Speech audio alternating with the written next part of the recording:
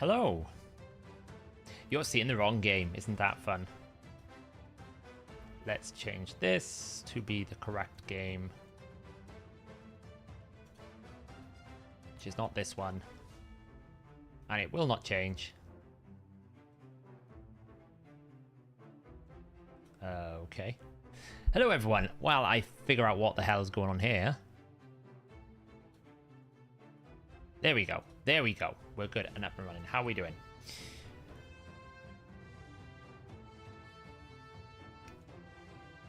One of these days, I will not be late. Yeah, I'm trying to do this god-awful thing in Dragonair, which is to get this last boss done. And it is proving to be a bit of a pain in the backside, not gonna lie. So I'm currently trying to do that last thing in the background. But I'm here. I'm here. How are we all doing? The cat is running around like a crazy animal. What are you doing? You don't meow at me, yeah? You've thrown everything everywhere. Honestly, felines.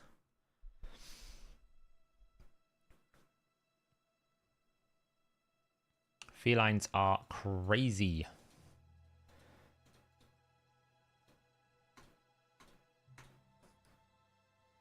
Green Virus is officially done with Marius. He's beaten me to the punch. I'm not even at the 80 Essence. We will be at the 80 Essence missions today, actually. We've got a few missions to do.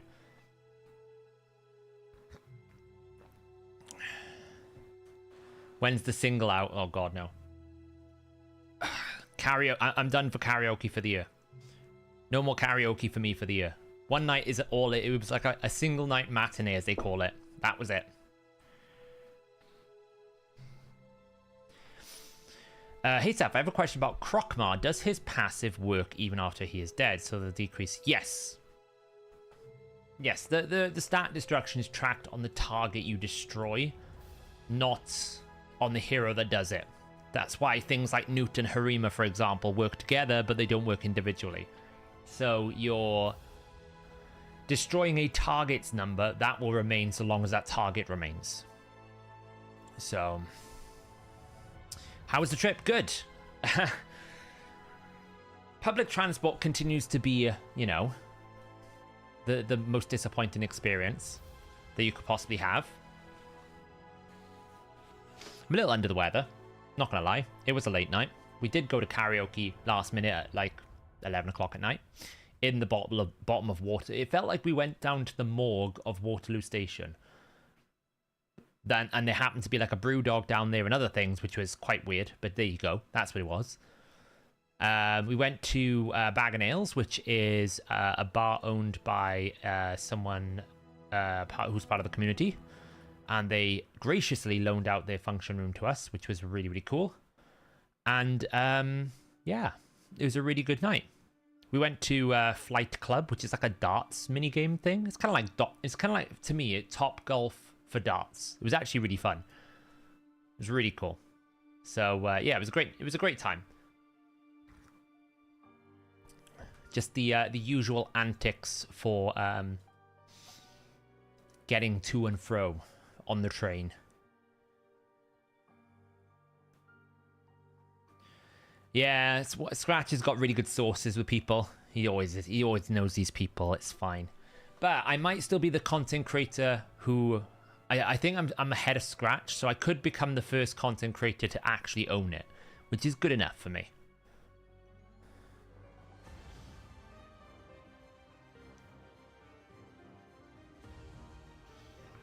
Oh, I don't know. We had to drive at 40 miles an hour because it was raining.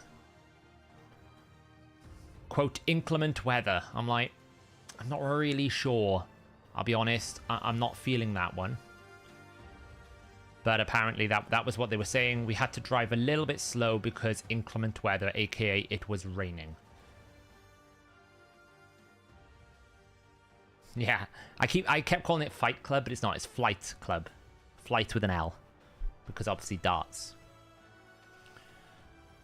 But no, it was really cool. Really cool experience. I've never done Flight Club before. Went to the London Dungeons. Haven't been there in a while as well. Got to hang out with Sham from Fateless, which is really cool. Where's the video? There's a short, I think, on the Fateless YouTube channel. I don't know. I don't know if where else it's been posted. Lady H did bring my belated Secret Santa gift. If you haven't seen the community post, go check it out. It's really cool. So it's good. It was good to hang out with everyone, you know? It was good to meet up. Obviously, we all are remote, so every now and then it's nice to meet up with everyone. And just to, you know, hang out, as they say.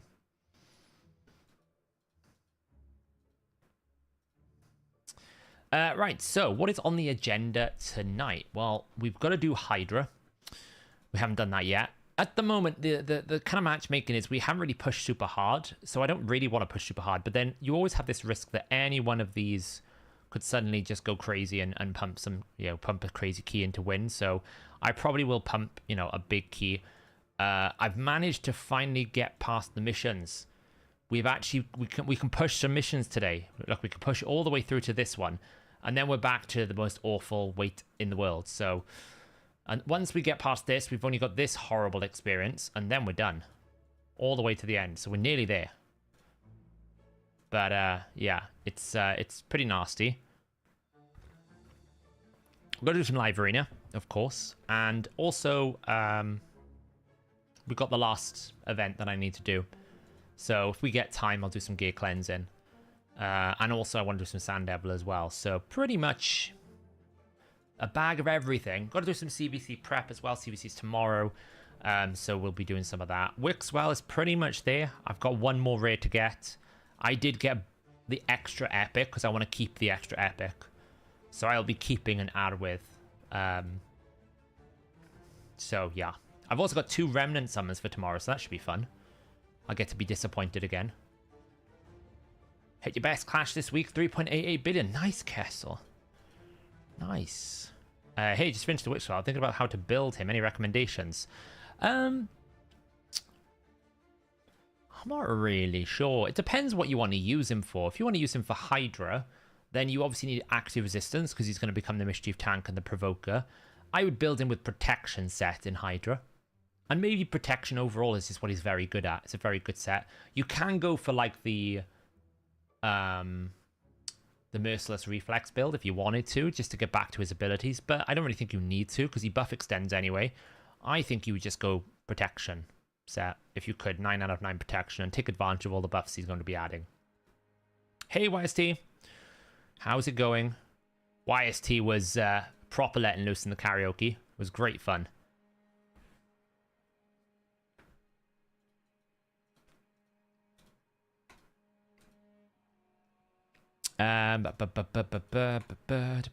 We managed to strong them all in. Even Lockers, who was not very enthused about joining in the karaoke, was down for it in the end. He was loving life. Right, then let's get on with Live Arena first. Let's get it out of the way. Let's get this horror show. That is Live Arena. We actually did quite well last time. It was a 7-3 result last time. Let's get going. Let's do some horrible Live Arena. If you don't have protection set, what's the next best option? So you can go like a Guardian set if you want for protection, or you can always go like a Merciless Reflex combo for like ultra skill reset, and you can go for something like a bolster set on him as well.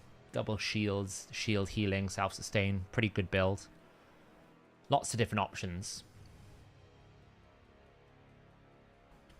Rare months. Yeah, well, I mean, they are rare months, Draki, you're not wrong. Wooden Hex. Yeah, you could go for like a curse set, Elixium. You will counterattack a lot, so not a bad idea. Yeah. Especially if the Mischief Tank is attacking you, so it gives you a free opportunity. That's actually quite a good idea. That's a very good recommendation, Elixium, because obviously if you're the Mischief Tank, you counterattack, he A1s, that will apply the curse, which then allows you to target the Mischief Head, whereas otherwise you wouldn't be able to. Oh, I see we're back to our usual antics of a 6-star Harima. Hey, Wagner, you just got a Crizia. Nice. No worries, Wagner. I did see a DMs. It was crazy week towards the end of last week, so... yeah, I'm not really sure about the name, Ryan. You're right. It's a little bit offensive. It's a bit like 12. Like a 12-year-old response to that. Better beat him then, hadn't I? Let's take Ronda. Shujen.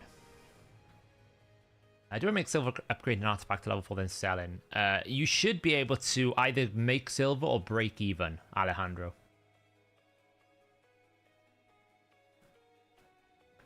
Tell Solo I'm not backing down on the... Well, you got to be careful. I'm going to be sniping my tournament. Well, I'm going to try to anyway. Because it's like half an hour tomorrow between the tournament ending and the start of CVC. That's what I'm going for. Hegemon. Mate, I don't really care about Hegemon. Kind of want to get rid of the Harima.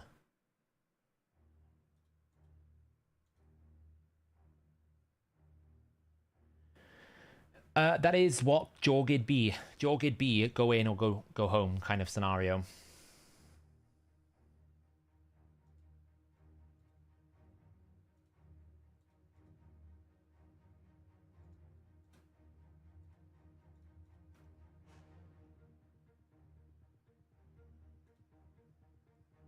Okay, apparently that was a lot of damage. You never know what you're going to get, whether you're going to get CC or... I mean, at this point, do that.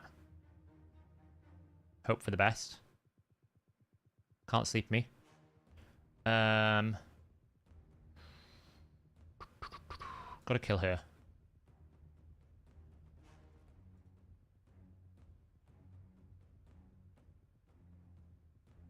I don't think I'm going to win this one, by the way. It's just too much damage. But...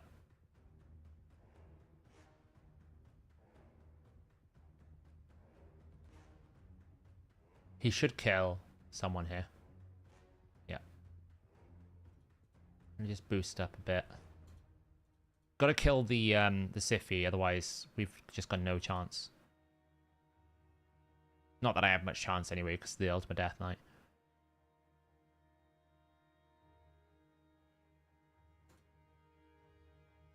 I know, of course, her A1 won't proc. Oh, now it did. Okay, cool. Let's do this. Let's pump some damage. There we go. Now we're gonna win. That A1 counterattack just won me there. just won the fight because it reset the Narcissus. There we go. Yeah, once I killed the Siphi, it was over. I was just trying to get to the Siphi, you know.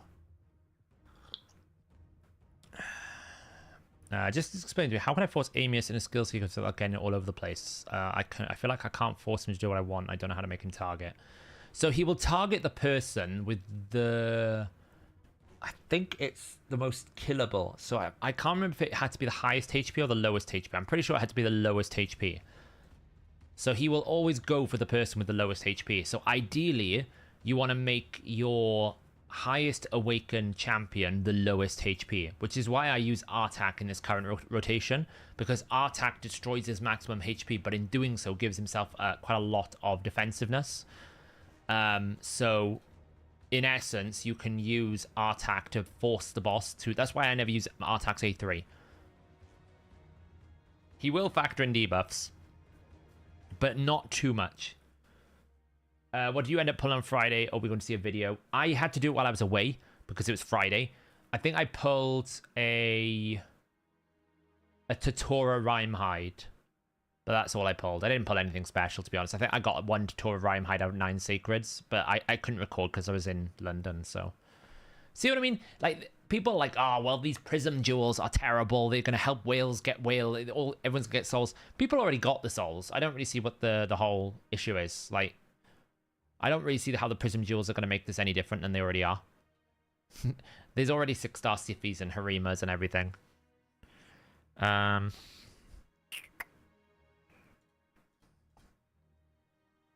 Another high elf, yeah, it's true.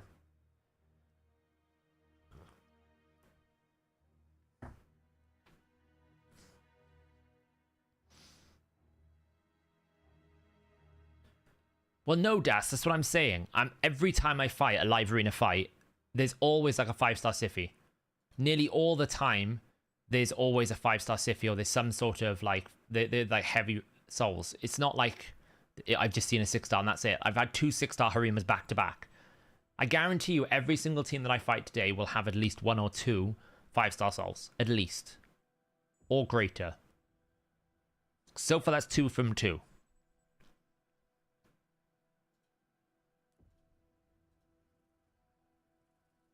Okay. Let's slow him down. That's fine. I don't really mind a polymorph. Might as well boost up. That's really disappointing. I needed that not to happen. Because she's going to stun me now. There's nothing I can do. But I can at least... There's no revive, so I can take the monkey out. That's something. I'll get locked out, but I can deal with that.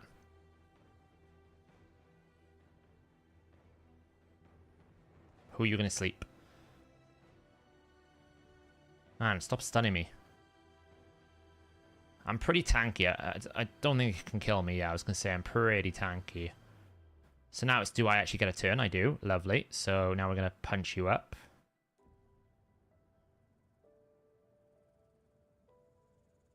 Who are you going to sleep? Oh, man.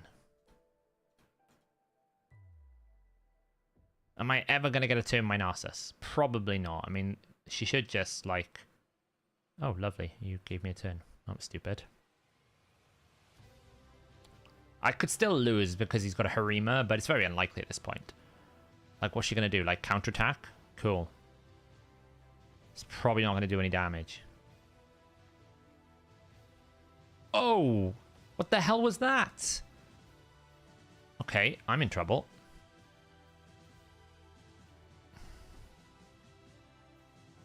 Never mind, I'm okay. She got a shield from something. She must have blood shield or something up.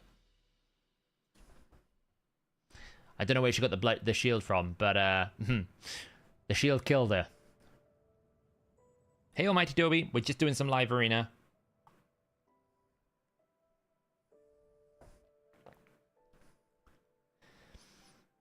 I'm getting first pick every single time. Mikage A1 was it? It was something. Hey, look. Das Universum. 3 out of 3. 6-star Duchess, 5-star Warlord. I swear to God, I think every single fight I will go through it, there'll be at least 2 champions of 5-star. If Fateless and the new game is successful and they end of your YouTube raid, probably not. I don't know how it would be a conflict of interest. Why would it be a conflict of interest?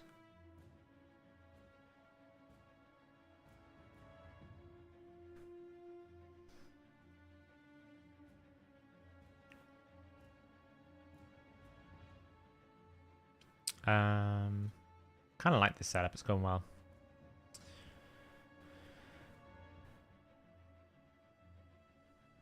No, what I'm saying is I'm not exactly fighting the top end of gold, is what I'm saying. Right? I'm in gold 3. This isn't Kraken territory. These people are just good players. So what I'm saying is a lot of people were saying, oh, well, you know, the Prism Jewels is just going to make it easier for people to get 5-star souls. Well, I don't think that's a problem because people already have 5-star souls. That's the argument I'm making. I'm not suggesting...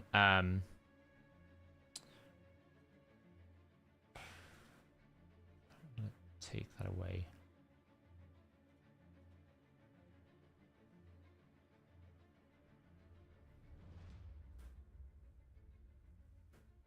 No, I'm not anywhere near gold 4. I don't know. Maybe I'm not even in gold 3, am I? I'm in gold 2. Yeah, I'm in gold 2.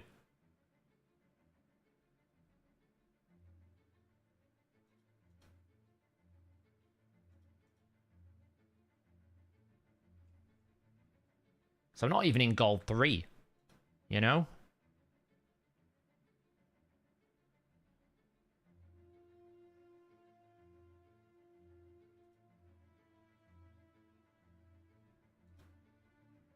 Nice. I don't think Leo can do too much damage. He'll kill my my Ronda a few times, but you know.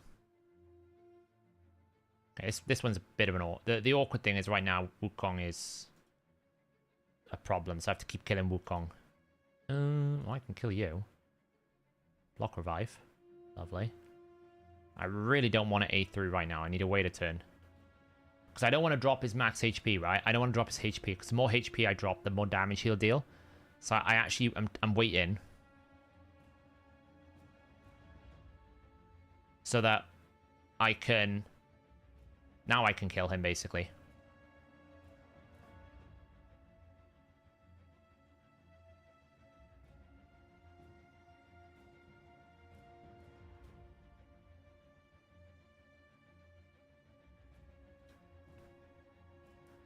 Because he's used his AoEs, so at best he can kill one of my people. The monkey is a problem, though. I'm afraid of the monkey. Okay, maybe he can kill my entire... I didn't know he had another AoE. Where did its other AoE come from? Man. I didn't realize his other AoE was still there. I thought he'd used it all. Wait, why is it not working?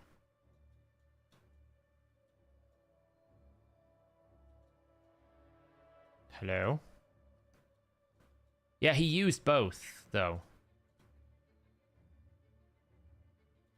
He must have had a Cycle of Violence proc somewhere, yeah. And he just reduced the cooldown. Kind of sucks.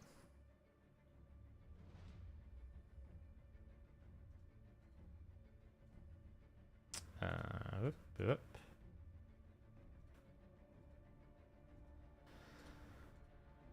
I was tracking it because I was trying to save my AoE for the right moment, but I could never actually get the A2 off because of the block buffs and Elva. There was just too much going on, so... there's nothing in the game code that makes it more likely for you to pull a dupe rather than a new champion, no. It's even distribution. If you pull a dupe, you just get bad and unlucky.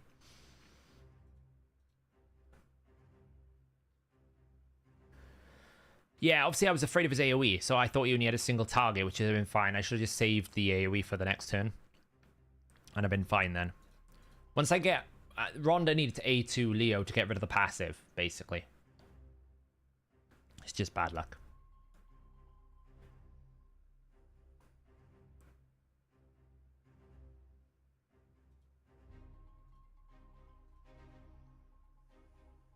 Okay, he's going full speed.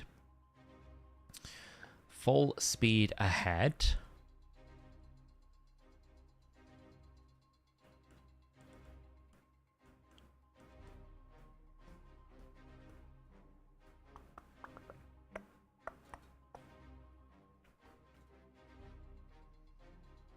Could be interesting.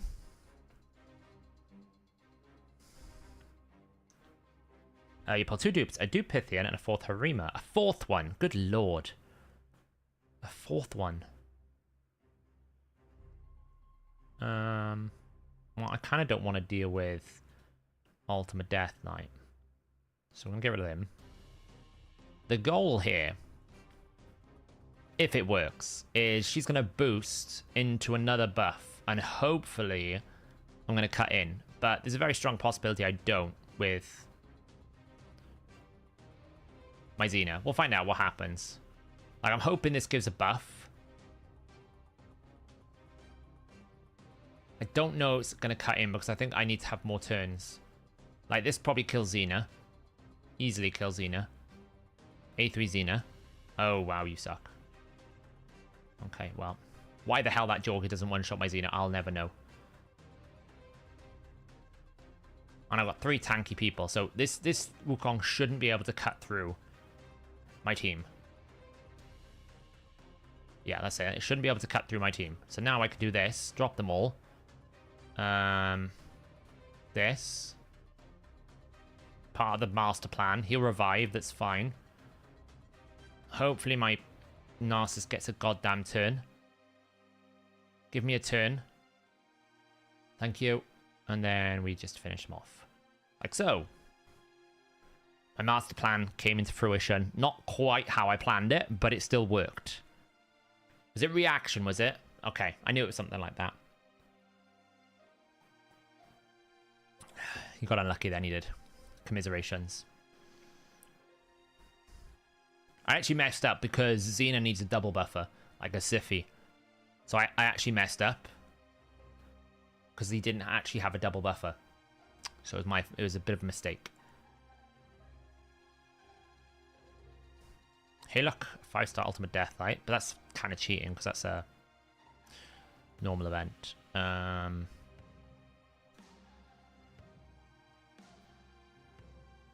Yeah, Narcissus is really strong. But to be fair, my Ancora also carried me there, Elixium. As did Xena. +4. Ugh. Okay, +4 5-star. So that's the fourth one in a row or something that's got a 5-star.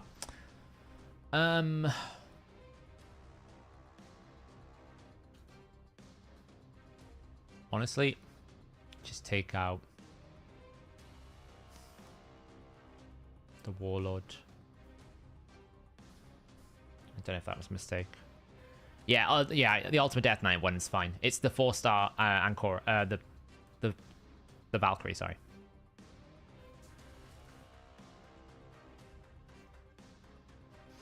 Yep, it's the League of Amans. I'm probably going to lose this one, by the way. There's just too many buffs. Well, there's a chance. Bye-bye, monkey. He be dead. Let's, you know. What should you do? What did we say rule number 1 was? Or the second rule of Live Arena? Rule number 1, always ban the Armands. Rule number 2, don't allow Narcissus when you have a shield champion. What did he do? He allowed Narcissus when there was a shield champion. Yeah. Very basic rules. Ban Armands and don't allow Narcissus. Don't bring shields to Narcissus. It's not like I didn't telegraph the Narcissus early. Right? I picked Narcissus second, so you knew the Narcissus was there with the Armands, and you still picked Valkyrie into it. I don't know whether it was like, oh, I'm going to pick a +4, so you're definitely going to ban the +4. Maybe that was the play. But I feel like that was just like, I don't know, maybe lost in their head. Well, the thing is, the more buffs they put on the monkey, the more damage I deal as well. Because the Narcissus A3 is based on the number of buffs he has and the number of buffs the enemy has. So it just made it even easier for me to kill him. What up, cat? What are you doing? Huh? What are you doing? Yeah. Oh, God. It's over. Hey, look. Another 6-star Siffy. Have I made my point yet? Let's just fight 6 and at least 1 6 or 5-star that isn't, like, come from a free event. So, the reason why I'm referencing it is a lot of people when the last Prism Duel came out, the first Prism Duels, a lot of the criticism and complaints were, oh, well, this is just going to power creep the game even further. People are going to get 6-star souls so easily. I'm like, it's already there. There's not any more power creep that needs to attend. It's already there. So, honestly, if that means that other people who can't whale get an opportunity at boosted summons, I think that's a good thing, right? That's the way I look at it. Maybe I'm an optimist when it comes to the system. Okay, well, we'll do this. We'll take out the Siffy.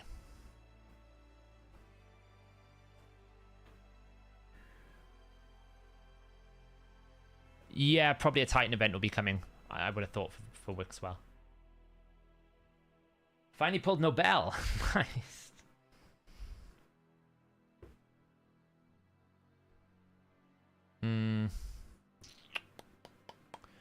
I mean, might as well slow here because just boost.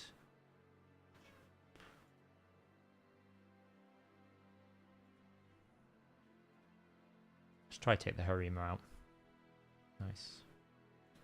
See if we can take that. Nice. Knock them all out. Forced a revive, which means that revive is really good because it forced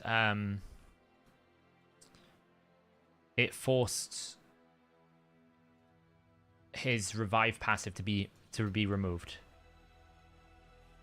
So it made that much easier for me. I'm gonna see if I can break the shield. Not quite. Now I'm gonna do this. Smash them. Okay, we've done a lot of work, but the only thing we got at risk here right now is Harima to kill the Shujin, but Strengthen's going to really help me there.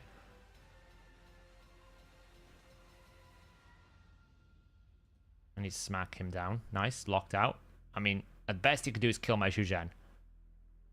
Okay, all that. That's something.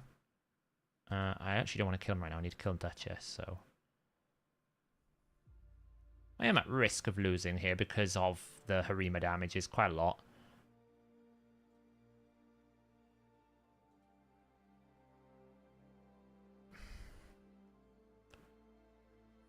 Damn.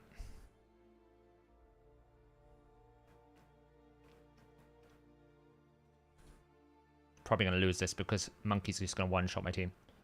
Yeah. I lost the moment I couldn't control his Monkey. I could never get back round to killing the Duchess. The stone skull on the Duchess kept him alive. It happens.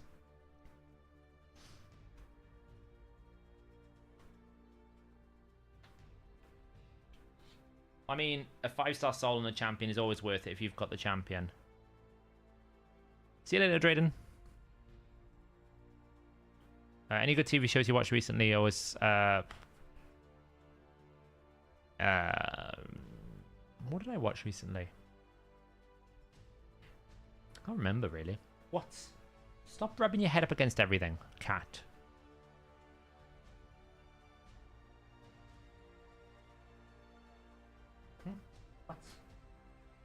What?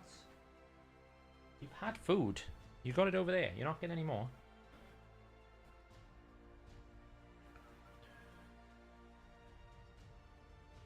Yeah, 5-star soul is always worth going for if you've got the fusion. It's whether or not you want to commit the events to it. That's a whole different question, but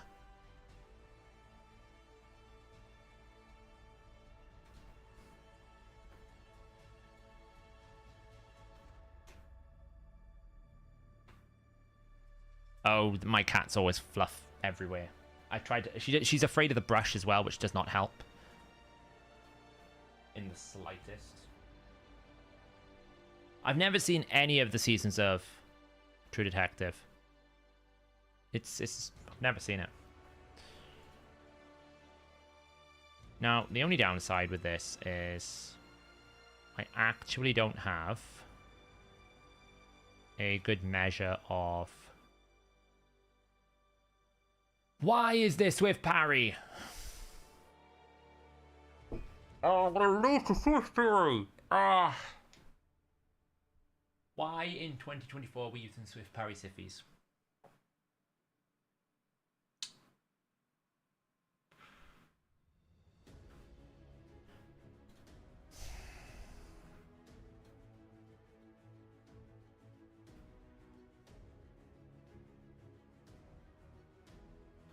Nuke the Arbiter, and then I'm going to lose because I messed up. Some merciless... It's actually a merciless Rotus. I lost to Swift parry. Basically. I've lost to Swift parry. That's the absolute only reason why I lost. Fun. Fun, fun, fun.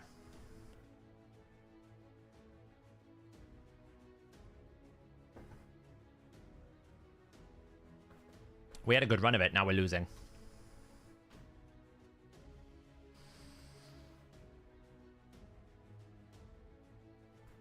It was my fault. I should have targeted the Lady Mikage, really. It's just my fault. I targeted the wrong person.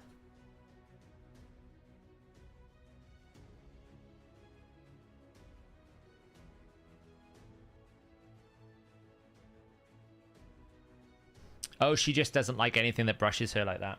She's a bit of a weird one. She likes it, really. She just doesn't like it.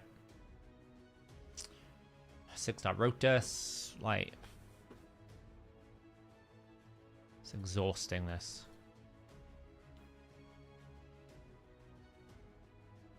What are you doing? Do you want me to turn the fan on? Is that what you're after? Okay. She wants the fan. Is that what you're after? Yeah?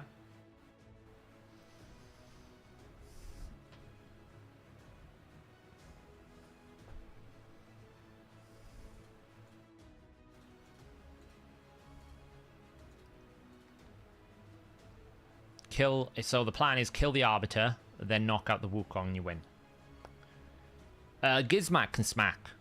Ironically, Gizmak can smack. He can be really good. If he's built properly and you use him correctly, I mean, he gets rid of Stone Skin very quickly. So what we're going to do is we're going to slow him down. We're going to boost this. She's going to come in and kill... Okay, not quite. So we're going to AoE instead. Kill out that. We're going to save that.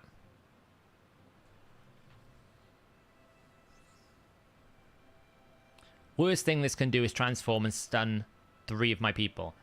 It won't stop what I need to do, which is stop the monkey. So now it's just a case of, can I get my Ronda in the right position that Wukong is...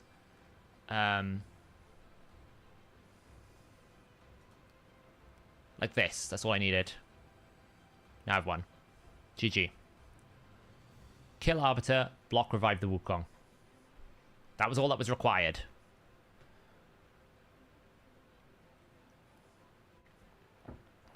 I hate Ultimate Death Knight. So awful. They made the mistake of not banning our hands, yeah. Might take 5 minutes, but they're not going to win. 1 of 6. Oof.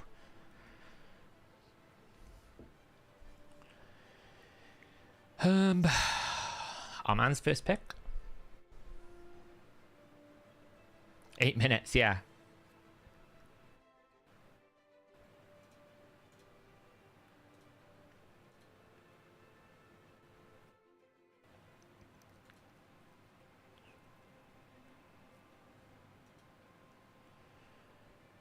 Hey, look, he picked our man's. That was a shock.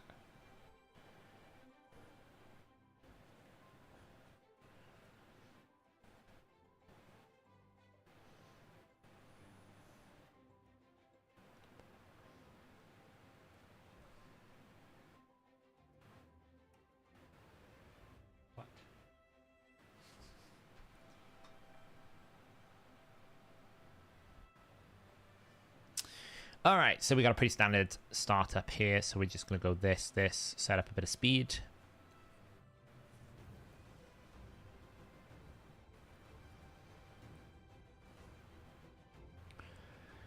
Yeah, he's not as problematic anymore because of the rise of people like Narcissus. Far more damage. You can just punch through a lot of the things. Ronda's pretty good. You've got a lot of answers to him. Like, when Carnage comes in, it's only going to make it worse for Ultimate Death Knight. It's much better than what he used to be. Arman's as well, being as dominant he is, it's just... He's trying to set up the Valken and Wukong. Malarkey. It's fine if I go Arbiter. I'm going to ban the Wukong. Let him have Arman's. I'm confident I can outspeed him. I've got a stronger aura. I've got a leadership banner. He does not. And I've got double speed boost. I'm confident I can outspeed the Armands. It's whether or not the Armands is in Stone Skin.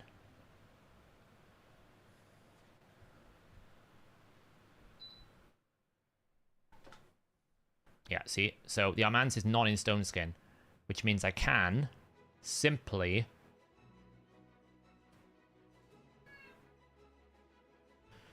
what do I do? Just AoE for now. Take them out. Problem is, this just double revive with double stone skin, so I don't know if it's actually going to be a solution because I gotta wait for these 2 stone skins, and when the moment our man gets a turn, I'm in trouble. So he's going for a Duchess to start with, which is weird. I'd have revived with Elva to begin with, because this is going to take him a while to now cut through this. I'll save the turn. I've reset myself, which is great. So now I can kill again. Oh, I didn't reset the 8. Why didn't it reset the... Oh, it's a 5 turn. I haven't booked it. Of course not. Well, I might as well kill that. Probably lost now because the turn meter control is about to start. Unless I cut in with Elva. Nice. Which I still can't do, though. Because if I A1, I haven't got the A2, so what does it really matter? If I A3, I'm probably not going to get a turn anyway.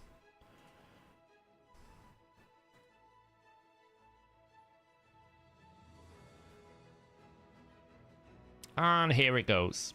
I let him get a turn. Instant stun.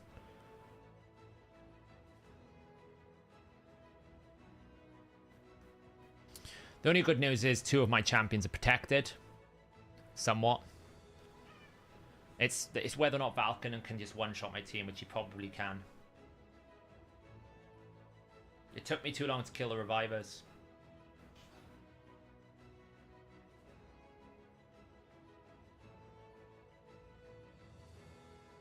Oh, it's kind of helpful. Thank you. That's great. I'll take that. He hasn't got anything now he can use. He woke me out of sheep. He kind of made a mistake there. He broke the sheep, so at best, I can now revive. Double boost. He probably shouldn't have done that, because he's given me an opportunity to get back into this, which he probably didn't want to do. I need to kind of get rid of this Armand's, though. He's still a problem. Has he got his A2 back? Yeah. And A3 again. Just stupid Armands. Stop it. I have an opportunity. If I can get rid of the Armands, there's a chance, but I have to get rid of this Armands to do it. And I don't know if I'm ever going to get a turn. It's a Ronda counterattack. That's what we're praying for right now. It's a Ronda counterattack. That's not a counterattack from Ronda. Oh wait, there's a chance. Hopefully Valkynon's not going to one-shot me.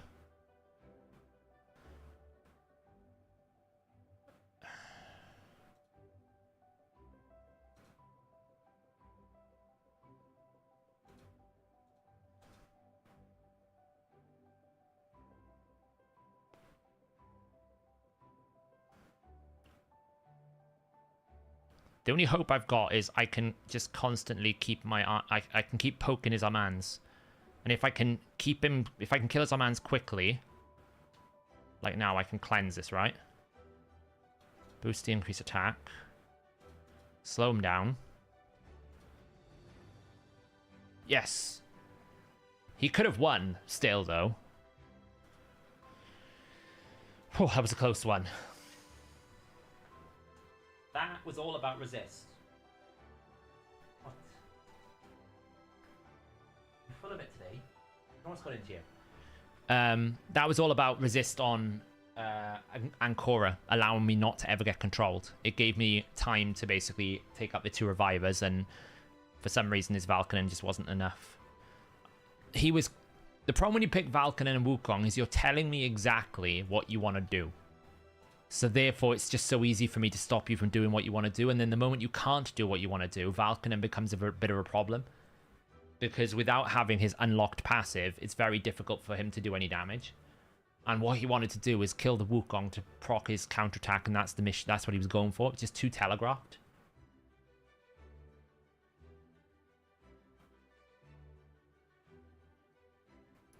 Kieran, it took me 2.5 weeks of 150 gems a day.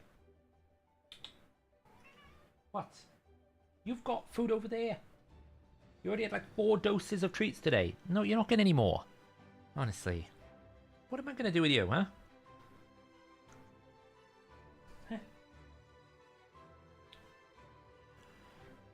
Oh, Crixia. Okay, so going to go speed. But I can still go speed if I want to. We're going to pull the Wukong in. Give me a sec.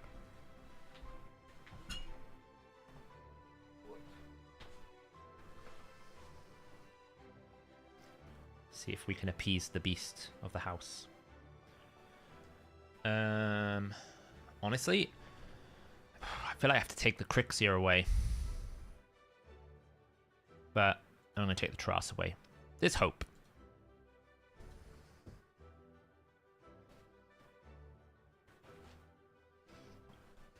If I can take the Crixia out straight away. If it's Stone Skin Crixia, we're in trouble.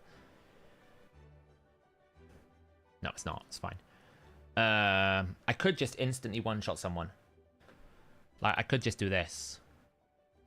I should have done Narcissus, actually. I'm an idiot. But, you know.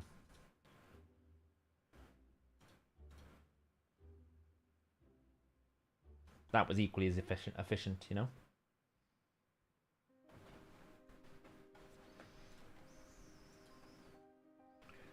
Okay.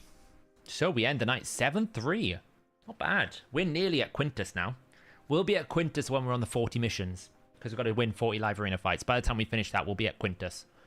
So we'll get Marius and Quintus at the same time, probably. It's kind of cool. 7-3, that one. Not bad. We had a little bit of a dodgy moment here where we had a bit of bad fortune. But, you know, piling through.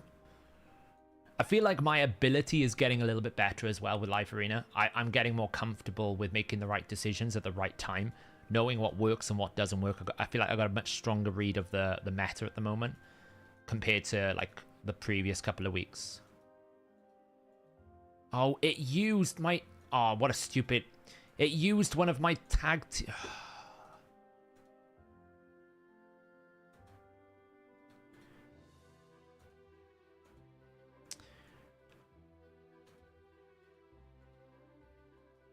It used one of my... Oh, actually, no, it didn't use one of my missions. This sucks. Look how many of these I'm going to lose. I'm going to lose all of these when I actually want them. I'm trying to save them up for this 40 missions over here, but there's no way I'm going to do that. Do I just use them now? Maybe I should use them now.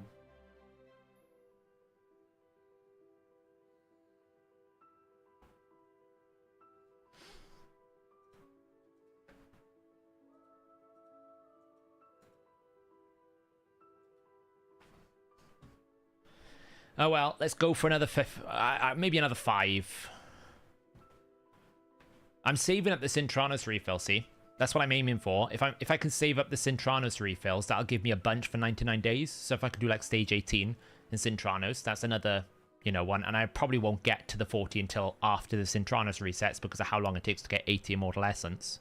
So hopefully by the next 40 I should have like 6 or 7 refills saved up, which should help me be a bit more gem efficient. No, I don't think I'd rather waste them than do too many of them, so I'm not going to do them all. Just do another 5 so it doesn't cost me anything, you know. We're on a roll. We're at 7-3.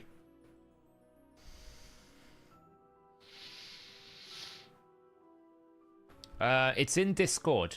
If you join Discord, make sure you join, link your accounts, your YouTube account to Discord. It'll automatically apply a role to you. And then in the members only Discord is a link to my shared account on Optimizer. As you're a member, you have access to it.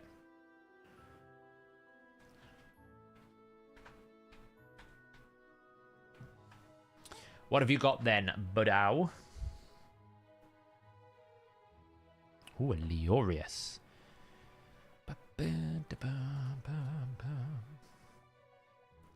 Probably risky because he's probably going to pick Ultimate Death Knight now, but hey. I'm expecting it. I'm expecting the Ultimate Death Knight.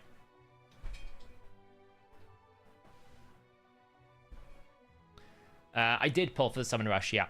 Oh, we went for Tormin. Interesting. Interesting. We're going to get rid of the Cardial because I hate the Cardial's healing. I'm actually not concerned because I've got Ancora. So Tormin can't do anything to me. Tormin can't do anything to me. I got Ancora. Oh, and he's triple buffed it. He's triple buffed it. I mean, the Provoke can kind of ruin me. Okay, well, I wasn't expecting the Provoke. That was a bit of a cheat. I was expecting to get at least one turn, like cut in. I wasn't expecting to be stunned and provoked by everyone. So that was a bit of a mistake. Wasn't expecting that. Oh, he tried to kill... Nice try. Let's take out you. Like so. And let's drain some of your health away. And then back up to 50% HP. That's fine. Boost that. Okay, well, I kind of froze both people. Nothing much I can do there.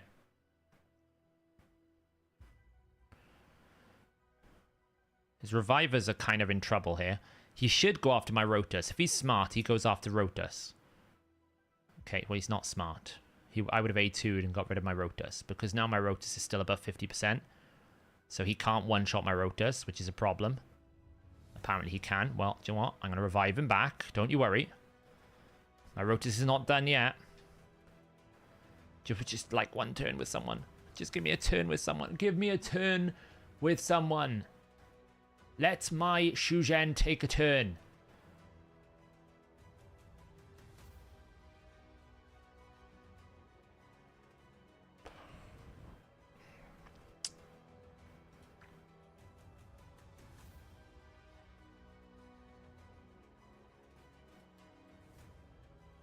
Right, no more revives. So now all I need to do is somehow make sure my Rotus gets a turn.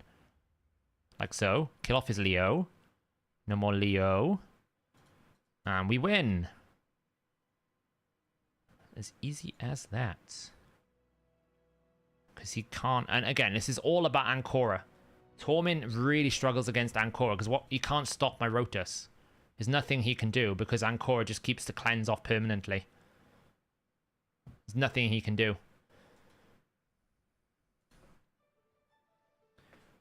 That's probably why you're not seeing many Torments as well, because of Ancora. Her passive is so nuts. Why do I never use the auto battle? Because I like to be in control of my fights. Can you see the Rotus build? Yes, I can.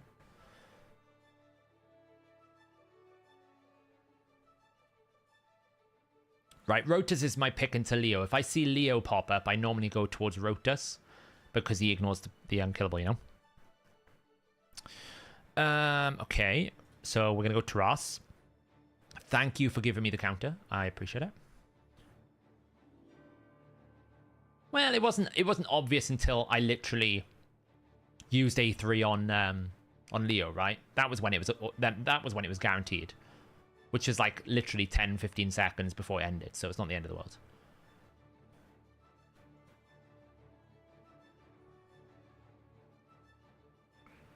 Have I seen any epics used successfully in gold? Yeah, Fenax, Gembo, a very well-built Gembo. Fenax can do a number. Basher can be useful. Alika's not bad. There's lots of epics that can do it. You generally tend to go towards legendaries, but there's plenty that can. It confuses people if you go purple because they're not used to it. Okay, we're going to go Shuzhen, and then we're going to go... What do I fancy into this one? Do I fancy a Garl? I don't know, Garl's a bit slow. We could go towards Xena, but it's weak against Wukong. Let's go towards a Xena. Well, I'd rather not, actually, because... Let's do a Ronda. Get rid of the block pass. Get rid of Taras's passives.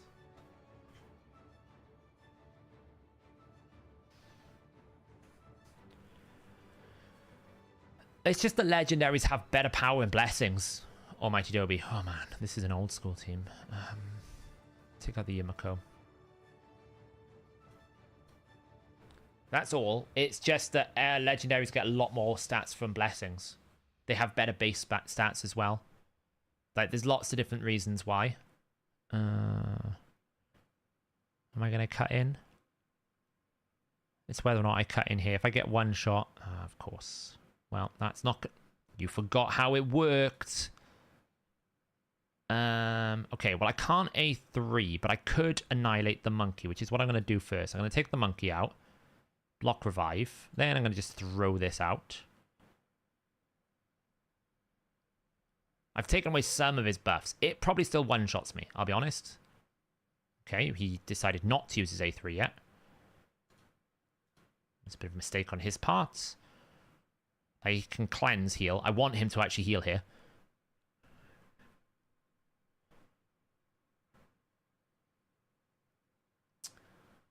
God damn.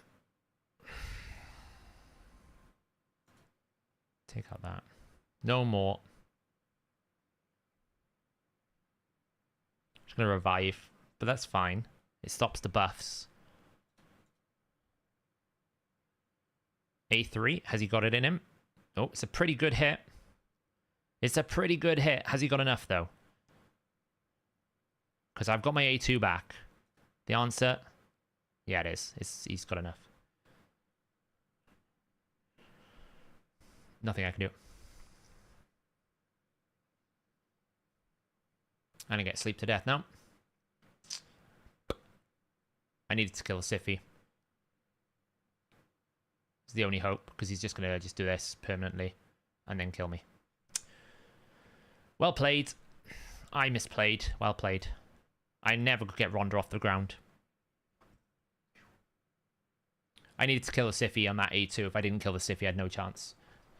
Even then, I probably didn't, because the Marichka passive revive would have got me. So, the only way I was going to get rid of that was if I used Rhonda's A2 to take out the Taras passive or the Marichka passive, and then, or killed the Siffy or something. I just, you know. You don't see that team that often anymore. You don't really see Tarichka come out anymore, so that's probably why. Yeah, that's probably a good idea, QWERTY, right? But even then, is it going to make much of a difference? Because he had so much damage, I would have just lost anyway. It was just a lack of awareness of... You know, I just haven't fought that team very often, like the old school Tarichka team.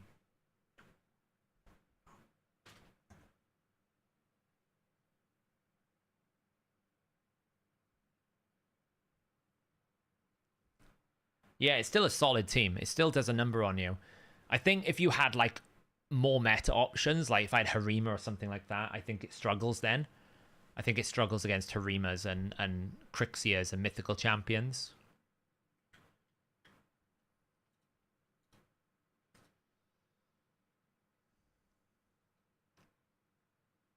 These souls. 6-star Duchess, 5-star Taras, 4-star Siffy, 4-star Harima. Do we go for power?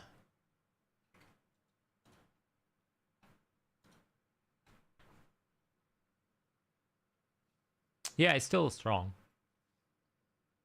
But I think a well-built Narcissus with the right team setup around him just destroys Tarichka. Like, normally they used to, like, there was no shield.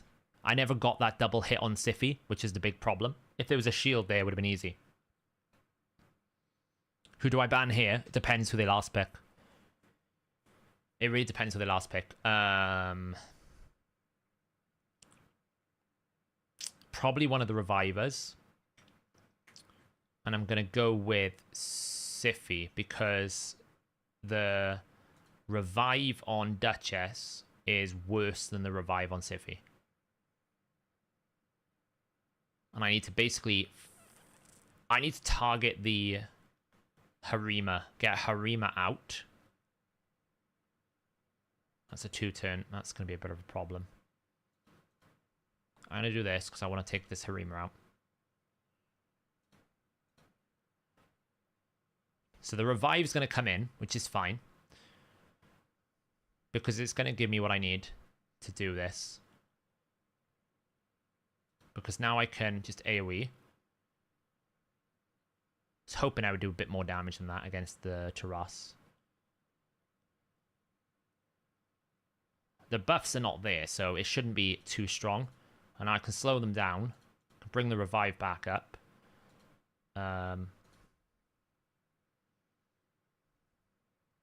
I just need to get the Taras out of the picture. Oof, that's a risk. I'm just going to AoE. Okay, well that was a bit unfortunate. That was very unfortunate to do that.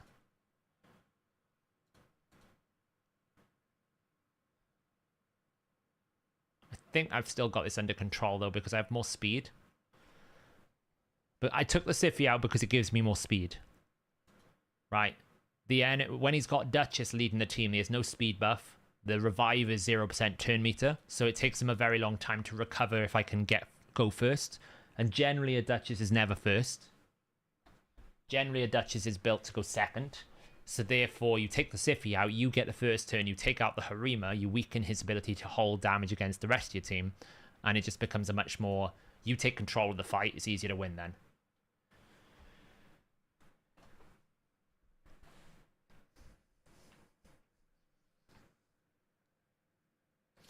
Xena's not being used, Renier, because she's not booked at the moment.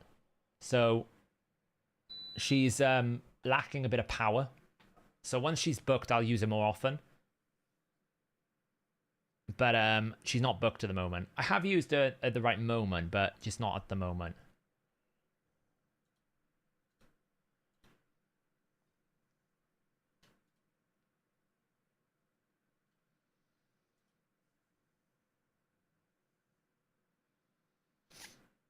Pulled a Necrat. No, he's still really good. Especially if you use Fenax, Roro. With Fenax, he's really good. Like, he's not as bannable as he used to be, which is a blessing.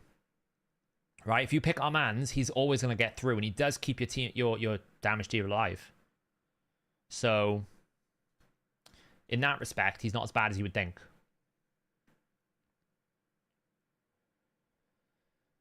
Yeah, that is the problem, Jamin. That's the problem with metas. You do end up,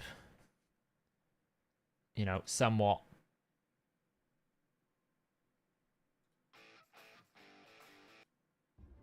You know, you do end up somewhat facing the same teams.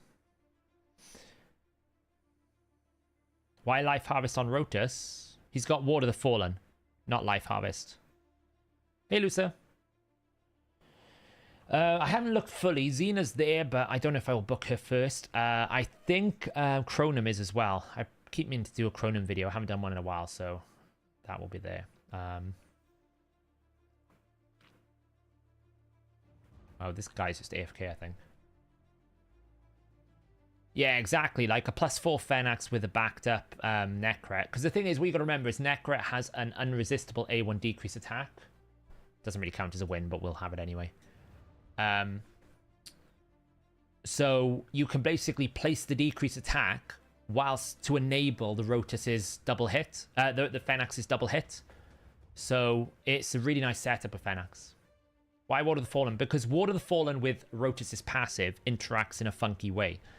Ward of the Fallen applies after the damage calculation with Rotus. So what happens is if you attack Rotus and you deal 100% of his health, it halves that damage to 50%. And then the Ward of the Fallen reduces that half by a further percentage. So what that means is instead of it setting Rotus's health to 50%, and then you go and attack him again to kill him, it puts him at like 55%, which means you have to hit him an extra time. So instead of you having to hit him twice, you actually have to hit him like 3 times to be able to execute Rotus. It gives him a whole extra attack, and that could potentially be the difference between you winning and losing, even if it's only 1% health. That's why he is very good with Ward of the Fallen. It's a phasing issue. Hey Seth, would you say 500 defense is worth losing 14 speed on Harima? She's quite slow at 186. 186 is quite slow.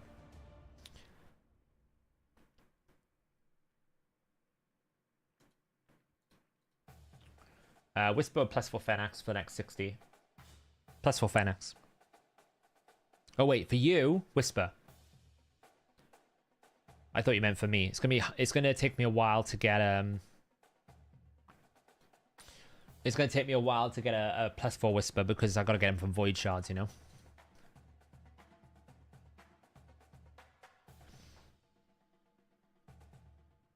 Yeah, because Stultus is struggling to stay alive. So it's all about trying to keep Stultus alive. And Stultus has a low soul as well, so...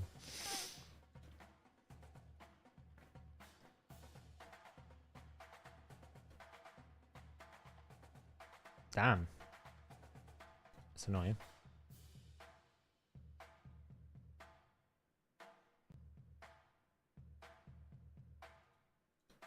What is this song?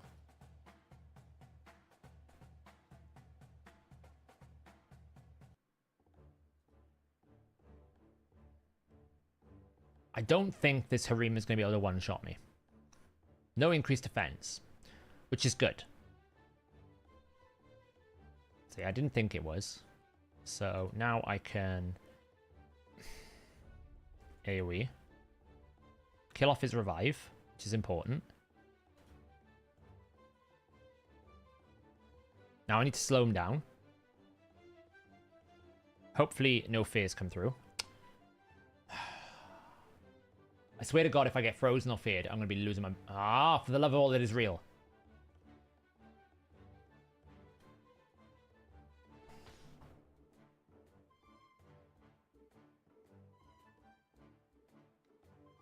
Okay.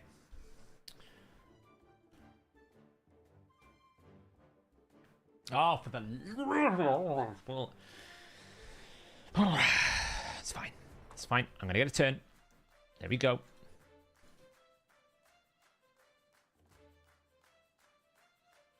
That was not the damage I needed, but hey. Now, I think if I revive like this, I should drop the turn meter. Ah, it's not enough. It's going to kill my Rhodas. I shouldn't have revived. I should not have revived. I made a mistake. Can I just get one, like, A2? That's fine. Just A2 him. There we go. It's over. Alright, 11-4. Not bad. I'm done. I don't want to do anymore. I'm done now. 11-4. We'll waste these refills. I don't really mind. Like, you know, whatever. These refills or whatever. I'll do the other one tomorrow, but... You know, 11-4. We'll take that. Pretty good record. Centranus. I'll grab this for the 40 mission. I need to get through this, and I've built another Zargala in the training event, so we're going to build something like this for this wave. And I got to get through this somehow as well, which I'm not looking forward to. I don't even know how to get through it at the moment. You know, someone was asking me the other day, is Frolny good for endgame? And I was like, yeah, Frolny's pretty good for endgame. This is what Frolny can do. Oh, 2 Toshiros, jeez. This is what Frolny's able to do, because otherwise, if you don't have double Michinaki or Frolny, I think this is really difficult to do. I think this is super difficult to do if you don't have a double Michinaki or Frolny. It's really difficult. So, let's just clear out these, shall we? You. For you. I don't actually think I've ever done this S20. Like, the S20, S19, and S14 setup, this rotation is pretty nasty. And again, I'm going to have to pick one of them because it's blocking my progress. It's blocking my progress to different content. Because I can do the other stages behind it, but I got to get through them, so... That's why I built the Zargala, because I think the best opportunity I have is to go through S14. It's the easiest way to get through.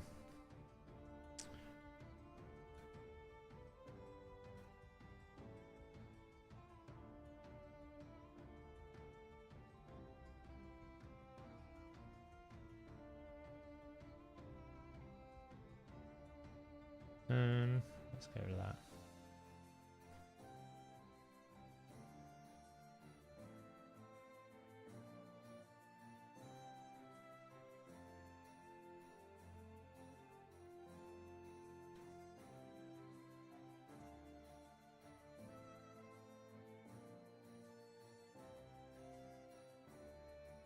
But I'm not too stressed because I'll do it during the regearing event, which will probably happen this weekend. I'm assuming it's going to be a free regearing event this weekend, so I'll do it then. But it's certainly a bit of a worry at the back of my brain. I'm like, I don't know if I can even get past these 2 floors. I got to get through either S20 or S18, and it's quite difficult. Oh, that heal was a bit much. When I look at Ayla's heal there was nuts. Crazy heal.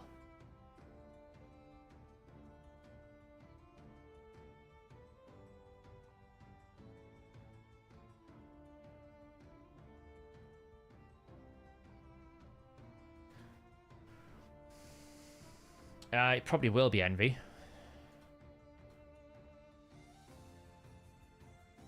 Hey, look, I got a ham. We're on part 4 of 4. We've only got another 3 months to go. Fun, fun. I don't even think any of these champions are geared anymore. What above? Find out, I guess. Thoughts on the Yannick Wick spell team? I mean, if you want to sit there for 2 hours boringly building a shield, it works. It's a good alternative to the Trunder team. I've heard through the grapevine that they're probably not going to nerf it at the moment, so you're good to build it.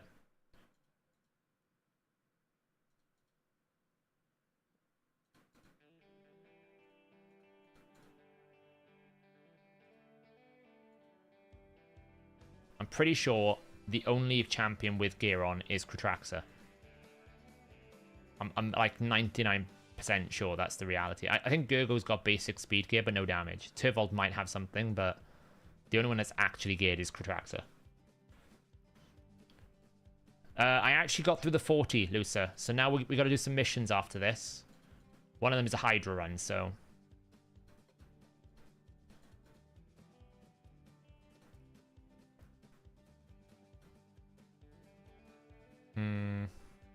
You're a reviver. I'll get rid of you. Slow you down. Pick on Vrask.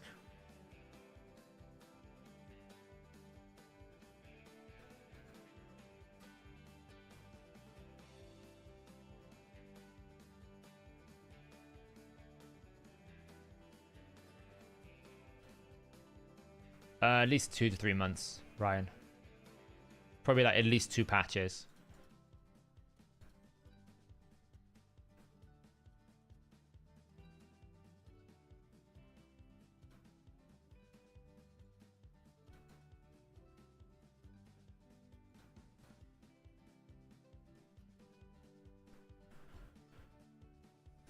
Well, I mean, you don't have to nerf just because it's an exploit. You can adjust the ability. You can adjust something if you feel like it's bringing game balance into question, right? I mean, it doesn't always have to be a bug fix. If what it's doing is not an intended consequence of the ability, then you can, you know, you can nerf it. Like, it doesn't have to always be a bug. You're on the 80. How far away are you? Have you only just started that 80?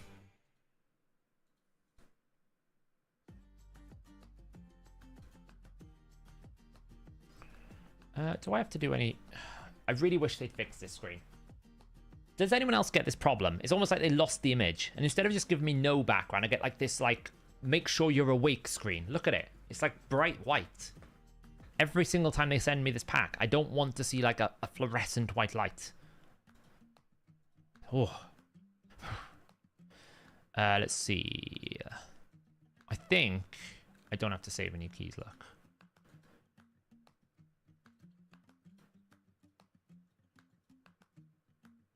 It's like, just checking you're awake. Boom. Yeah, I was. Thank you. 10 out of 80. It's not bad. It's a good start. No, basically their CDN has lost the image. Their content delivery network has lost the image. That's what that means. I did report it. I was like, hey, can you like do something about this? Because it's pretty horrible. At the best of times.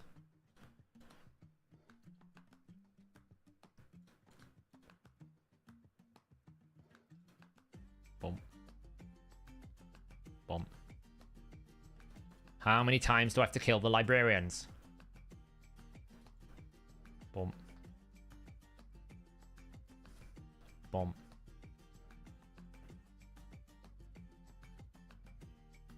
Yeah, like at least make it transparent or like, you know, translucent or dark, but like fluorescent white. Must they?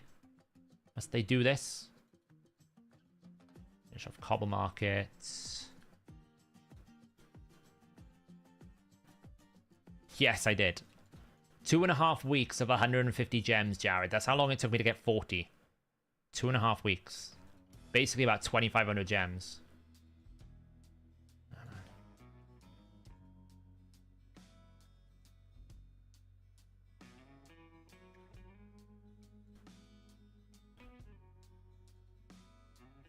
Yeah, I'd buy it just to get rid of it. Cool, honestly.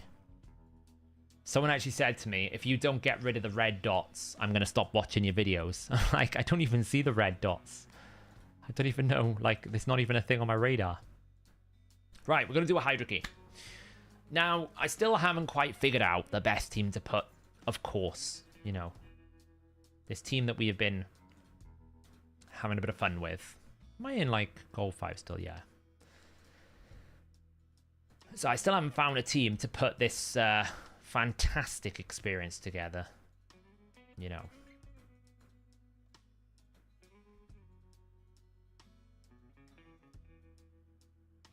We're still working on this team.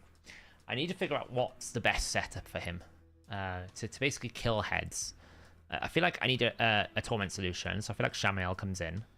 And then I feel like we need like a decreased defense and weaken. So it's probably like Lydia.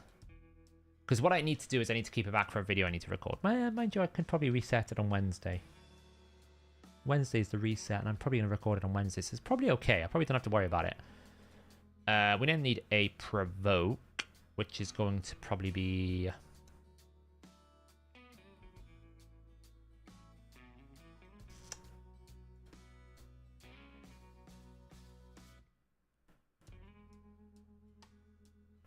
healing, decreased defense, weaken, decreased speed, hex, and then a block buffs, which I guess is going to be an Ugo. Do I have an increased attack here, though? I don't have an increased attack. Which is where I really think he is someone I should invest in. I really feel like he is someone I should invest in, right? I am on a Hydra mission for, yeah, I am. I need to basically rebuild her into protection. Let's just pump some damage into him. Pump. Because of this ability here, right? So it means when I do this, it's going to give increased attack to the people that I need it on.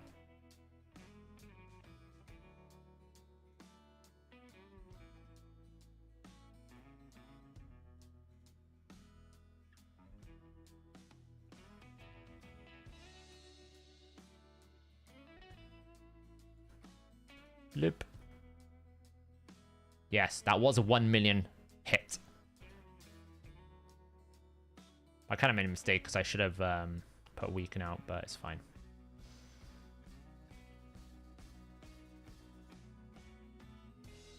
So many buffs on these. It's not going to matter because I'm just going to kill him with Hex. Bloop bloop. So I need to put protection set on the Hospitaller. I think something like this is going to be the team to do it with. Because we just keep going bloop bloop. But I feel like I need to get like a good Ogre or something. But he probably needs books. Maybe Mithrala could come in instead of the thing. So I'm missing so much damage because I don't have increased attack out right now.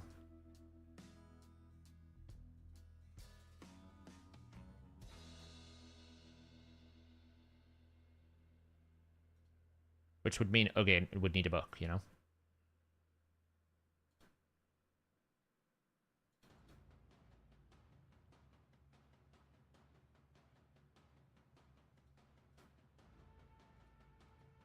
Boost. Increase attack, increase accuracy, decrease defense, weaken. Blum blum blum.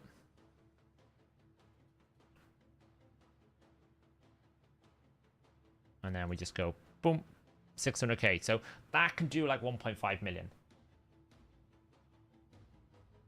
So I don't think it's a problem right now. I think roughly that's the team I will use, something like this, to set it up. But like a booked Ogre fully built out or something like that. Because it gives us everything we need, right? We've got block buffs, we've got double single target block buffs, a torment solution, decreased defense, weaken, decreased speed, hex. We've got another weaken over here as well. We have damage, 2 damage dealers, and we also have Hospitaller to make the Harrier work. Yeah, but keep in mind, I had no increased attack for pretty much all of that. Right? This is not booked Oge, so I had no increased attack. So if I actually had a more reliable increased attack, he would have been attacking those Hydra heads with increased attack on. It would have been much better. Like, for example, if I drop him out and just bring in...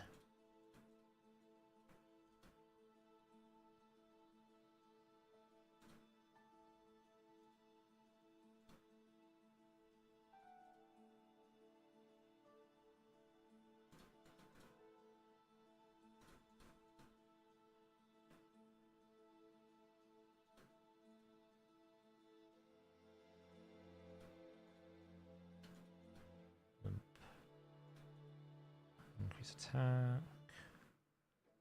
Like so. A hex. That out. That's fine, steal that. Block buffs. A1. Extend the buffs.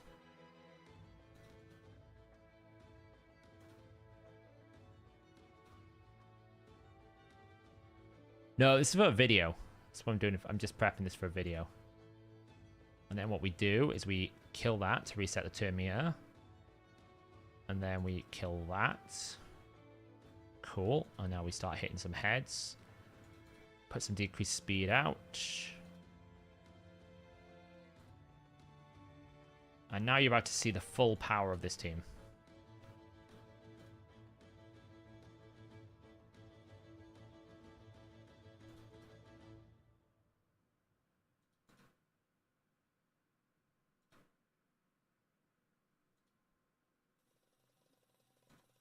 Boom.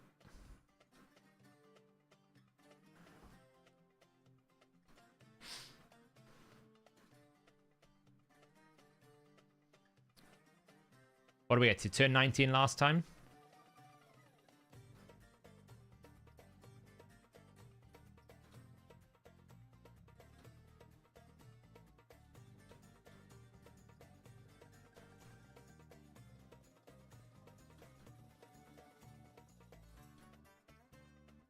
Damn, didn't get a single double attack there. That was kind of annoying.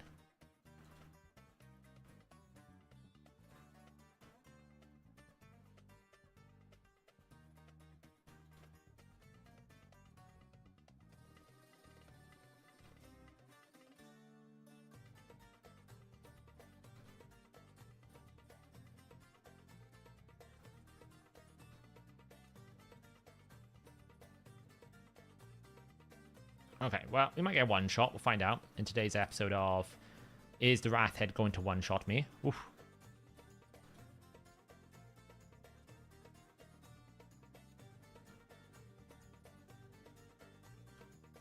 No, so far hasn't. Nope, we survived. We killed it in time. I'll run it to like... I don't know what turn count we got to last time, but I'll run it to like turn boss count 19. This even might be the team I run. Plunk. 1 million damage, my friends. 1 million damage. And then we just knock that out. Reset the turn meter. A1s. How difficult is to build the Yannick team? Well, you have to avoid the consumption. You have to build the shield. You need to build the shield growth so you can stack that shield growth effectively. And then you need to play pretty much manual for about an hour. And then when you get that shield really big, you need to make sure that you put intercept on the right target at the right time so that the Hydra head will steal the shield, spread the shield, and then you can use Hydra's nuke, Yannika's nuke. It's a lot of setup. But if you can set it up well, then it can do 1 to 2 billion. Is it worth it? It's up to you, really. You've got to make that decision. Plunk.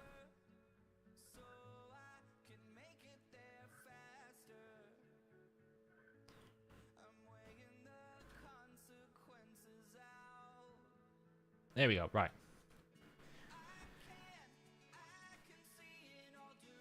He's matching Inquisitor Shamel, which isn't bad, considering. Now, Harrier's build is not optimized at the moment. I need to do more work on it. It's kind of stupid. And what you got to remember is, Harrier does this on Nightmare.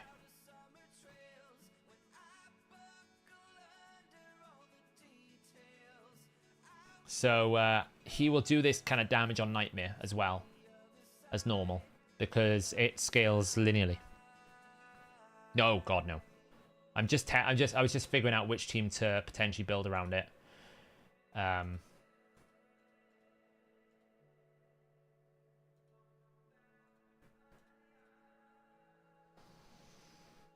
It's in like I need to optimize it because I can get crit rate buff with Harrier, with Hospitaller, so I can drop him down to like 70% crit rate, and I need to put protection set and adapt the team around a little bit. So I got some work to do on it.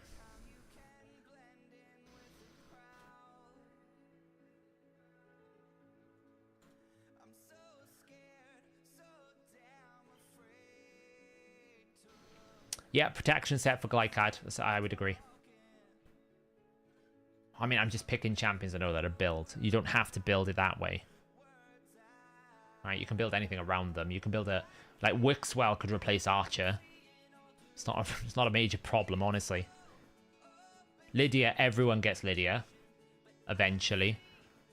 Mikage can be replaced. Like, actually, you put Wixwell in there. It's as free to play as you can get it, Elixium. Because it's 2 acquirable champions at any point in the game and a fusion.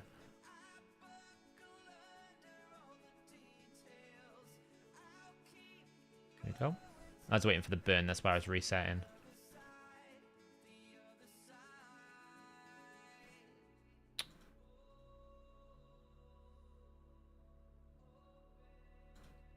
This team is all about the setup.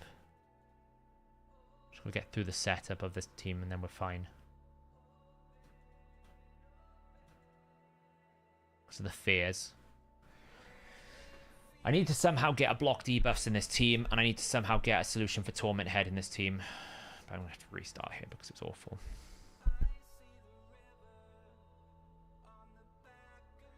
Oops.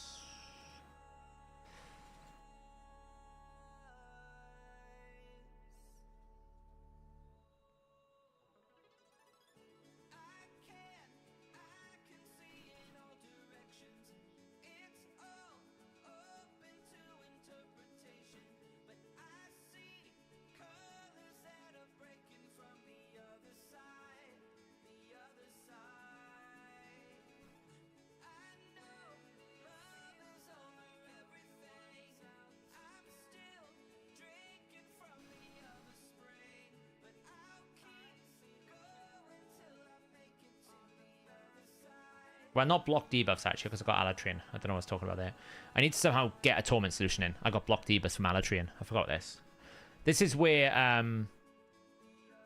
Feral or Glycad or something like that would actually really be helpful for me.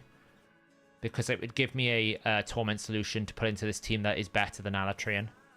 Because right now, Alatrian is kind of like the anchor to the team. But you can see I have to endure such a horrible starter because of the Torment Head. There's just not much I can really do about it. I just have to accept it is what it is. Until I get rid of the Torment Head, there's nothing I can do.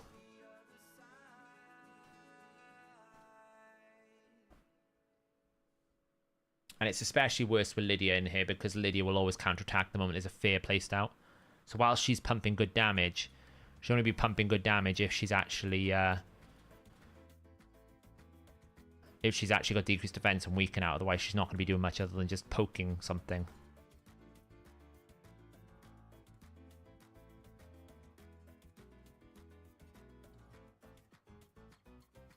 It's not terrible. It's just, it takes a while.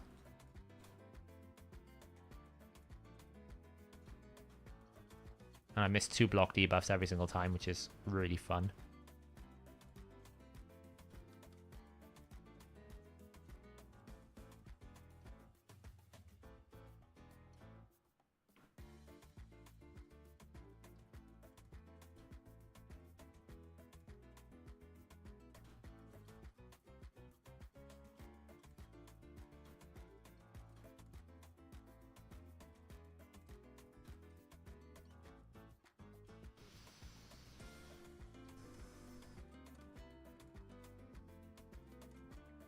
Yeah, I don't think I can actually fit Shamael in this team. Because the Wrath Head will just one-shot this team without Alatrian.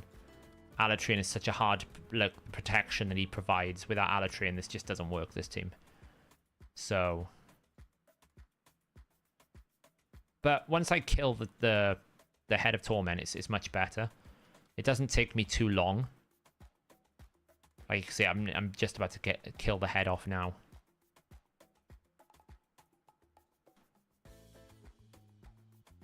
There you go. No more fears. And we can get block debuffs up for the first time of the fight, which is fun. Now I'd really like to whip that away. Make sure this is extended. And now we can actually start getting some damage on the go. We got a Slayer proc a moment ago there. Decrease speeds. Damn, I attacked a non-hex target. That was dumb.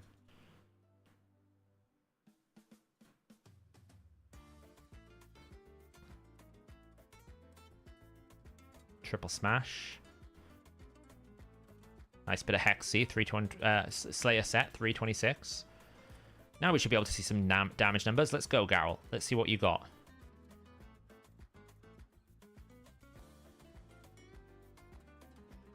Smash. Ooh, look at that number. Beautiful.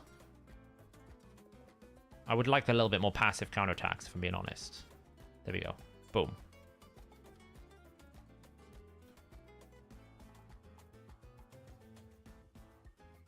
That was a mistake. I should not have done that. I'm an idiot. I have no provoke now for a couple of turns. Smash. Garrel smash. Woohoo. Boom. Boom. Rumor has it, A1 has a burn. Very, very bad rumor, but it's there somewhere. Oh, look at the damage. Garrel has gone absolutely insane. And of course, I got the provoke head. Of course, and I don't have it. And I weak hit. Oh, I hate this. I really don't like this rotation of Hydra. I can't wait for it to go. It's the most depressing rotation of the whole lot. So I'm going to get cleansed. There's absolutely nothing I can do because I've got no provoke. So I might as well hold that. This point. That's going to do no damage. I might as well A1 at this point.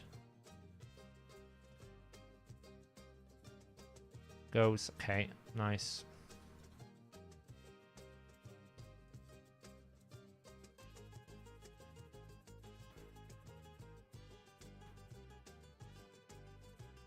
Managed to stop that.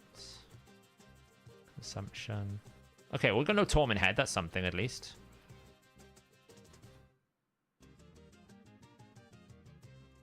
And we got Provoke out. Lovely. Alright, we're okay.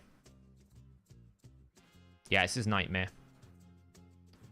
Rumor has it Michinaki can burn.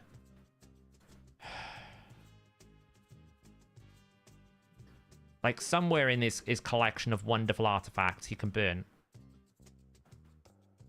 I'm gonna get... There's the burn. Right, there's one. That was really important that I burned this head because I can't provoke it otherwise. Now I've got Poison Cloud to deal with for a while.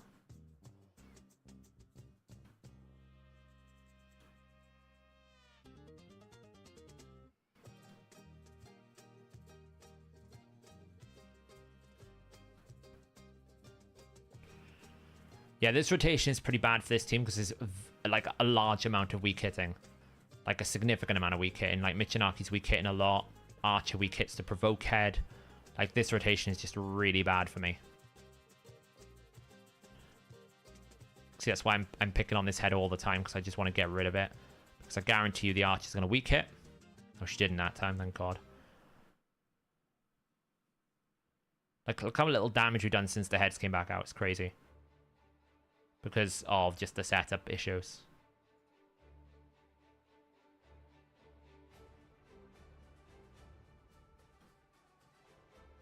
Because he just wouldn't burn because he's weak affinity to everything.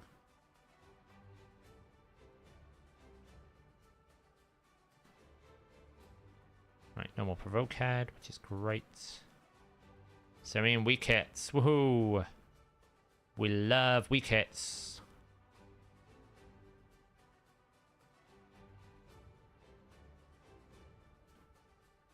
Make sure the block buffs is on there. Hey, burnt. Amazing.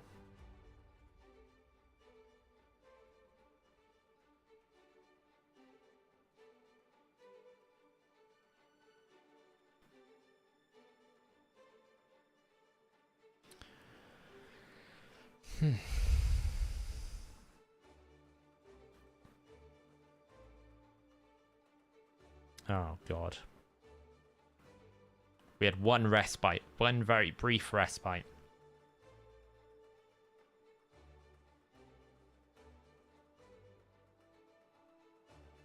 I actually don't want to kill that head. He's going to reset the turn meter. There's nothing I can do about it.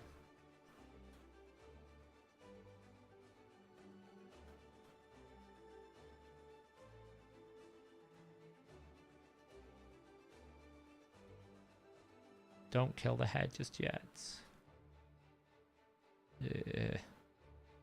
Torment head, take a turn. Oh, okay. There we go. That's what I wanted. Now we kill the head.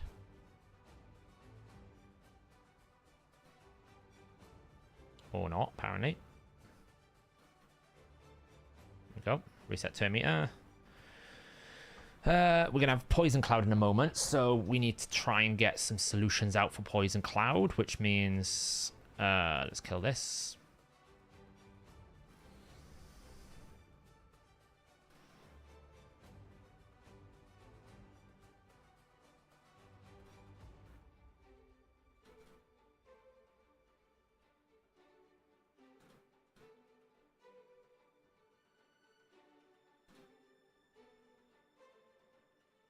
Okay, can we like pick on the Torment Head? That would be wonderful.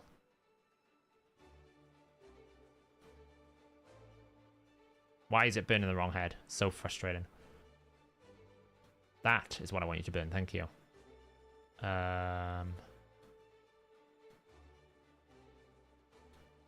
some damage over here.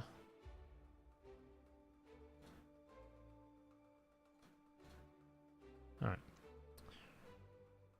I'd like to get rid of the Poison Cloud head, if I'm being honest. This is disaster class, by the way. This is the worst possible outcome. I've got Poison Cloud on the Wrath head without decreased attack, block buffs, nothing. Fortunately, this team can take a bit of a beating. But this is like the worst case scenario. And I hate it when this happens. This is why one of the things I wish they would change is that you can't instantly have a buff placed on a new respawned head. Because there's nothing I can do to stop this interaction from happening. It's really just such a stupid thing. Fortunately, I can put a lot of protections up to try and keep myself alive. Okay. Carol. Okay, just smash while you're there. So I'm actually going to transform. So I get rid of the reflect buff. Just about...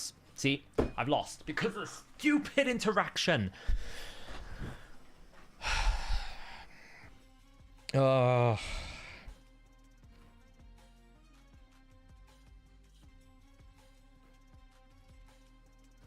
They need to solve this problem. It's totally unreasonable for a Hydra head to respawn and instantly get poison clouded. There's absolutely nothing I can do to stop that interaction.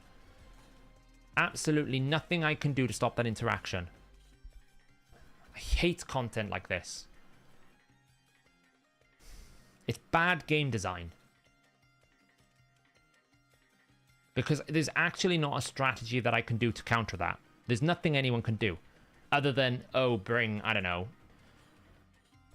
to a Messiah. Do I have an opinion on Player being sold? They're not selling it. They're exploring whether or not they want to continue to hold RPG mobile games as part of their strategic portfolio. It's a bit of a different explanation. You can kind of, like, read into a lot of it, but effectively what they're doing is they're basically going, well, we've got all these social casinos. Do we really want to still have Pixel United as part of our portfolio, or is that not really now aligned with the new vision for Aristocrat as an organization? And considering Raid is at its peak, if we were to think about selling, now would be the time in which we sell. That's what they're doing, essentially. They're making a strategic decision to go, well, by the way, I'm going to lose this again because I haven't got decreased attack on this head.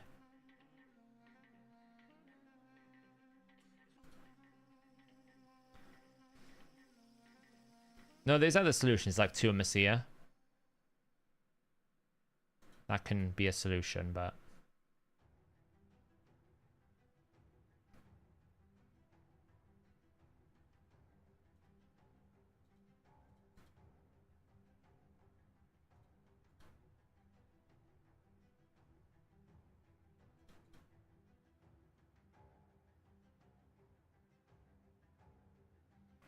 It was just unfortunate timing because Alatrian got eaten, so I didn't have a shield either, which didn't help.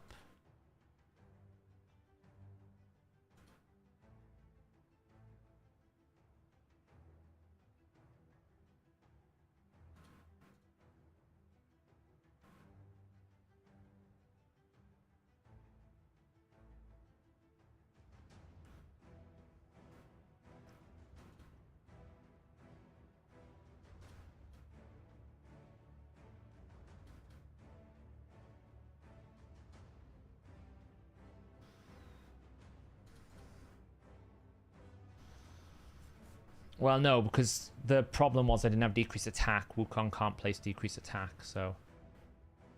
Again, it's not a solution. Nice. Now we can put block buffs up.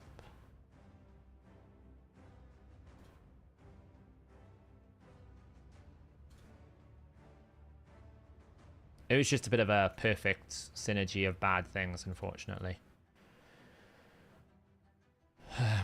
So now we just need to get decreased defense out here, which I don't have, which is great.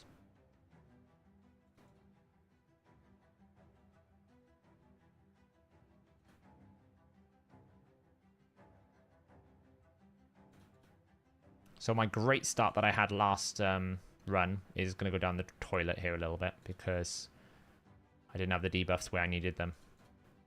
And again, I did the same mistake here. I provoked when I shouldn't have done. Because now if I get a provoke head, I have no provoke for 3 turns. And I'm going to get a provoke head because I just did that. And of course the game wants to punish me for making a mistake. Oh, this is going to be a long Hydra run. Last time I came out of this, I was at 55 million damage. Which goes to show you. Sometimes... I don't even know why I did that either. It was a mistake. Don't know why I did that. It was a mistake. I'm just using the wrong skills everywhere. Doesn't matter.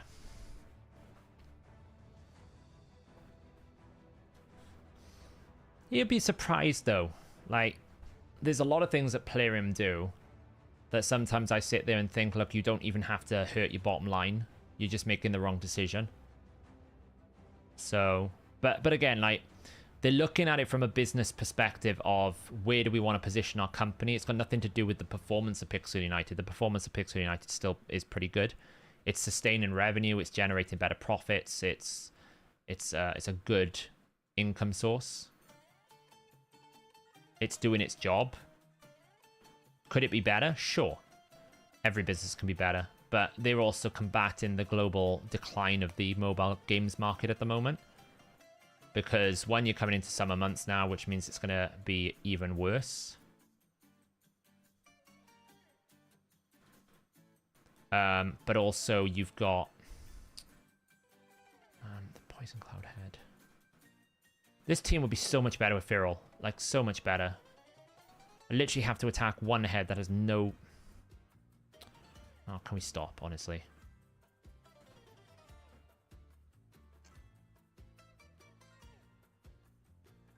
Why is Raid in a pretty tough spot? Raid's not in a pretty tough spot. What's tough about Raid right now? Why is it decline? Because the quality of games being delivered by a lot of studios are in decline. The bubble of the games esports industry has popped. So a lot of investors now are pulling money out of the esports and gaming divisions. A lot of live ops is being pushed poorly into games, which means investors are seeing poor returns on the live ops, which makes them more hesitant to invest. And players are expecting and demanding more higher quality games. So all of these combined leads to a downtrend in the global mobile market.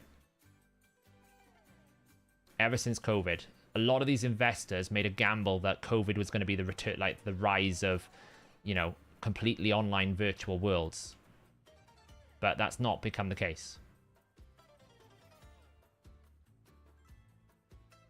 Last year, they basically bucked the global trend and was able to deliver profits when a lot of other industries and a lot of other companies were struggling to deliver profits. So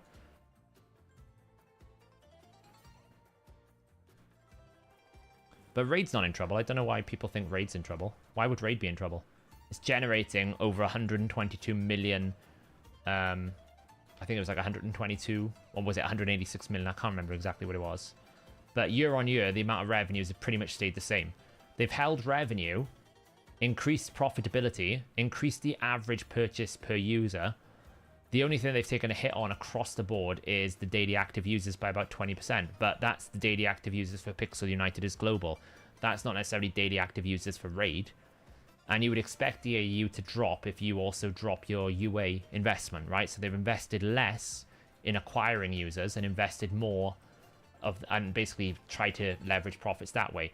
Is Raid in a state of decline? Not really. Decline wouldn't be the word that I would describe it. It's more stable. Is that the right word? Maybe. So like it's reached a point now where the product is pretty complete as an entity. So therefore, it's now generating stable income. And a lot of games can generate stable income for years. You look at things like, you know, Summoner's Glory, AFK Arena. A lot of these games have developed and sustained their games over several years. So there's no reason why Raid couldn't go on for another 5 years in its current form. Players will get bored, sure, players will quit, whatever, but players come back. Again, profit mode is not what it sounds like. This was a misconception by a lot of people. Profit mode doesn't mean we're here to generate profits. Profit mode means a strategic direction where you move away from trying to acquire new users and move towards... Can I kill this head quickly? Instead of trying to acquire new users, you're moving towards... Please don't cleanse. There we go. You're moving towards, instead of acquiring new users, trying to enhance the income from your pre-existing users. So the strategy moving away from aggressive UA policies and moving towards more sustaining policies. So that means things like improving in-game events to make it more reasonable for players to continue playing rather than trying to generate things like free login champions more often. That's why the community weeks would be a thing, right? The community weeks is about enhancing and extending the current user base rather than trying to acquire new users, because it won't attract new users because they won't know any of the story. Whereas Chancellor, like Adlin, Artak, and things like Call of the Arbiter, all of those are mechanisms to try and encourage new users, a UA strategy. So that's what profit mode means. It doesn't mean we're now going to like bleed the game dry till it falls apart. Absolutely not. They just identified that the game has grown enough that they're no longer looking to grow the game in terms of its player base. They're happy with the player base they've got. Now, I think they've deviated a little bit from that and gone back to UA a little bit. But again, the summer months are coming up now, so you'll probably find that UA will drop off because people are outside. They're not on their phones necessarily. They're not playing games as much. Yeah, the Monster Hunter collab is a UA. Exactly, that's what I mean. So I think they returned back at the start of the year to more UA policies, user acquisition. That's what I mean by UA.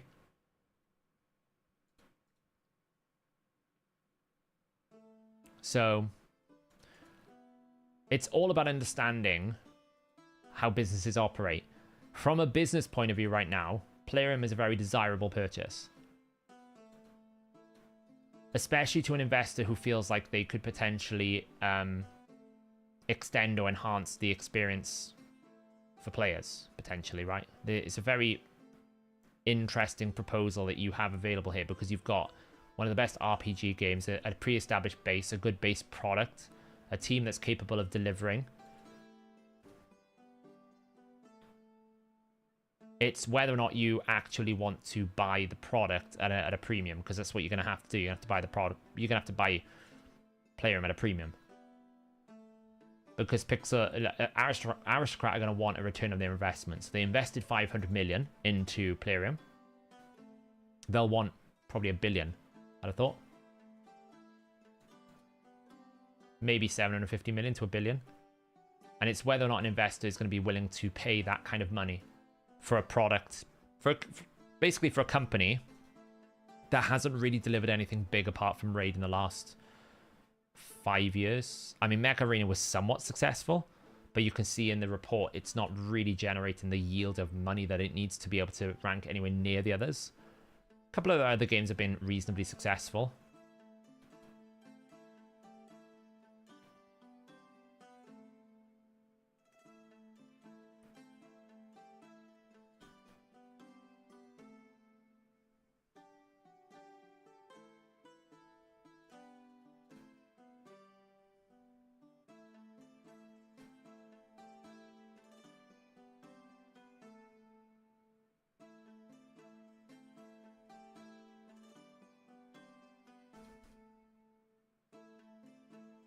Please don't kill me.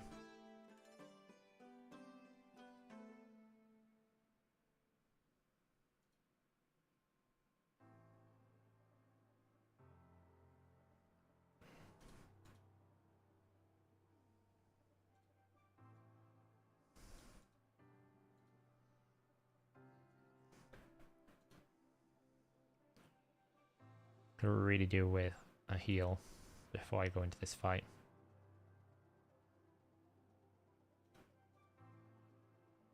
Nice, that's what I needed. Heal, lovely.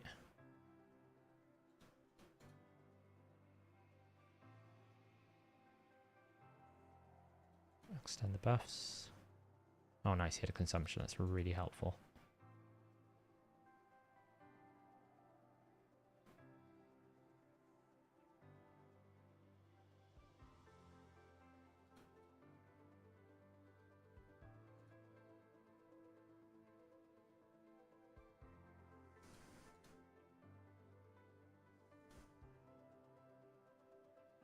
This is really not great because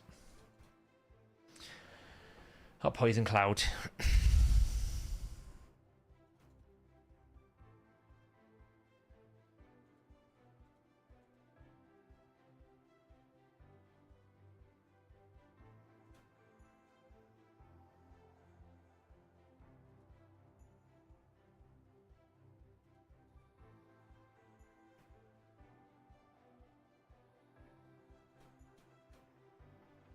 So I just got to focus here while I'm just trying to set this up, because I got reflect buffs and all sorts going on. And that's why I was afraid. That's fine. Let's get rid of that. Nice.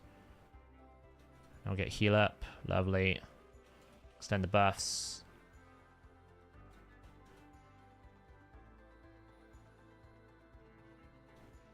I think we're okay now.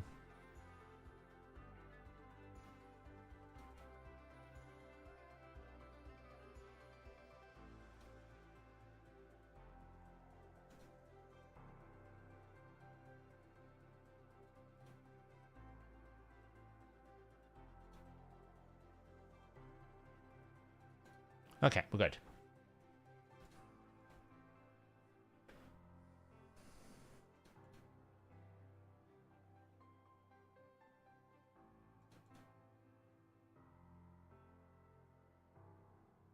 Let's get rid of this heads.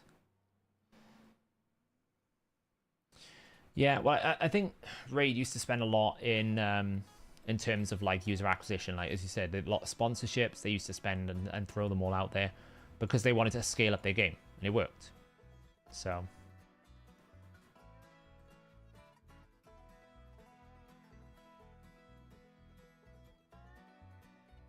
do I think it'd be good or bad for us? It depends on who buys it.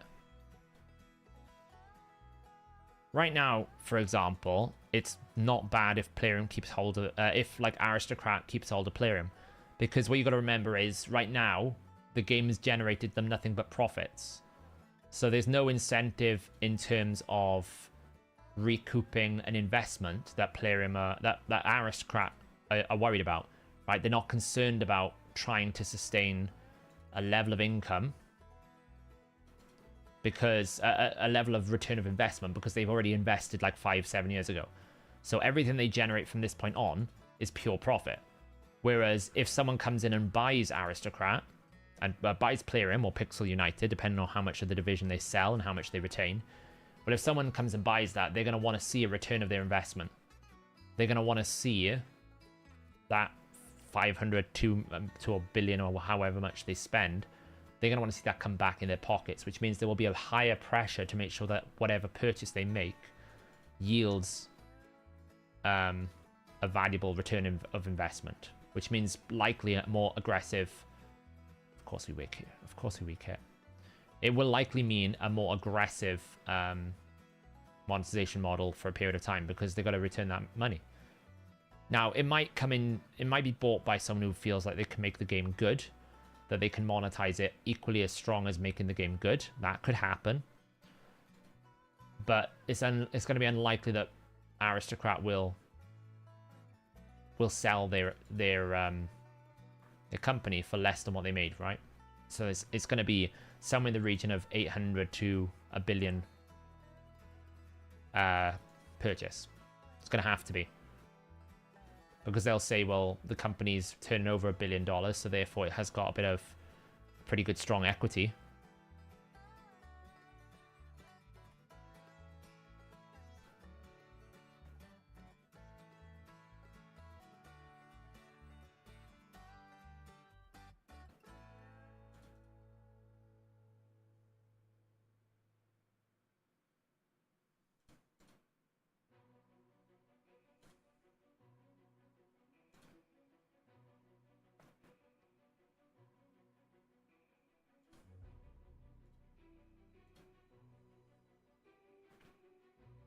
This run is not going as well as the first one I did. Struggling to kill the heads because of bad RNG. I'll be glad to see the end of this rotation because Archer is just not great in this rotation.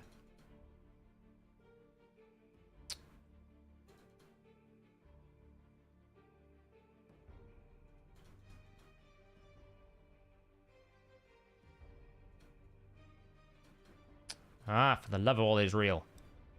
So frustrating having to deal with. Look, he's going to fully heal because of the stupid rotation that I'm in. Because I can't get Hex on the Mischief Head. Because of the stupid... It's gonna fully heal. There's nothing I can do.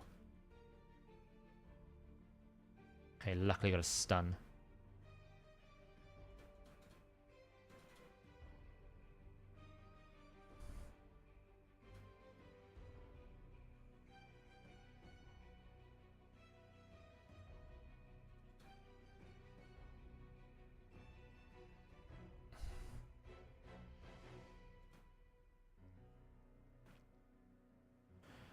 I wouldn't say there's any companies out there that's going to be able to do it very well. Got to understand the difficulty there is of balancing player expectation and in a mobile games industry whilst also sustaining the goals of investors. It's a very difficult thing to balance. It's not easy at all.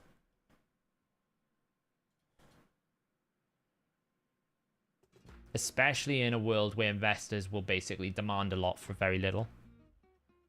And with the way that VC funding is going for a lot of these game studios, either the studios are merging into like mega corporations like, you know, Microsoft buying out Blizzard or those sorts of things, or they're basically reliant on a handful of very select investors that still believe that there is, you know, a market here to be utilized, which means that they might demand things like, well, we want live ops. If you want our money, we want live ops. And you might decide that live ops is the worst experience for your game, but you don't get a choice because your investor wants live ops and without him, you have no game. So, whereas go back 4 years, people were throwing money in the games industry because of COVID. They thought you know, this is amazing, this is going to be the next big thing, this is what people are going to do for the rest of their life now, everyone's going to be inside.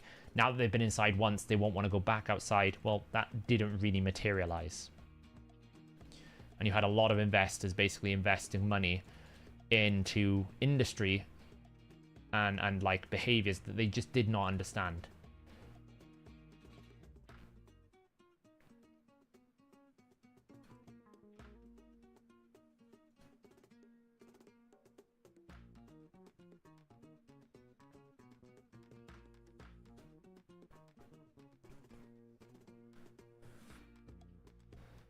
Honestly, it doesn't matter though. What I'm saying is, it's not going to be any worse or any better.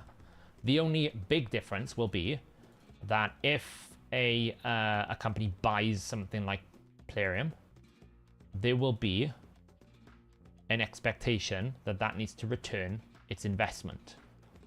So there will be likely a heavier push towards profitability and a heavier push towards revenue. But it also could lead to more UA activity. And UA activity is actually one of the most important things for a game. Because you can have the best game in the world, but if your game doesn't have players, then what does it matter? Right? And that's the big thing to remember. If your game simply doesn't have any players, then you can have the best game in the world. It's still going to be dead.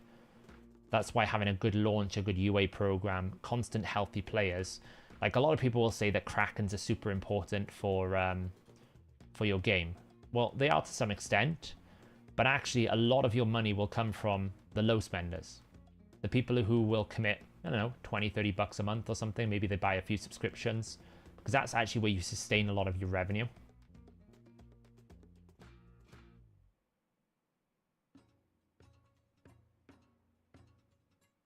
Am I allowed to take a turn here? Jeez. Thank you. Don't weak hit.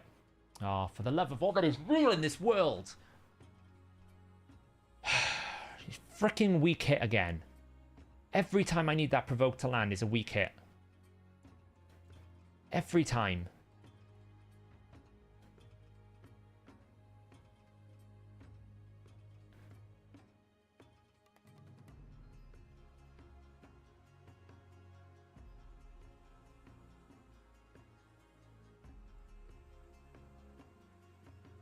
There it is.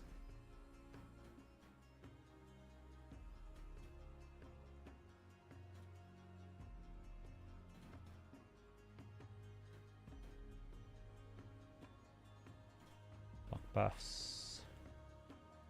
Set back up, please. Like a heal from Archer.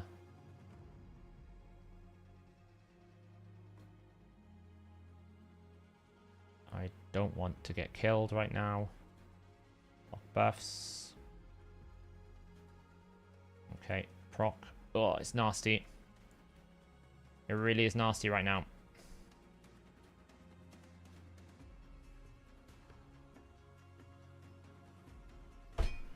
Game. Thank you. Buy her some time, because she's going to get whacked otherwise. Oh, she got consumed anyway. Brilliant. Love it. This game sometimes is so frustrating. Actually, I gotta be super careful there, because I actually have to be really careful, because if she comes back out, she hasn't got unkillable anymore, and I 3%ed the decreased defense.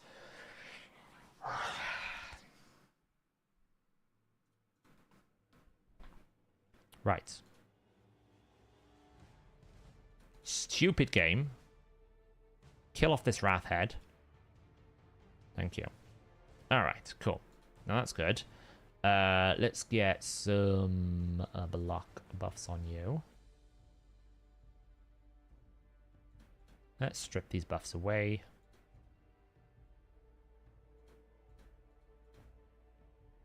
Gotta wait for Garrel to switch back now. But we had to do that, otherwise she was gonna die.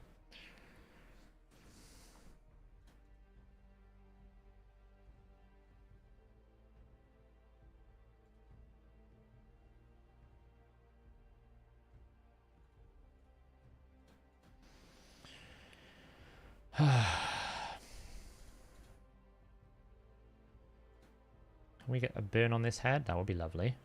Thank you.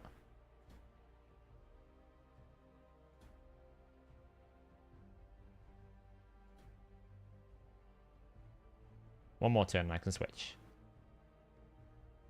Duke's defense weaken. Now, ideally, I'd like to kill off this Mischief head, because that will reset the turn meter a little bit.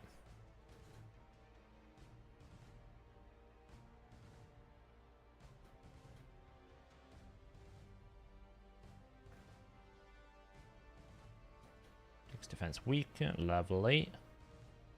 Let's just make sure this doesn't happen over here. Yeah, it's push weak. Sorry, I'm just focusing on this, and I'll rechat in a moment. There we go.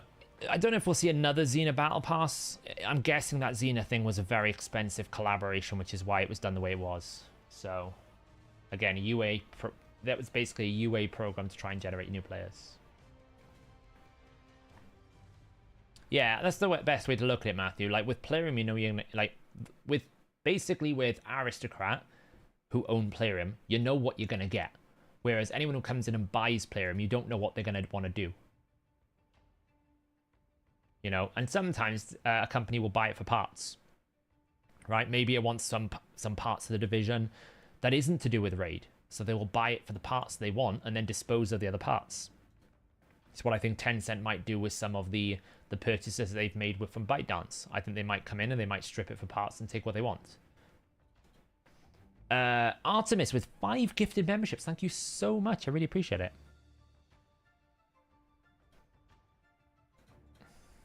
Hey, look, we're back to killing the Torment Head again.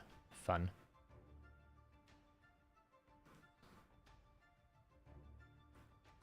No, Xena was unique.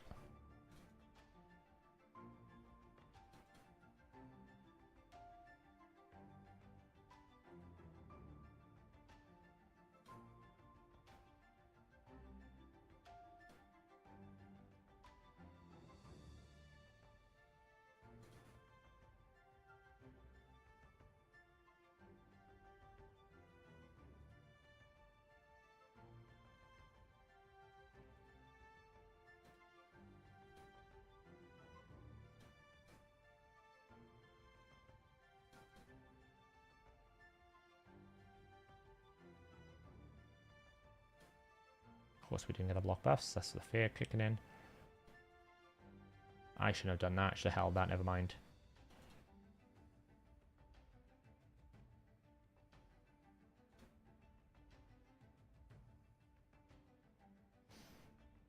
Approaching 200 million is alright. This team can do better than this. This team can do 450 million in the right hands. But this season is just terrible for this team. Everything about this season is terrible for this team. Weak hitting on all the wrong champions with all the wrong things. And I still don't have a very good Torment solution for this team. I'm gonna get cleansed here probably because I used my Provoke at the wrong time.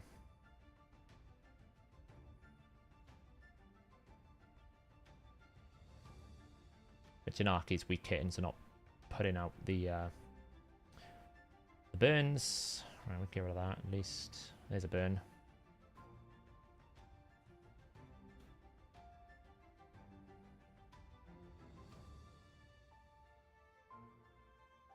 Oh, that's bought us a moment. That's lovely. Stop the reflect going out.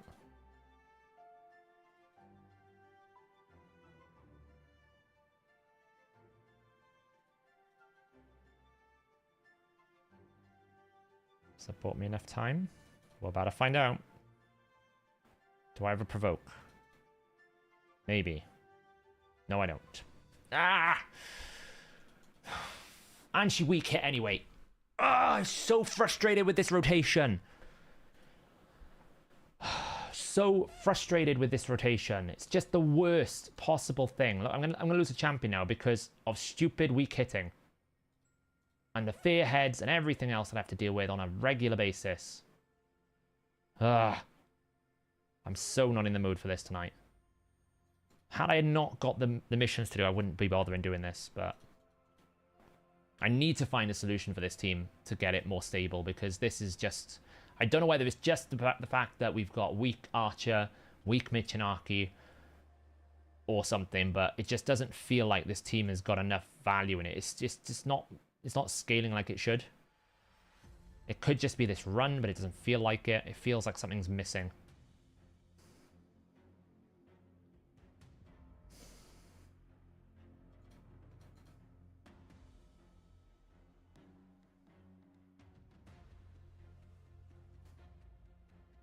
It doesn't help them when Michinaki's not a 4-star either. That's a massive amount of damage loss. Right. Can we get some stability back in this team, please? Archer, get a provoke. Thank you.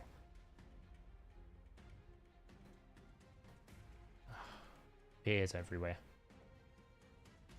Just kill this Torment Head. I'm sick and tired of it.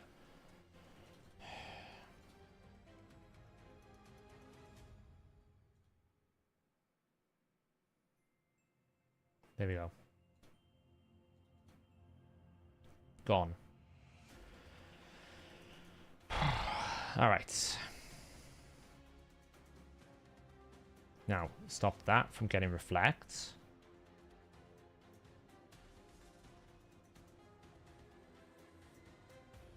Reset the turn meters.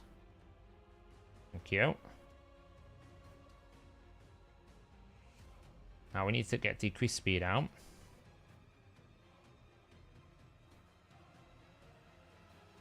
There we go, increase speed, good. That's what we want. Now we got the setup where we want it to. Now we need ally attack so we get increased attack back out. Let's just get this so we get block debuffs. I should have held that, but it's okay. It doesn't really matter. Provoke out, didn't get a provoke. Great, thank you so much again, Archer, for weak hitting. It's not even the Fearhead that's causing the biggest problems. It's the fact that all of the champions in this team are just the wrong affinity for this season. Like, you really never want to have a negative provoker. This is why I think Wixwell is quite good. Because even if he's weak affinity, you get so many opportunities at the dice, especially if you're bringing ally attackers, that even in the worst case scenario, you're probably always going to have a provoker, and having that sustained provoke means you sustain your decreased speed, which means you sustain control of the fight. The moment a cleanse comes in, you're in trouble. And that's what this team is struggling with. Look how I don't have decreased speed on anyone. Why? Because every time I try to put decreased speed on, I get a cleanse, right? I'm going to get another cleanse here now if I try to decrease speed, because we weak hit. And I've got to try and stop a poison cloud. We're going to get the same effect again now. If I can't get a block buff so I burn on this Head of Wrath, which I can't do anyway because I'm going to do this and it's going to be a mistake because we're going to get cleansed straight out the bat. It's going to be a wipe. All because of a lack of affinity checks for provoking. There we go. This is a wipe now. This is going to be a wipe. There's nothing I can do about this.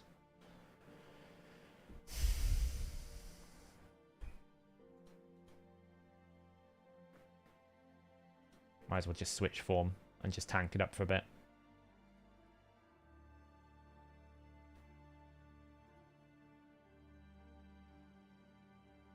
Because I have no decrease attack, no block buffs, nothing. I can't do anything for ages.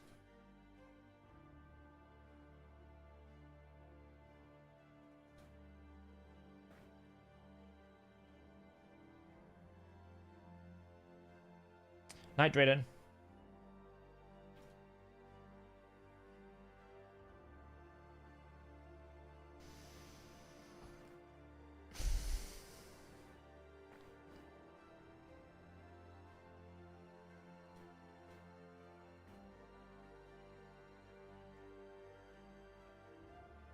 I'm literally just waiting.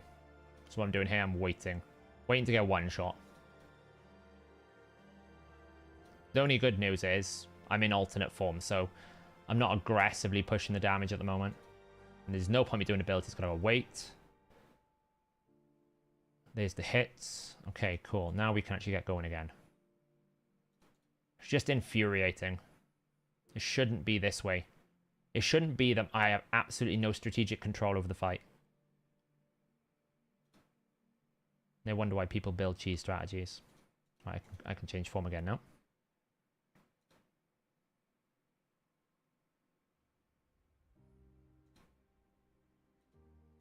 Put decrease speed on everyone. Garrel, stop. Okay, look, I know you like that. That was great, but don't go crazy. Right, block buffs. Let's get rid of this provoke head now.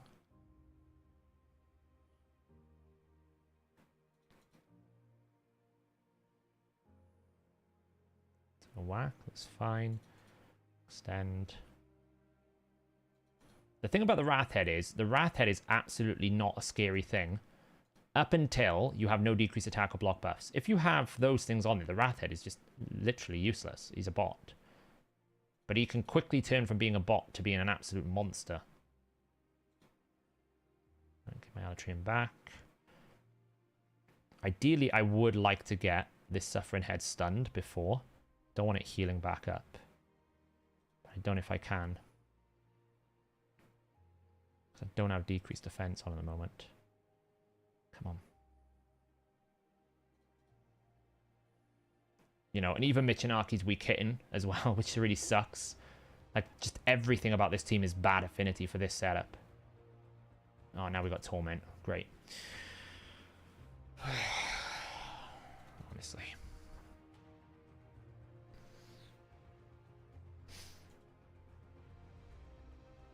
Yeah, I'm so over this rotation.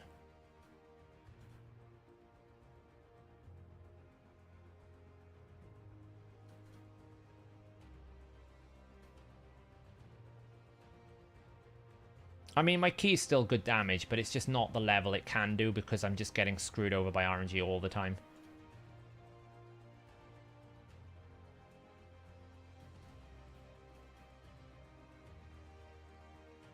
Like, just when I get control of the fight, I now have to deal with a freaking Torment Head, which meant I don't get the sustainability like I normally do.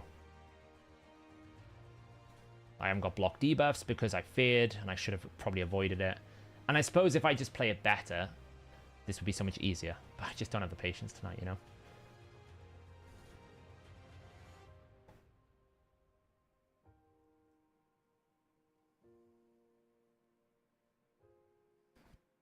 I know it'll go away, but how you can't really kill the Poison Cloud Head when it's under Poison Cloud either, can you? That's what it comes down to. It's like, how do you kill the Poison Cloud Head when the Poison Cloud Head itself is under Poison Cloud?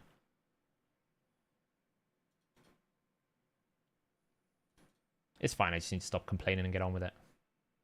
Just, it's this season I've had most frustrations with. More than any of the season. Because it's just really all my good champions, like the matchups are just bad. Like, so where you want the fear, where you want the burn on the head of provoke, let me rephrase that, where you want the burn on the Poison Cloud Head, Michinarki's weak affinity. Where I want the provoke on the provoke head, she's weak affinity. So that's like where the struggles are coming into it, is normally I can one-shot things very efficiently, but because of the way that it's set up, I can't. But we should be able to get some good damage down here if we get some uptime.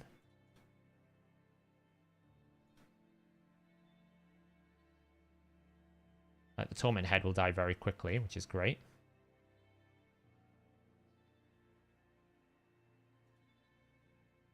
So, no more fears. What do we got? Mischief, it's fine. Provoke, okay. I've got a Provoke up, which is great. You see, I've lost all my window of potential decapitation bonus because I couldn't get decreased speed back up in time.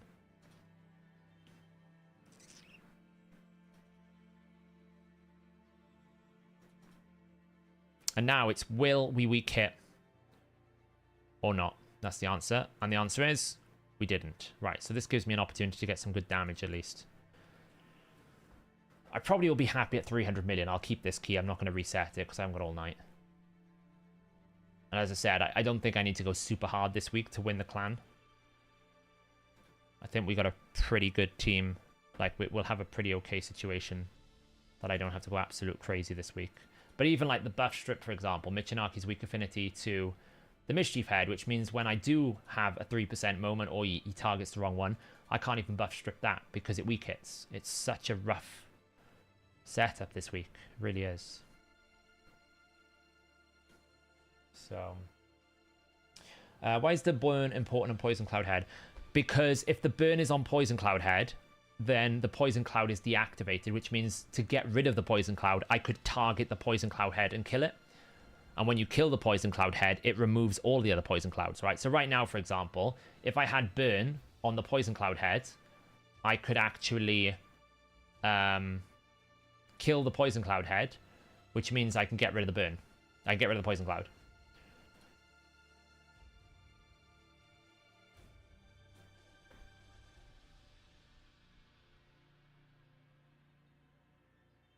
At least I think he's weak affinity. Either that or he's just absolutely... Yeah, see, he's weak affinity. So because he's weak affinity, not only do I have to roll the 50-50 chance for his A1, I also have to roll the RNG of, well, it's probably not going to land either. And that's what I'm currently battling. Because normally what I would do is I would focus on killing the Poison Cloud Head straight out the bat, so that I could get rid of the Poison Cloud out of the fight, because obviously there's no block buffs in this team. But because he won't burn, it's just one of those things that I have to let it run. Okay, Mitch back. These 4 heads are probably the safest, so long as I don't weak hit all the time, because there's no Wrath head and there's no like really nasty heads. So these heads are probably the best setup I could have. The Torment is nasty and the Wrath head is nasty, because if I lose a little bit of control, I miss too many abilities, then, you know. Like, for example, when you get your champion back off the consumption, this team extends buffs really well. I've got double buff extension. It's pretty stable at sustaining those buffs. The problem is if you get consumed, you lose all your buffs. So there's always that risk of if you get consumed, you pop back out on the health that you were on. So you can basically pop back out on the health you're on with no buffs anymore, no protection, and get instantly one-shot. It's a very harsh reality. Yeah, I'll show the builds at the end of this.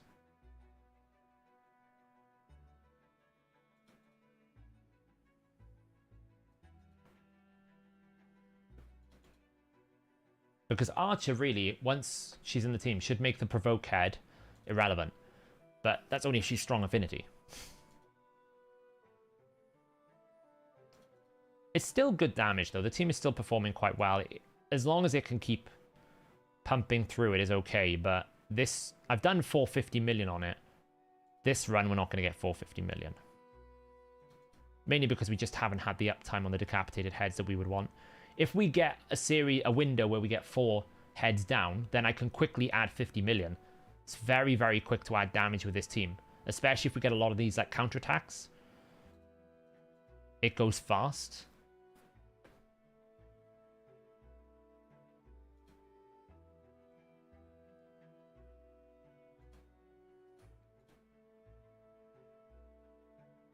We're gonna get, what are we gonna get? Wrath head, okay. Poison Cloud down.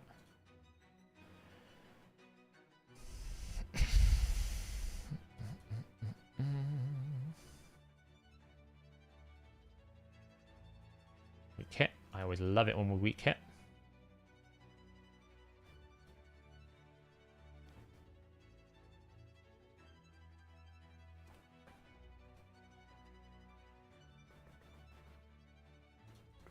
Boom. Extend the buffs. Okay, Torment heads out, so now we don't get to have any more fun. Because now we're going to get feared all the time. As we did there.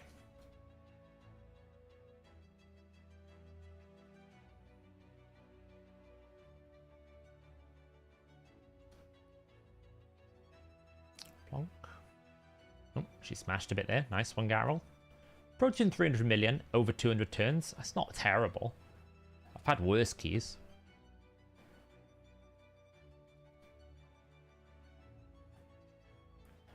Nice thing about Lightning Cage, by the way, guys, with Archer, is if she Lightning Cages a Hex target, every single Lightning Cage proc counts as a heal. So you can get like an 80% heal if you time it correctly. It's kind of nuts.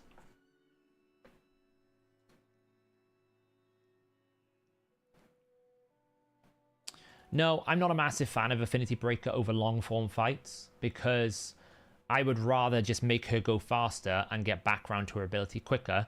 You know, run Reflex Merciless, for example. I'd rather just rerun the opportunities to get it rather than play the game of, you know, oh, I didn't, you know, I can reduce the RNG. That would be my modus operandi. I'd rather try to reduce the cooldown and try again rather than hope for the one-hit wonder. What Affinity Breaker is really good for is when you only need one ability to happen at one time. AKA Ninja in Sand Devil, right? When Ninja's in Sand Devil, all you need him to do is to literally just one moment in time, place burn. That's all you want him to do. He wakes up, he places burn, he dies. That's his sole responsibility. That's all his job is. That's where Affinity Breaker, in my opinion, is very good. Otherwise, I would always just use like better sets. There are better sets than Affinity Breaker that give you more power.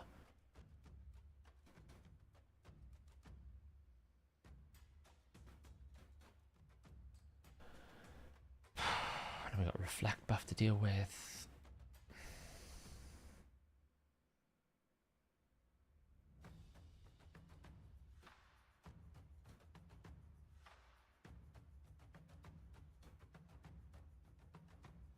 Don't kill yourself.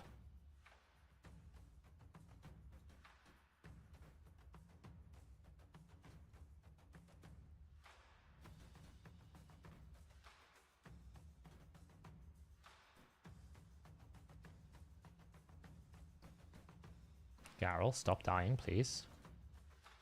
Thank you.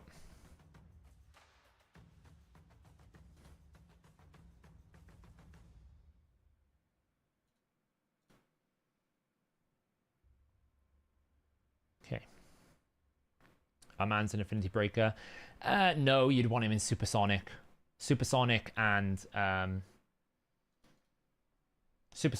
you also want him in Speed Sets, right? Supersonic, Stone Skin, stuff like that. That's where you would run our mans. You would never run our mans in Affinity Breaker. Like, people overvalue Affinity Breaker. It's not as good as people think, in my opinion. I'd rather just have better, powerful sets than run Affinity Breaker. There's so many sets in the game. Just to try your chance at a 50-50, it's not worth it. Again, a low Infinite Heart, I could just run faster. Right, I could probably put two speed sets on it and get like 30 more speed, and that would be more efficient.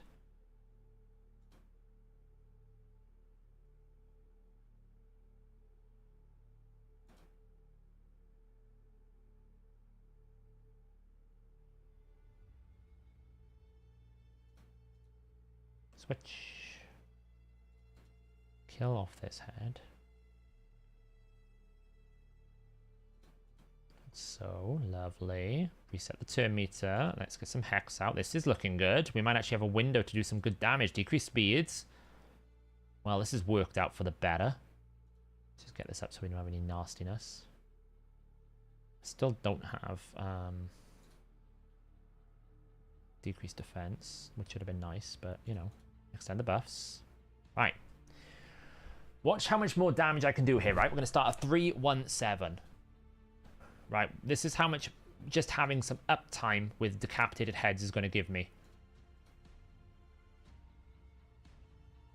317 we started this on.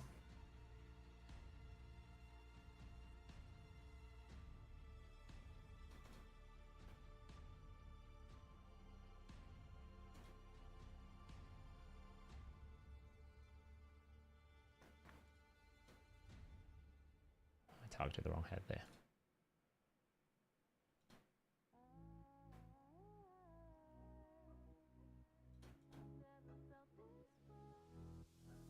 Just one moment, look at 339. I started at 317. So I literally added 23 million damage in a few interactions because we were able to have a bit of uptime with nothing on us. It's just one of those frustrations, isn't it, sometimes? Now I've got to get a provoke, which I probably don't have because I burnt it all for trying to get some damage output, but it was worth it. Might get lucky, we never know.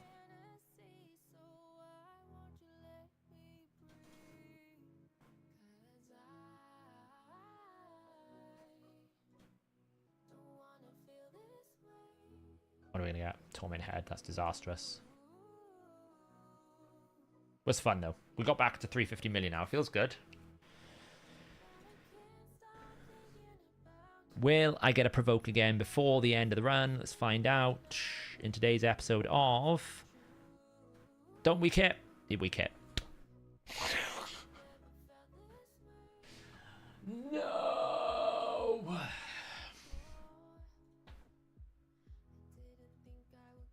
Oh well. I mean, it's a low damage output. It's not like they can do much to me. It's just, it means if anyone gets consumed, we might be in trouble. But hey, I don't know what the next consumption is. 7 turns on the next consumption countess is fine. It's not the end of the world.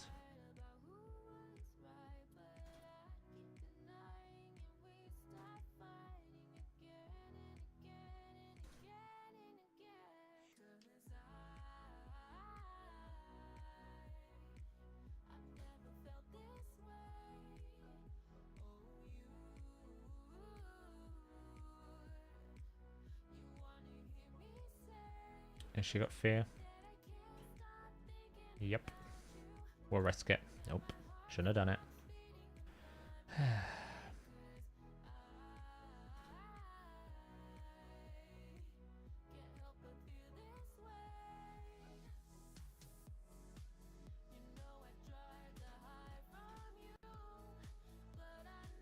Shield out the go.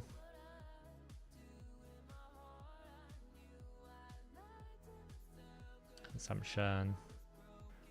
And now we got the problem of life barrier with consumption, which shouldn't happen either. And I got to somehow break through both life barrier and consumption without any buffs or debuffs or anything of potential use. Really love this game sometimes. So that's probably going to be a dead champion, but we'll see what happens. Might as well put decreased speed out. Might be able to get through it. It just depends on how lucky we get. Let's pump some damage there. Good.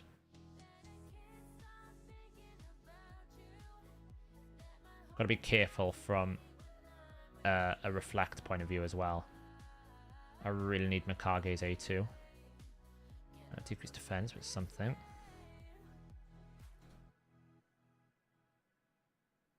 That is not great right now. Right, no more reflect. Good. That's a lot of poisons I'm getting dumped.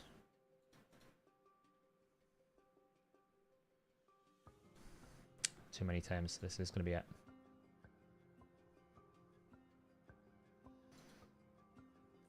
Okay, well, he's out. I don't know if I can stay alive. God, I need a shield or some healing or something. I probably should switch form there. Oh, shield, please. Give me a heal, anything. That'll do. That's something. Heal me up. That was a little bit too close for comfort, not gonna lie. That was a bit nasty. We're still not out of the woods yet, because we are getting pumped a bit on consumption.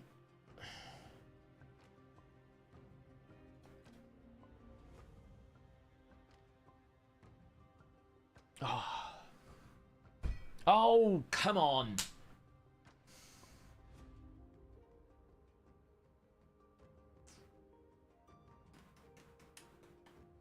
Well, that's the end of the run, my friends. It was a noble effort, but at this point, it is done, diddly done done. Weak hit provoke into poison cloud into suffering consumption.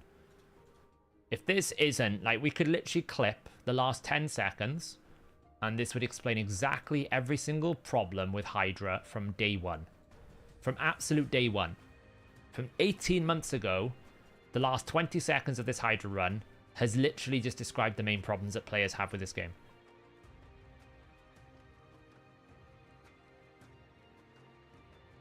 And what can I do to strategically avoid that? Other than bring a provoker that's not weak affinity. And I'm like, I'm not dropping, constantly having to recalibrate my team because of affinity. That's just dumb. That's just stupid, you know?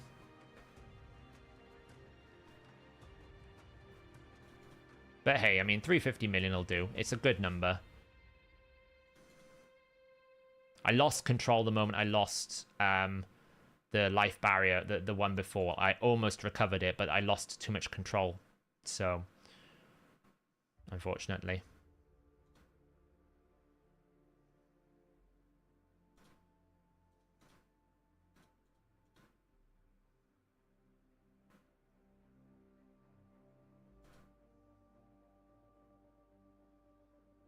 I mean, it fundamentally has been the problem for day one.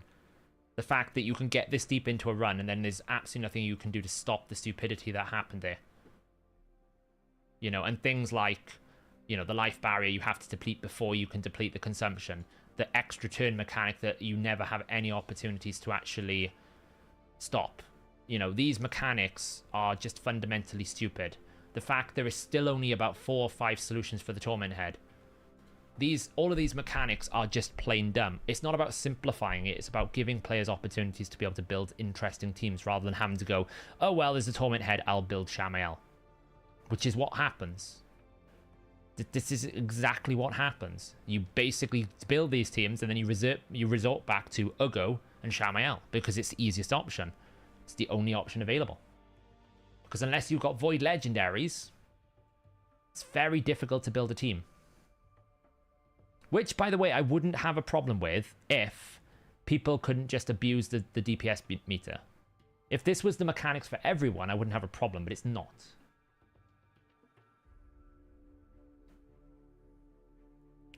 Oh well.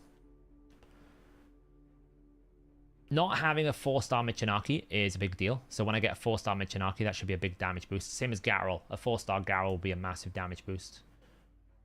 Because I get the crit damage. Really.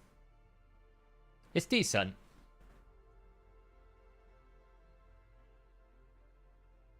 It's decent.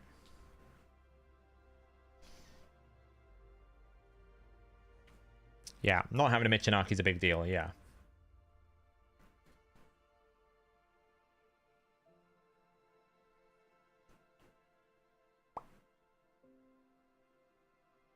But even just like tweaking things, like for example, if you have a consumption, then you take the consumption before the life barrier because you're still punishing your team because that head will fully heal. Things like when the suffering head consumes you, maybe cap the consumption number at 3 instead of 2 so that you can't get that dual extra turn mechanic. Make it so that when the heads come back, you don't instantly have no time to react and then instantly into Poison Cloud. Because I could bring a block buffs and then still lose to RNG. Hydra should be about trying to find the right balance in a team, and when that works, make it feel good. Make it feel like it's performing really well. Not will the game throw a bad RNG moment at me and lose. That's what that's the main problem. But hey, look, 358 million, it's a good score. It's not my best score, but it's a good score. It's gonna provide a fair chunk of points at 1.43. It's good. Yes, whatever. Right, so now we can do some missions, which is great. That's why I did that. Right, so what are we going to do now? Clear is 25 or 10 times on auto. We can do that very quickly.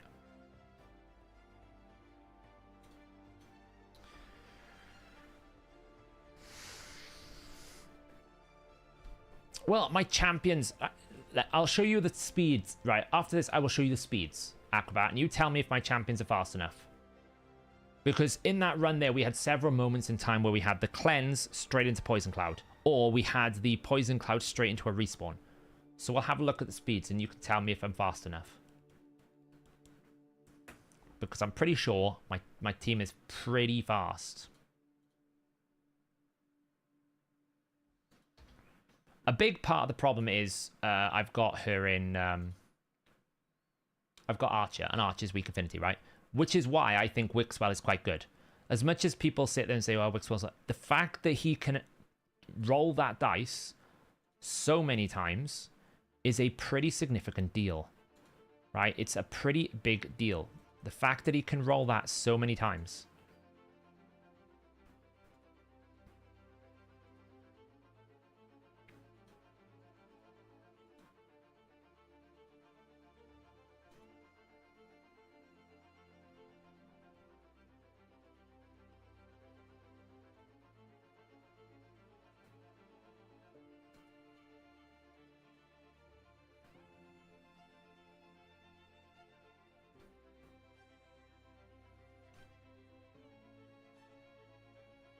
I mean, it is. That's what happened, though. Like, literally, I had no time to put the block buffs up because it's on cooldown. What? So I've got to use an A1 block buffs.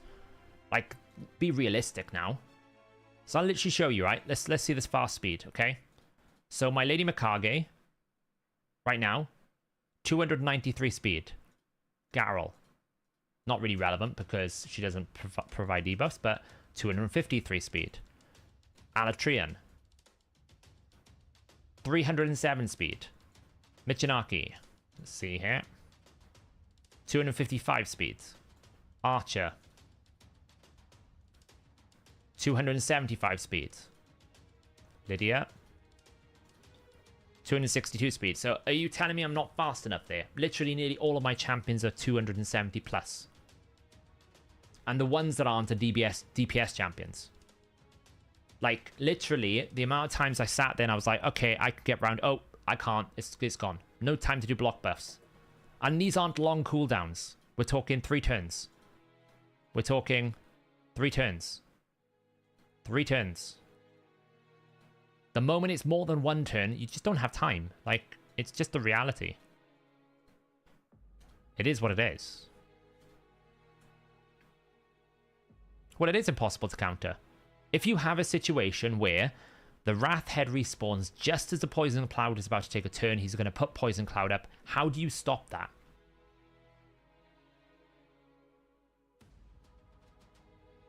That's what I want to know.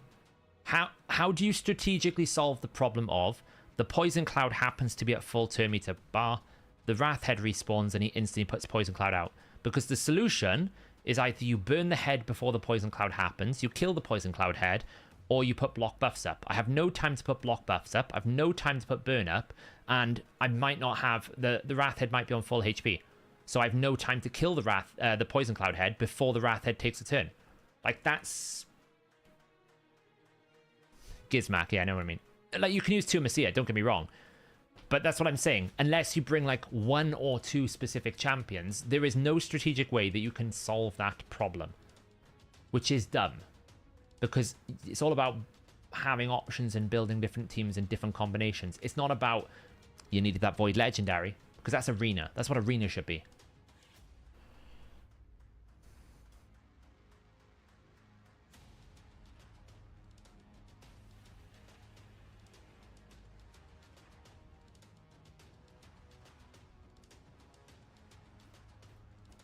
Mordecai, I know, right?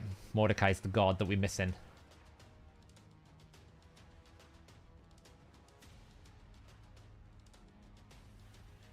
Yeah, Sulfurian's another good shout. Yeah, but that's not... Jano, it's not... That's not what I'm saying. So if the Poison Cloud head is up, right? Yes, you're right. You put block buffs on it. I'm not saying that's the problem. What I'm saying is you have no time to do the relevant controls for the Wrath Head, which is a block buffs, a decrease attack. So if you can't put either of those up, you're going to get one shot most of the time. And that's what I'm saying is you don't actually have time to put the controls on the Wrath Head. I'm not saying you can't control the Poison Cloud head. It's when the Wrath Head respawns straight into Poison Cloud. You're done. Unless you have an AoE revive, which means now your team is forced to bring an AoE revive. And I'm like, it's just then you're running out of options. Then you're forced down to run a Duchess, and it's just really frustrating. Like the team is almost being made for you rather than you having having a good selection to pick from. Like, I can beat Dragon in about 20 different ways. I can beat Sand Devil in 2 different ways, 3 different ways at the top end. I can beat Shogun in a couple of different ways. I can beat half the Doom Tower bosses in multiple different ways. Whereas Hydra, it feels like you start running out of options very quickly. It's always like, well, I probably have to have Shamael. If I don't have Shamael, I'm probably going to have 2 Hanorach or a Feral. So I need one of 5 champions. Once I've got that, I probably need, like, a decreased defense weaken. That's not so bad. But you probably need then a Provoker. You know, you run out of ideas. You run out of options.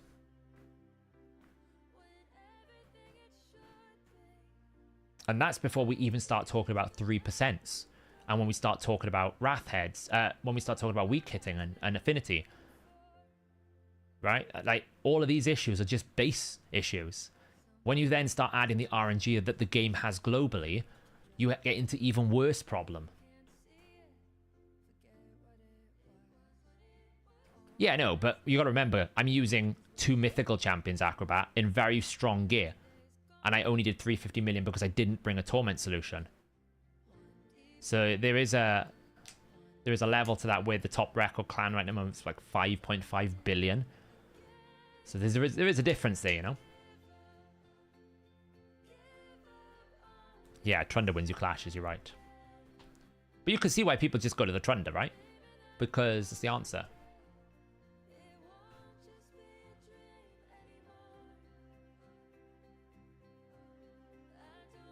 Yeah, it's a bit of a challenge, Elixium, right?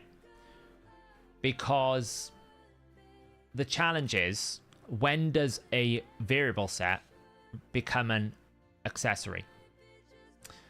And it's a bit of an issue, because essentially the way that works is it's reducing the possible options when you're going through things. So if you lead it from an accessory first point of view, then if I said I want 4 stone skin, the optimizer would go, okay, well, you've got 3 accessories and 1 artifact, you can't have cleansing anymore, which is not true, because I could have 4 artifacts.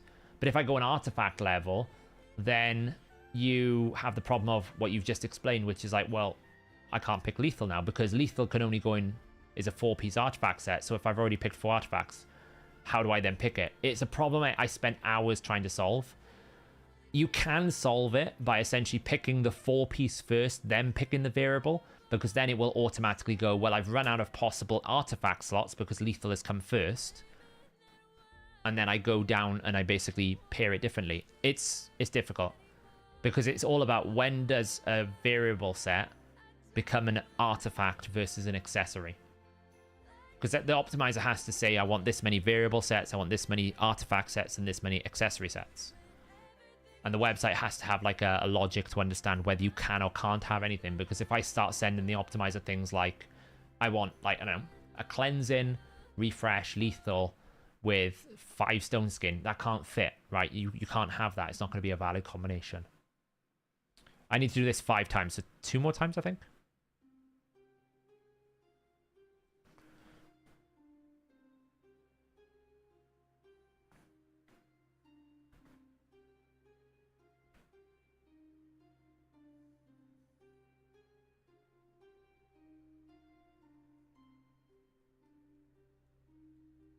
Yeah, if you burn a poison cloud head, the poison cloud is disabled.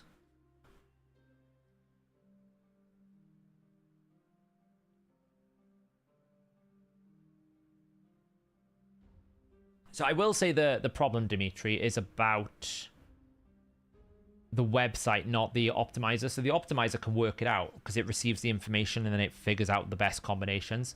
It's how do I make the website logic understand what you've selected so that you can't select incorrect compatible options. Because obviously you can have 3 accessories. Well, that could be a reflex, that could be a refresh, cleansing, and a revenge. Or it can be 3 stone skin, or it could be 1 stone skin, 2 protection. The variable sets put a big spanner in the works. Which is, oh look, we got some dust, which is a big issue. Is the poison cloud disabled on all heads? No, only the head that's burnt. When you burn a head, the burn disables the active poison cloud. But the simple solution for now, Elixium, is you basically pick lethal first, for example, then pick your variable set. If you pick your 4-piece first, there's not a problem, because then the optimizer goes, well, I've already got lethal, so I only have space for 2 more artifacts. So it'll go like 2 artifacts is the variable set, and then 1 of them is accessory.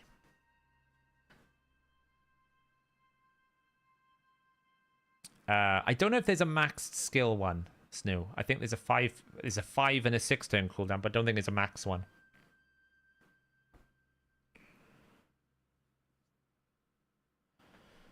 Well, the thing is, the optimizer receives information from the website. So I have to send the information from your requests. That's where the issue lies, is how do I tell it what you want? Because I don't know what you want until you input the information, right? Yeah, it's annoying. I still haven't thought about the correct solution. I probably will come up with an option. This is where the biggest problem is with the variable sets. This is kind of like why I did why we originally had the variable set split, because I was like, oh, it's going to be awkward to try and code because, you know, artifacts, accessories, the way they're split are fine, because an accessory is an accessory, an artifact's an artifact, but variable can be both. So when are they either or? When do you prioritize like the accessory versus the artifact? When and how does it work in combination with other sets? It creates vastly more complicated combinations, which is, you know, which is fine.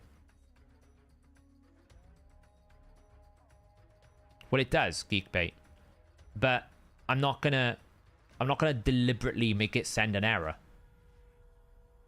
So I'd rather make it so that the user can't send the error rather than send an error and the user then doesn't know what to do. Right? That's not the right way to approach it. The right way to approach it is to figure out a better implementation of it. Right now, at least the implementation works, but it's not as simple as it seems. Yeah, I need to think of a better solution. I just haven't done it yet because most people, I think, pick the 4-piece. It's not been something that a lot of people have said, but it's something I'm aware of. Yeah, I'll show it afterwards, car warranty. Let me just run this.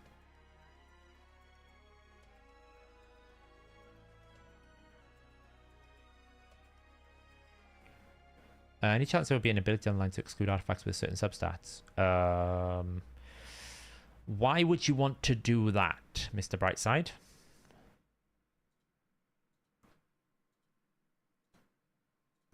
This is my Godseeker Neri. So she's in Reflex, Regeneration Defiant. Masteries wise, I just given her more HP. HP is all that really matters. Fully booked because she got 5-star Miracle Heal.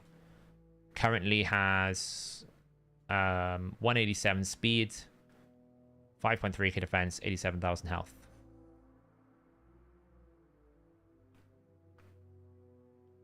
London was good, Trance. My voice is still recovering a bit, so it's going to be rough tomorrow. We decided to go do karaoke at 11 a.m. 11 p.m. for some reason, which was great fun. Although we had to go like into the morgue of Waterloo Station to find it. It felt like we were going down 3 layers and we found a brew dog and a karaoke bar, which is very weird.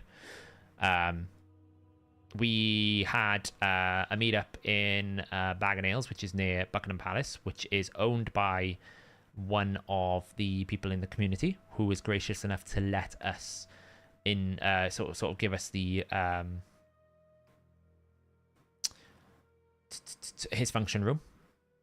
Pretty cool. We've been there before when Deadwood was over, so you can run Immortal car warranty. Defiant is better, but it's not a requirement, and I would suggest you drop a bit of defense in favor of more health. So. But the trains were rubbish in London. Weather was really good, though. It held up quite nicely, which is nice. It's good to meet up with everyone. This isn't the stream, no, Amir. We've got another 80 internal Immortal Essence to get. I probably won't get married for another 3 weeks. And that's if I'm lucky. 3 weeks if I'm lucky.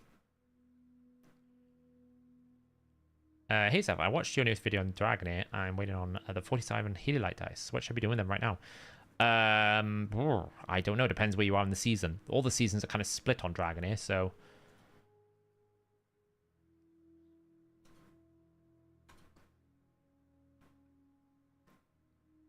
Yeah, the trains basically drove slow because it was raining.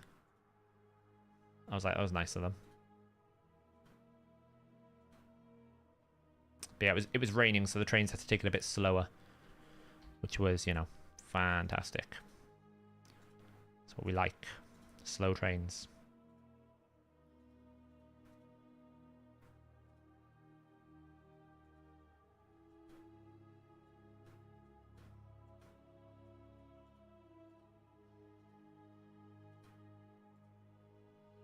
One more, I think.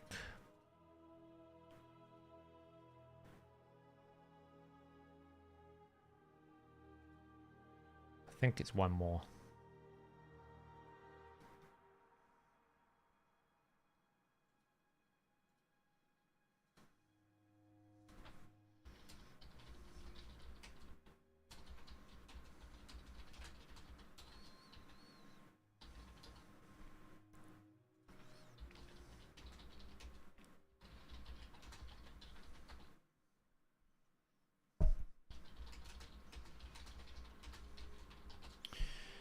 Hey, Shorkin. We are doing some Marius missions. Look at this. Now we've got to ascend 6 artifacts. So for the last 3 weeks, you've been noticing I have been keeping all my artifacts like this. Right? Keeping all of them like this. Why? Because I knew I would have this mission coming up. All of these things I've been holding on to in this situation. It's been the most frustrating experience because I've not been able to finish half the builds that I want to. So for now, we can finally start maxing out our champions. So all the ones that I normally use, I can go through here and I can start maxing them to the level that I want. So for example, I can max this all the way to 9. Boom, that's 1. Normally what I do is I do this, right? And I filter this and equipped, and then we kind of go through and see which ones we're using a lot on. So for example, one of the things I definitely want to check is supersonic. Like our mans, for example. Do we have anything here like speeds? He needs like dusting this. I don't have enough dust. Ugh, so annoying. Okay, well, there's nothing here for our mans. That kind of sucks. What else we got? I'm sure I've got loads just sitting here waiting to be ascended. Just gotta find it.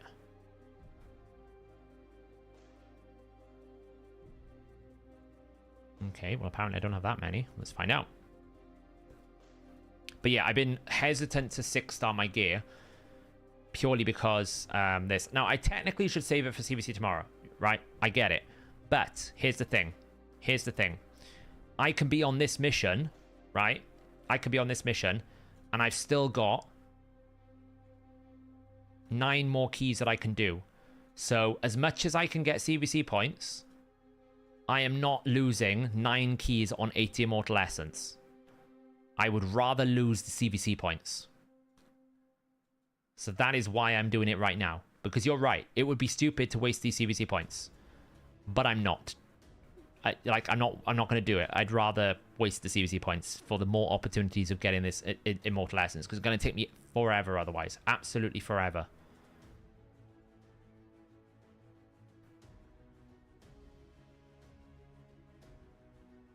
Where is all my 4-star ascended gear?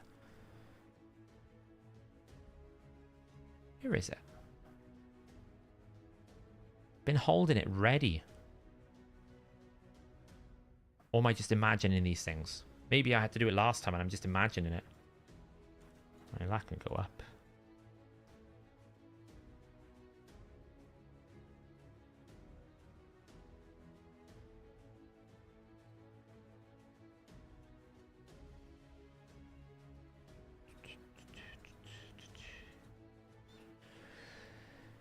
Yeah, I've got an hour. It's okay. I'm leaving it as long as I can. There's one. Look, there's one. Okay, that's 3. Wow, why is that not, like, maxed out? What is wrong with me?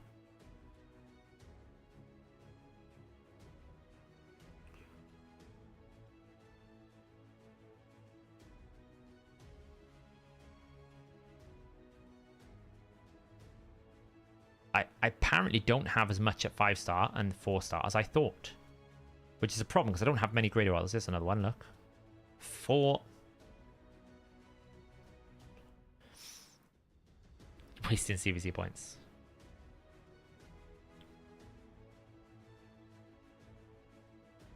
Yeah, I know, Shortkin. I'm just running through it. How does Affinity Breaker interact with Poison Cloud? It basically reduces the chance of you weak hitting by 50%. So therefore you have a 50% chance that you don't weak hit when you're against Poison Cloud. Poison Cloud has a 100% chance of putting your attacks to weak hit. Affinity Breaker makes that half. So therefore it's a 50-50 chance. Hey Bronco. You managed to get the last epic Mikage. Nice. Getting Mikage is a huge deal, Trance. You will find the power of Mikage to be amazing.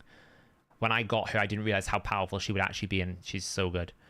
By the way, can we have another sorting in the optimizer as normal users? I was looking at a friend's accounts and default sorting puts +1. I fixed it today.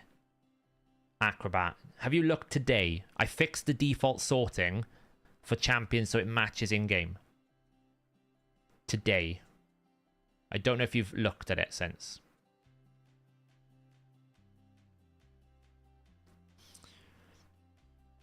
How can you crit through normal in Hydra? You can't. You have to burn it. I'll frequently find myself trying to gear champions who don't need accuracy, resistance, or attack, but get my best gear with those substats included. Then later on we need for another champ. I think there are better ways about it, Mr. Brightside, but it is something I'm looking at in terms of like how can we exclude exceptionally good pieces when you don't want to use them just yet. It's on my radar. Do you know what? Can I just like rank rarity, get rid of the 5 stars? That's probably easier. All right, Lethal surely has a bunch of things waiting. There we go, look. Here we go. Now we're talking. One more.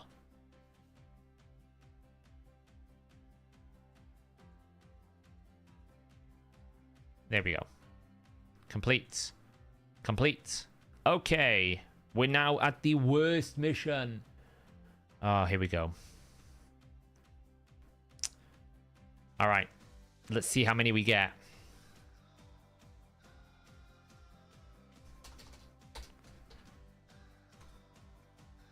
Let's see how many we get from 9.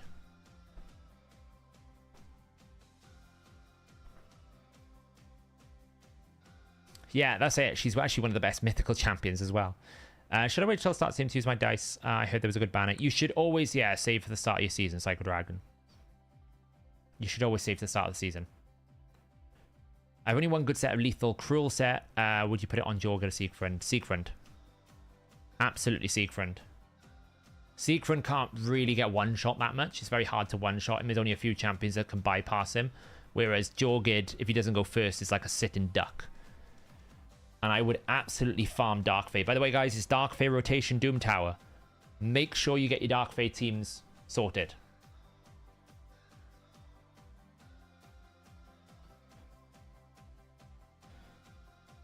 Well, the debuffs apply if you attack normally. So if you pass the check for your attack, then all debuffs connected with that attack will apply.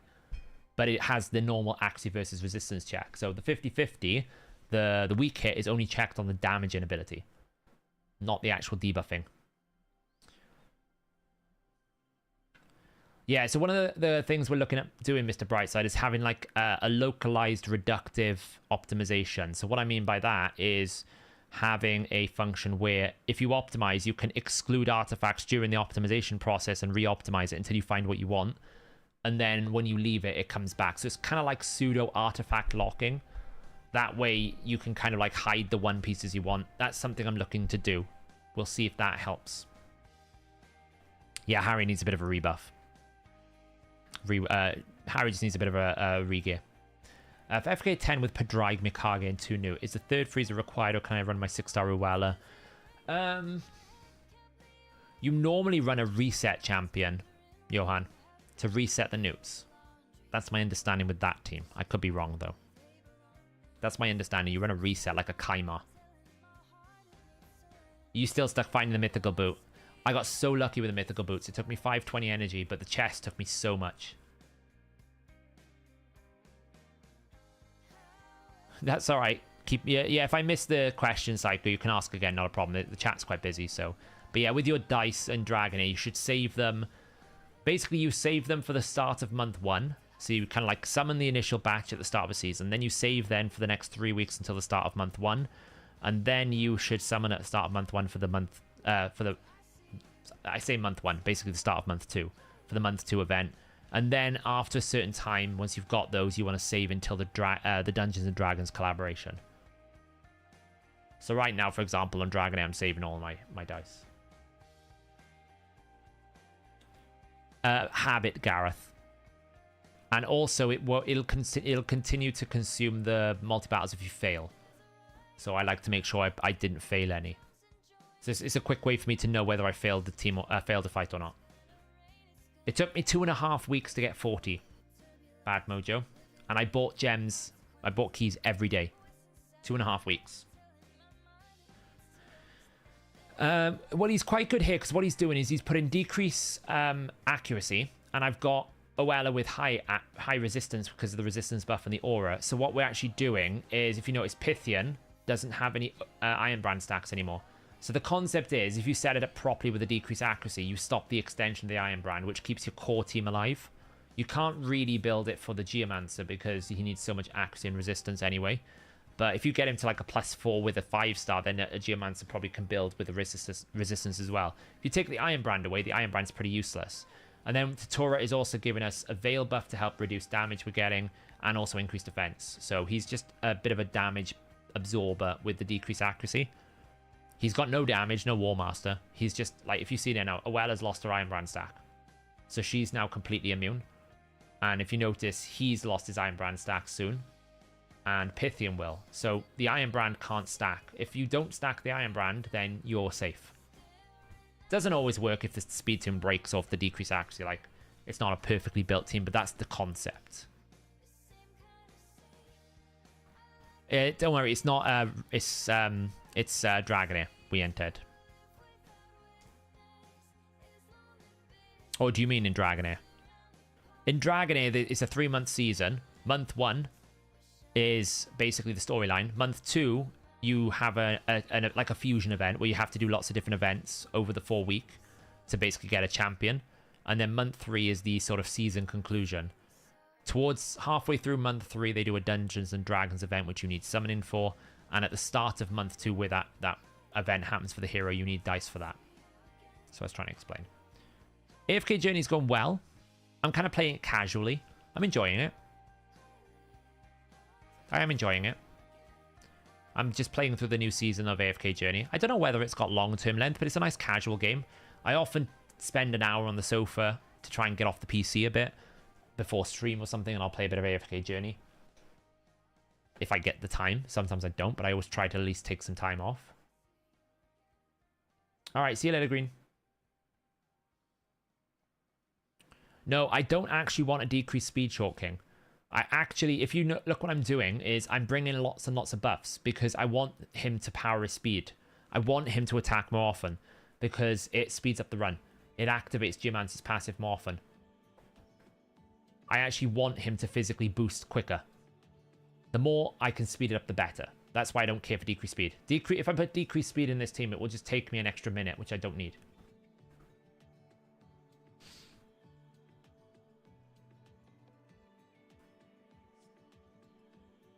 Yeah, Lou, it took me 18,000 energy for those 4 mythical chests. No, I'm not going to fail 3,500, but, for example, if I run it 9 times and I still have 3 keys left, then I know my team is not stable enough, Gareth. So it's habit more than anything else. How does Iron Brand work? Basically, when we get to this point right now, for every stack of Iron Brand, when he does this execution, it does max HP damage on my target. So you watch the last hit. See that last hit? The third hit is based on the number of Iron Brand stacks. So if you've got a lot of them, it's going to execute you. It also, every time he adds Iron Brand stacks, increases the boss's stats, which doesn't really seem to have a big impact. It's more the execution at the end that it has a big impact. Like, watch the chunk, see? It's a nice, nasty chunk.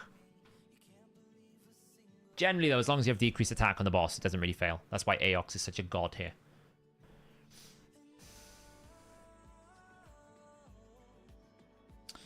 Well, Garrel was never off Slayer, to be honest, Darky. It just means now that Garrel Slayer procs will be much stronger.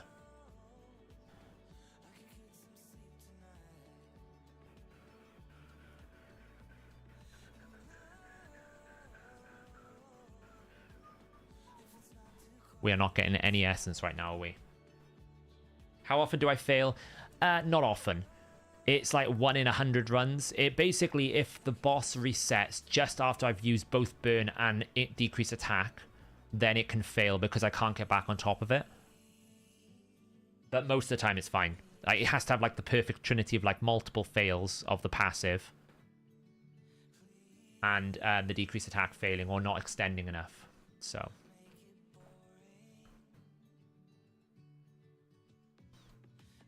I think, to be fair, Dragonair's animations are better than Raid, in my opinion. Yeah, I'll show you the build after me. He's new with 5-star Brimstone faster than Ninja with Godseeker for Sand Devil. I wouldn't say so, no. Yeah, Slayer's now working how it should always have been working. The only problem Slayer had is it wasn't calculating properly at the right phase. So it was essentially applying the damage before enemy boss passives had been applied. So the change they did was right for the enemy max HP, but wrong for everyone else. It punished everyone, not just the ones that were abusing it. Now it should be fine, what they're doing with it. Every time I keep going to record the Slayer video, they change the Slayer set, which is why I haven't done it yet. Because every time I go to it, they've changed something else with it. So I'm hoping now this will be the last change and I can actually record the video.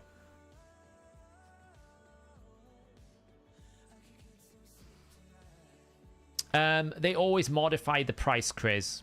I couldn't remember what it was last time. The way that I always look at it is not about how many you need. I look at it by how many they give you. So if they basically increase the price and don't give you as many summons, then that's bad. They still gave you a free summon from the Sand Devil tournament. So in that essence, it's not any more expensive than it normally is. It's just a different number. They do it with Prism Shards all the time. Sometimes it's 30, 40, 25. They just change it all the time, you know?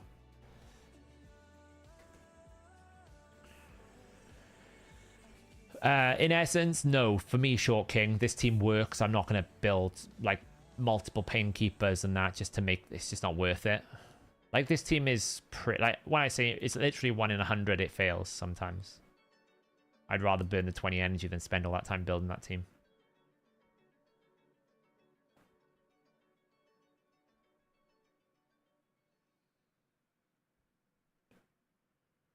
I know.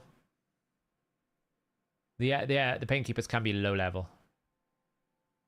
Like, if I hadn't built this team, then I would maybe consider it. But trying to, like, you know, just build them in the right way, I just can't be bothered. This team works, and it's pretty quick most of the time. Look, it's 1 minute runs. Can't complain. 1 minute 9. It's pretty good. Did I book both Ferns and Mikage? My tip with Mythicals, you book the cooldown. And then if they're damage dealers like Garrel, you book the damage. I don't book anything like the ignore resistance. I don't really think it's that important. To me, it's all about the cooldowns and if the damage dealers, the damage. Because generally, we get so many stats anyway. If you put a soul on that champion, like a blessing, you're going to get like 75 axiom resistance anyway. You don't really need to ignore resistance. You've got enough in there. It's just a waste of a mythical book. Unless you're absolutely swimming in mythical books, I just don't think it's worth it. But cooldowns, yes, makes sense. You want to get back to your abilities. And if they're a damage dealer, well, 20% damage on Garrel is massive, so. Yeah, that's the month 2 event we entered. You need to save your dice for that.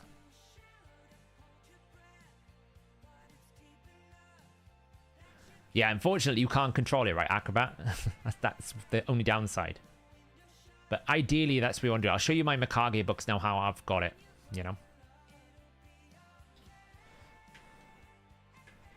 I would not do it even if you haven't got multiple trans, because what happens if tomorrow you get super lucky and you pull 2 mythicals from a remnant or something stupid like that? These mythical books are not growing on trees.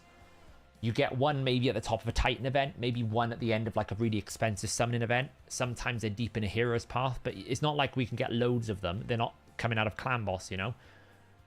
They're not swimming from different resources and rewards. Yes! 6! And it's the high roll. 6! Oh. I cannot tell you how valuable that 6 is. We only have 74 to go. 74. That's basically better than putting a legendary. I got more excited about 6 than the tutorial that I pulled on the weekend.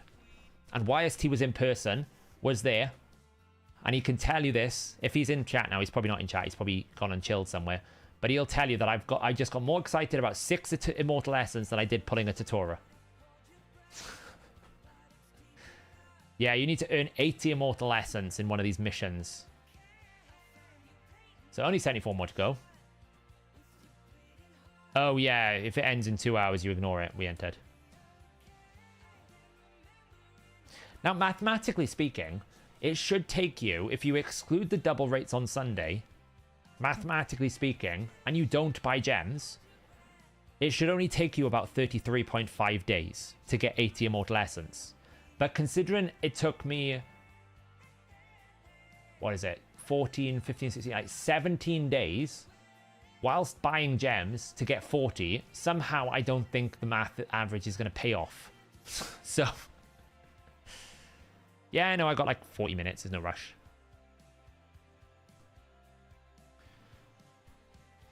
It's just lucky, Chris, right? If you get good rates on Sunday, like I heard one person got 40 on Sunday. They just got lucky because it's double rates and they got a couple of rolls. Your luck and your time depends on how good you get a Sunday run. If you get lots of Immortal Essence there, then it saves you a ton of time. If it says artifact, it has to be an artifact, not an accessory. Unless it says accessories. So whenever it says the word artifact, it specifically means the top 6 row, not accessories. Yeah, exactly, Joseph, right? It just depends on how lucky you get on a Sunday. Like, when we were doing it on stream, I didn't have enough time to do live arena fights, and I got 9 essence on Sunday. And that would have been, if you think about it, what, 20%? Or 25% of my 40 on one drop. Not even just, that's one key. So it's just how lucky you get on the Sunday, I think. Don't, Matty. I'll rage.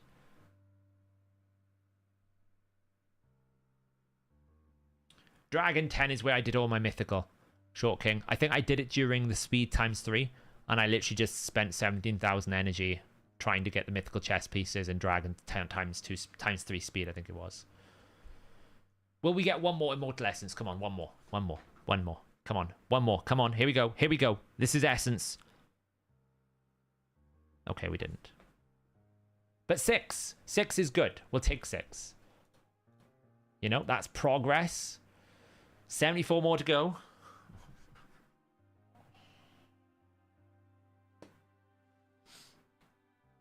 Yay. The mythical chests, I think we worked out, should take you about 10 to 12,000 energy on average.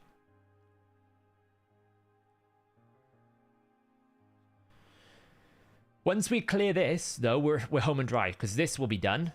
This is like a piece of cake. This is the worst one, but, you know, it's just a few days of effort. I've got the Zeal artifacts. I just need to find who's not wearing the 6th one. This is done. Easy. This is just energy. 10 mythical accessories. That's basically about 4,000 energy. Done. And we're done. This horrendous. I really don't... It's brain dead. Hey, guys, go fight 40 live arena battles, which is probably going to be 80 live arena battles, because it's like a 50-50 win rate, unless I got lucky like I did tonight. And then, once you've done that, why don't we give you 5 live arena refills for you to fight within 24 hours? It's like, no, can you at least give me 6 days? Like, I need to sit down, like, after fighting that many live arena. I need to step away for my own health and well-being. I don't want to fight another, like, what is it, 5, 10, 15, 25 or 20 fights. Like, come on. That's brutal.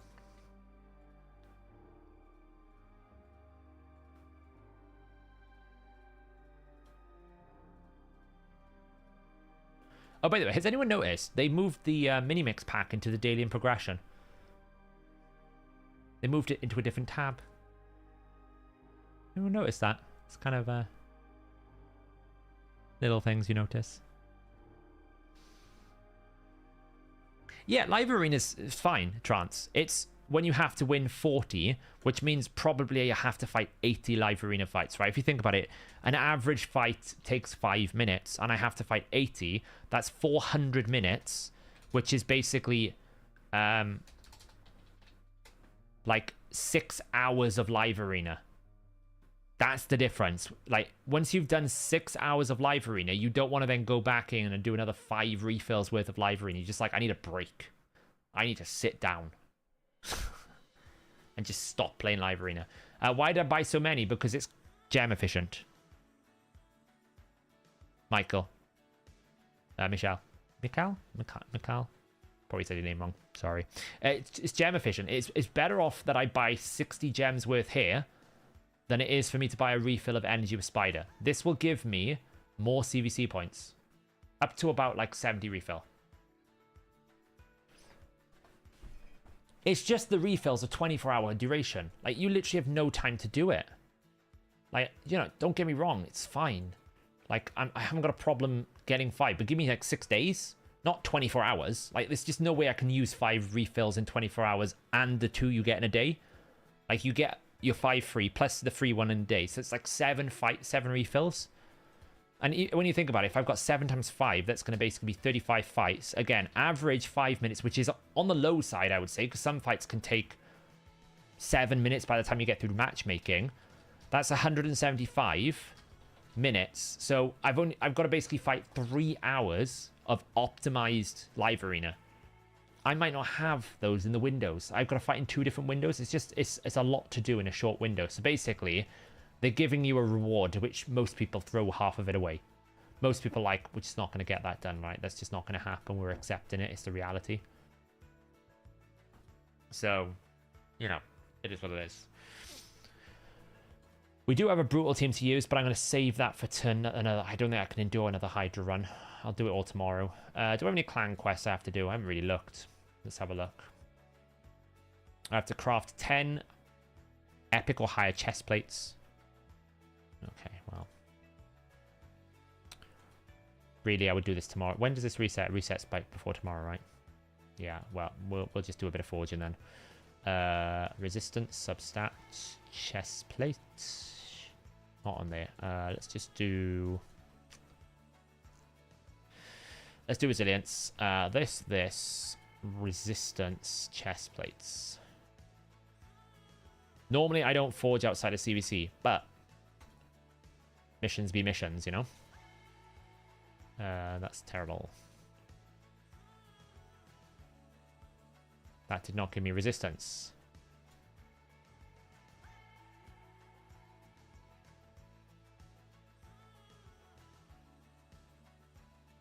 I always forget when I take these missions how awkward some of these legendary forging missions are. Like getting a legendary chest piece with resistance and stuff like that is awkward.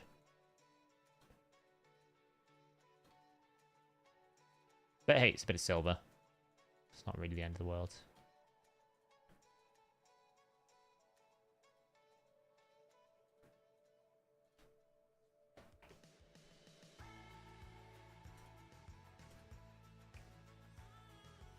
Honest question, why do people care about CVC? Because it gives you reaction gear, which is incredibly powerful. If you didn't see an arena fight earlier when my Xena basically lived through a Jorgid because of reaction. But also personal rewards are some of the best bang for buck in terms of rewards that you can get in the game.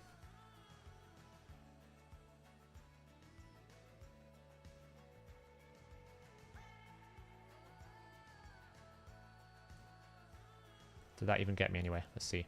One more. Yeah, pretty good. Like, if you look at this. Right, this is basically these rewards. Sacred Shard, 3 Voids. Some 6-star legendary, but more importantly, this is a whole set of masteries for a champion. So winning this is really important. And then these rewards are really good for reaction. So CVC is valuable. And if you play it right, it's basically free rewards. If you play it correctly, it's free rewards. Because I don't whale that hard. I don't buy lots of energy. Yeah, I don't whale super hard at all. I just maintain my resources. I hoard it all up. And then I unload them all at the right time. So, you know, a lot of it is tag team arena, trying to push up into gold. And the other thing is, there's not a lot of things to do at the end game. I need legendary artifacts with resistance. There we go. Boom. Oh, whoops. I just burnt a ton of Magisteel I didn't want to do. Never mind. I guess I'm getting the next Forge Pass because I just annihilated my Magisteel stockpiles. Whoopsie. All of this is trash as well. Mistakes were made. Oof, just knocked out 500 Magisteel. That was pretty bad. Is there any easy quests we can do here? No. No, no, no. No. A cheeky 100 somewhere? Oh, we can do that one. Smash some of these.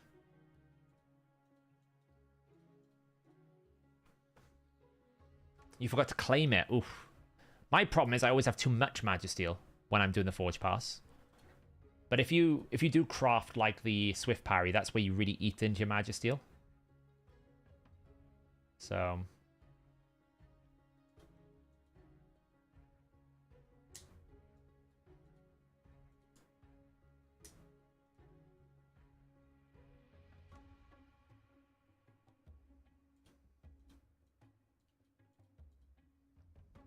they do need a settle button, you're not wrong. Yeah, honestly, the CVC rewards are the wrong way around. As crazy as it, in my opinion, they are anyway.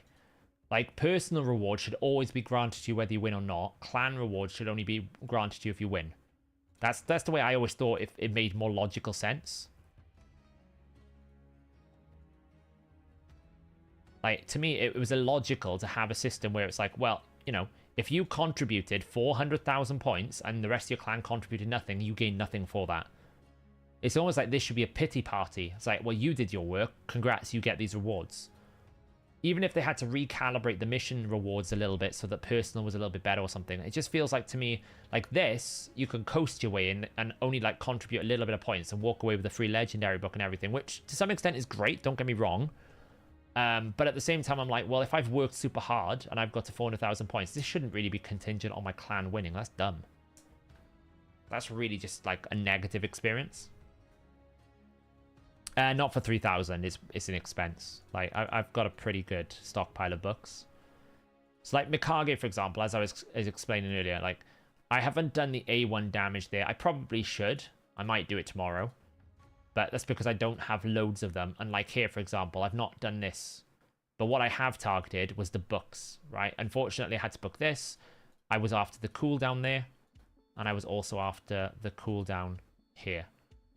Right, and I also wanted, for example, that was okay. Garrel, I've not booked the base form. I don't use Garrel's base form, so it's pointless. Don't need it. It's just useless.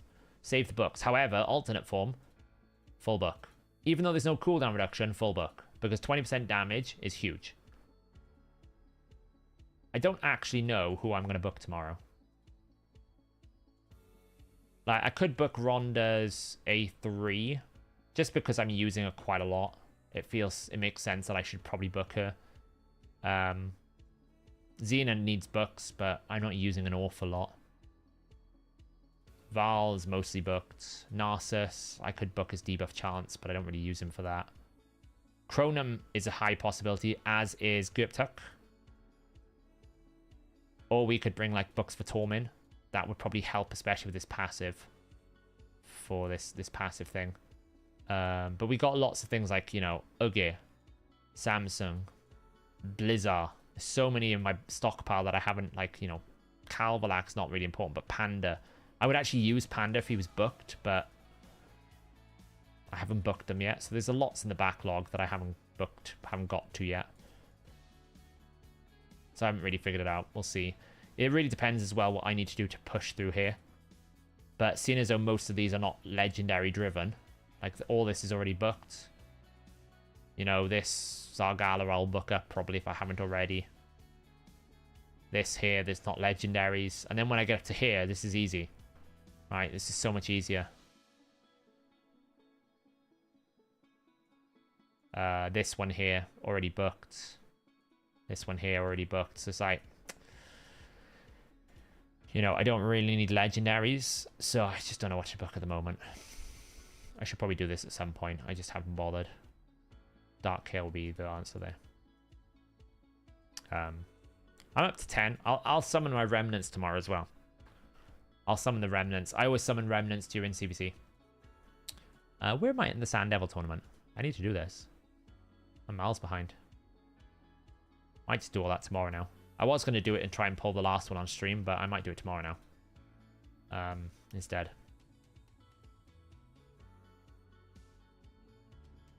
Yes.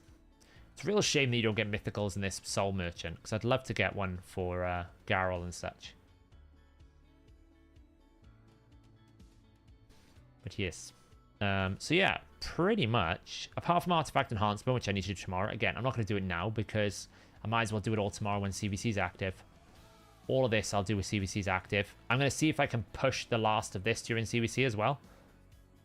Try and grab this. Maybe I can push myself up to get some free energy. It's unlikely though, because I've only got, is it like 10 minutes? So they'd have to be super quick fights. So it's a bit awkward, but I'll see if I can do that. And the other thing you should do tomorrow, if you haven't already, fuse Wixwell.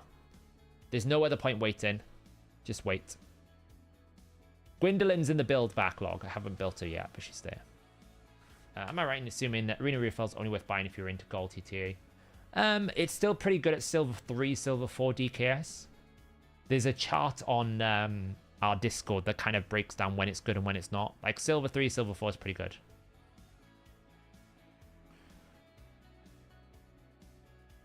Because he's useless, Wagner. Like, this dude is useless. Where is he? This one, he's useless. I know his passive's annoying, but I can just one-shot him. A well-built team one-shots him. He doesn't do enough damage, so he's useless. We call him by his honorable name, not Fatalis, Shitalis, because he's terrible damage. I'm pretty sure my Smash Lord can do more damage than him.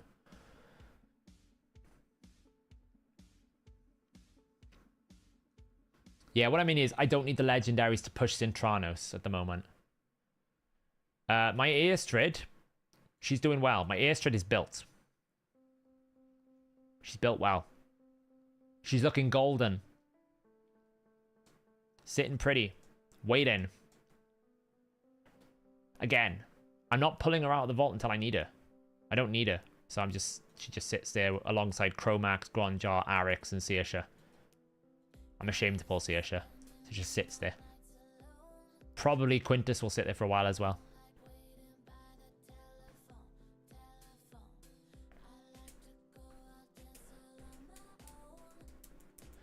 The thing is as well, I use CVC as an opportunity to farm up gold bars. You can see I've been farming up a bit of a stockpile because when I need these, I will get them. I don't get them until I need them. But sometimes picking this up, if I need this for like a hero's path or I need to book someone urgently, then I've got the gold bars there. But you can quickly run out of gold bars. So I use CVC as an opportunity to farm them as well. That's why the gems are valuable.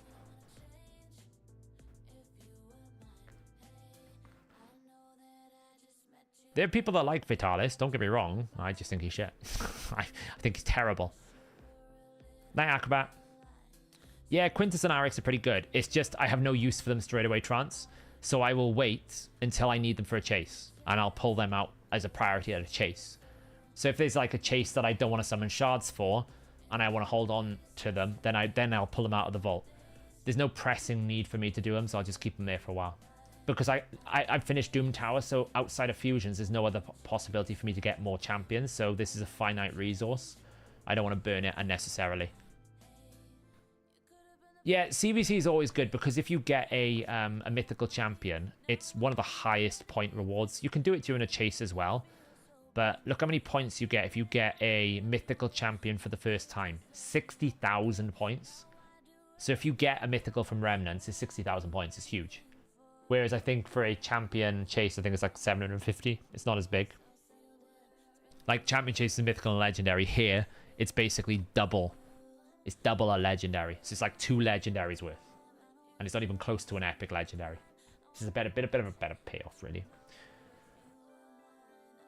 Are you interested in making an Arix solo farmer? Or is that not an option of interest? I mean, this does it in about 4 turns. And my hard team does it in about 5 turns. So probably not. Time is more valuable to me. So probably not.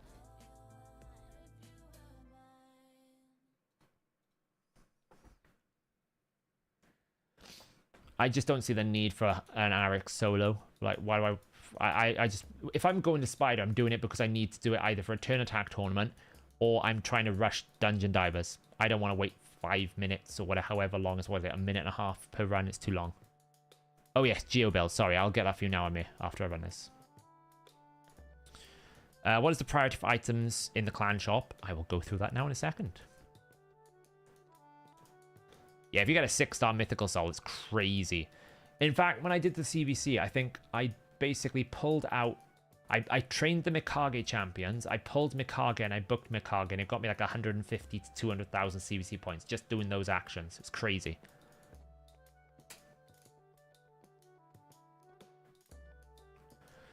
It would bad mojo, but most of the time I don't need them. So it's like I could pull the Sacred Shard out, which would tempt me to summon it on the weekend, for example. I summoned all my Sacred Shards. But what happens the next time I need it? I need that one extra 500 points. So that's why I don't buy them from the bazaar, because I only use it when I actually need the resources. The Legendary book's a bit different. But you can easily get to a situation as well where you buy the Legendary book and the Sacred Shard and you don't earn enough gold bars to be able to buy it again on reset. If you bought it on cooldown every single time, I don't think you can sustain the gold bars unless you farm a lot of tag team, like you're doing 10 a day. I don't do... Normally, I only do tag team 10 a day in CVC windows. I don't do it in normal weeks. I just do my 5 a day. Which mythical would you priority book over Mikage? Siegfried? Definitely. Crixia? Definitely. Probably Lazarius? Definitely. Carnage? Maybe. Maybe those. Geomancer. My Geomancer's +2 at the moment. I'm working on it.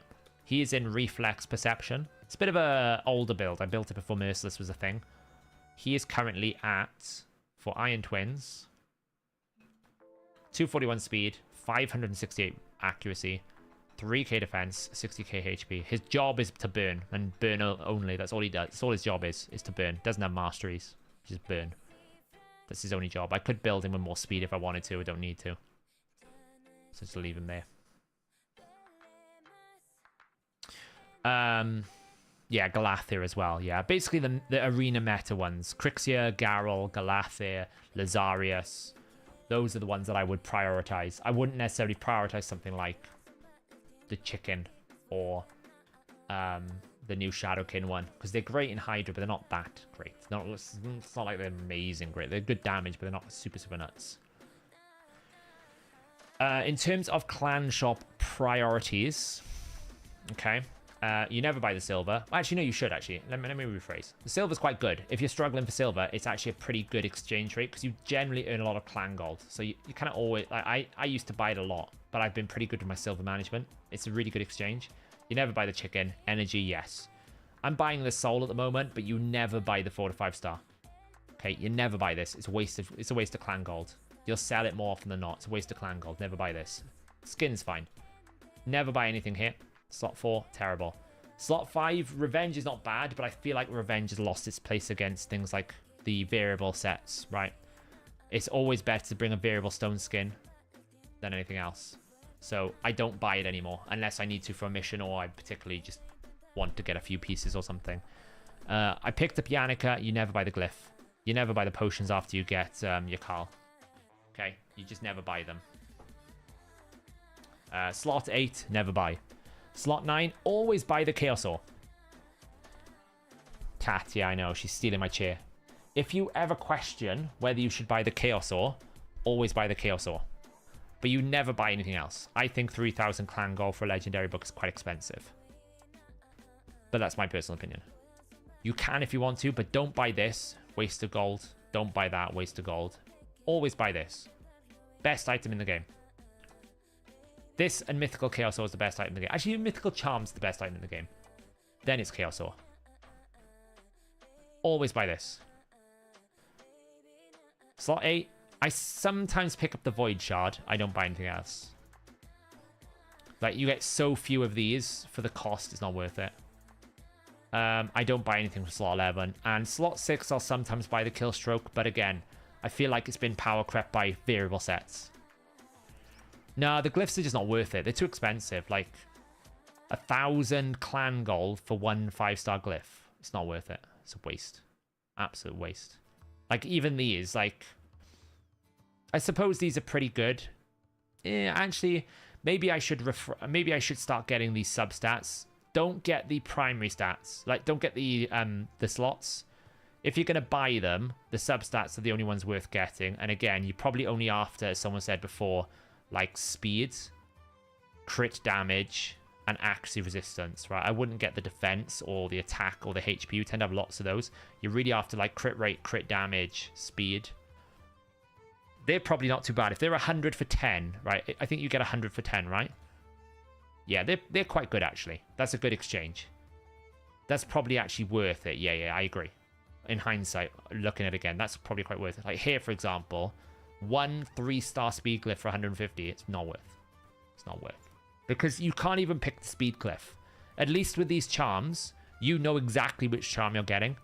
If it's speed or crit rate, you're like, yeah, cool, I want this. Yeah, awesome. Like, I want those crit rate. Because actually, substat charms are really valuable. And you can already see, like, I've been burning through a bit of my accuracy and speed lately.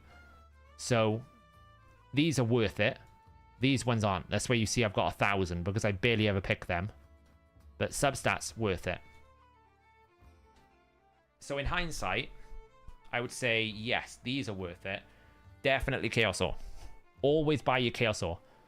This is so worth it. If you get a variable piece and you need to re-roll it, maybe it's like a quad roll and you just want to roll it into a different one, it's so valuable. These are so valuable.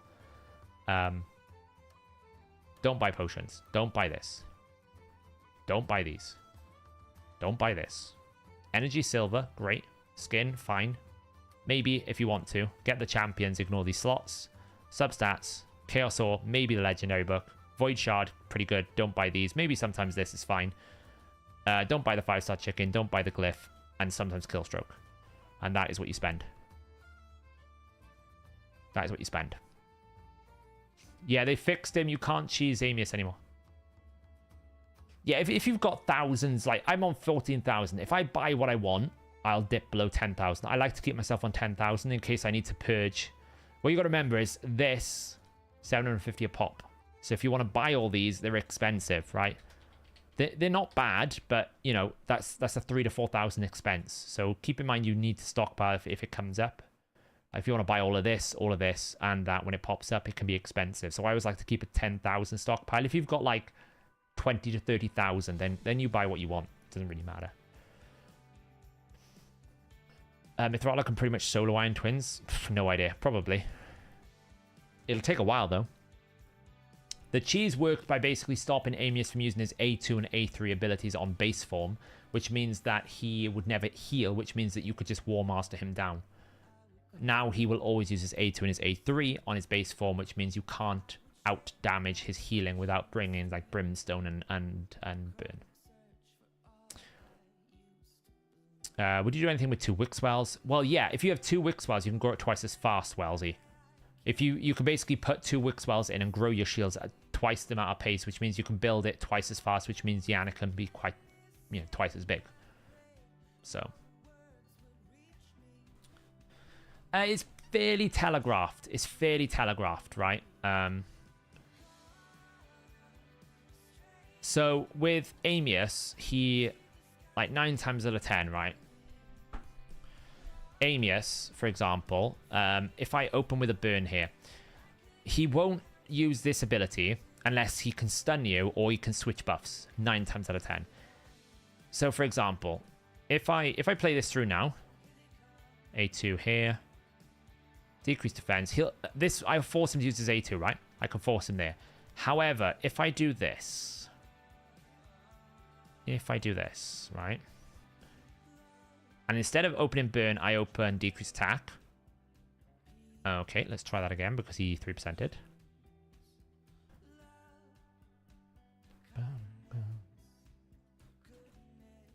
There we go. And I do this. Now, if I don't A3 here, A2, he's going to use A3. Wait. Oh, I need another debuff. I forgot. He used to do it with always A2. Maybe they changed it. I think you need another debuff now, right? So, for example, let's take her out a second. I did...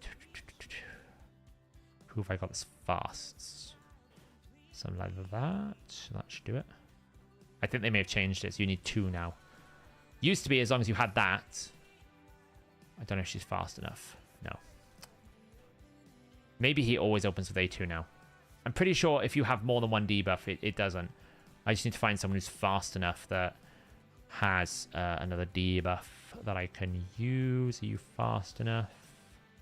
Yes, but you have no accuracy, but we'll try you. I think it's 2. So like if we do this now, and I do this, and I do this, he should use A3 now, because he'll flip it, see?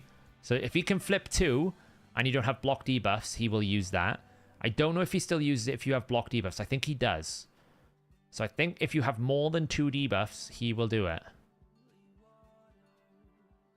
Right? So he'll use A3 even if I've done that. But if you just have the 1, he will stick with the A2. Okay. Let me just pull myself back 12 over here because it's the team that I did it with. So, in order to force how you want the mechanic, the way I was doing it is I would A3 here to get the burnout, which was great, 23%. Really love that. Let's try again. Okay, and then I can basically open A1 at this point. Doesn't really matter because he won't use his A3. Yeah. Then I can A1 here to get some burns going.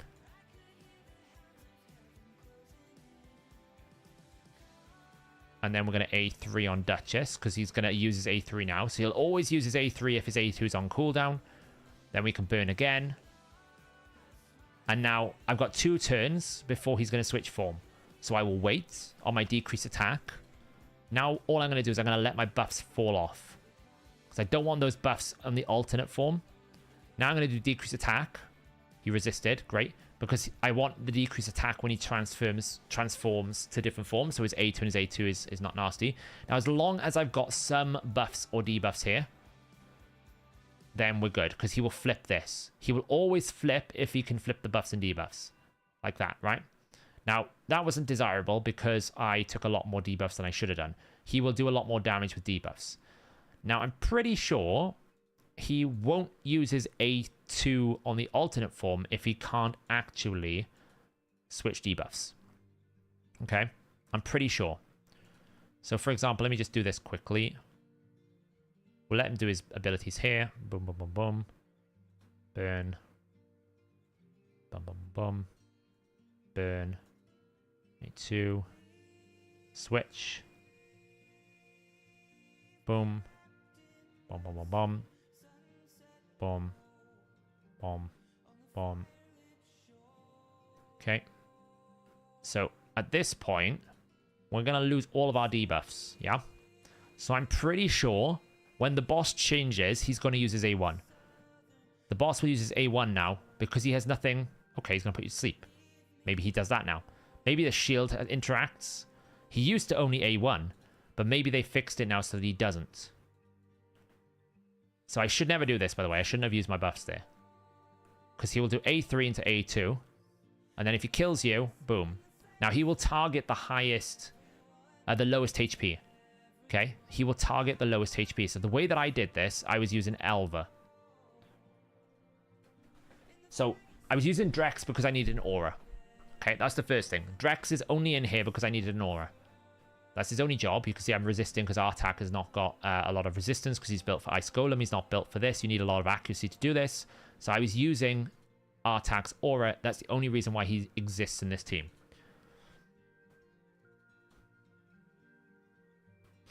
So I let this ability go through. We're fine at this point. We're block buffs. So whatever.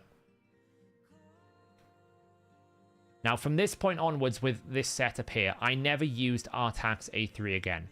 Because I want Artak to destroy his maximum HP. I want Artak's maximum HP to be destroyed because I want his HP to drop. I want him to be low HP.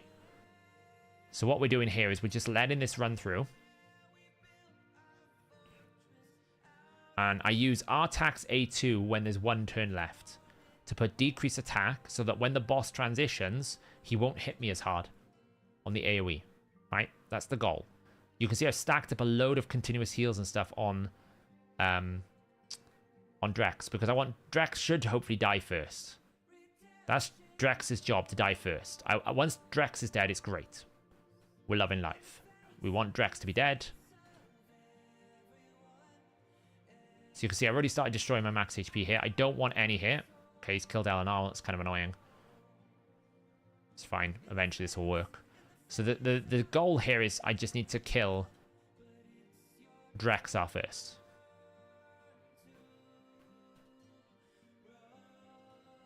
So we'll just revive her up here. It's fine if she gets stunned because her job is an A1 bot.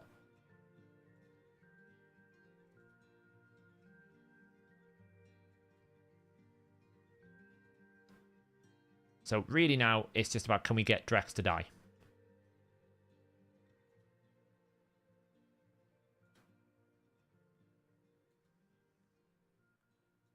Which might be difficult because he's fully healed up. So it hopefully won't go after Eleanor again. Normally he picks on Drex. That's the way I did it. Because he hits Drex really hard, normally.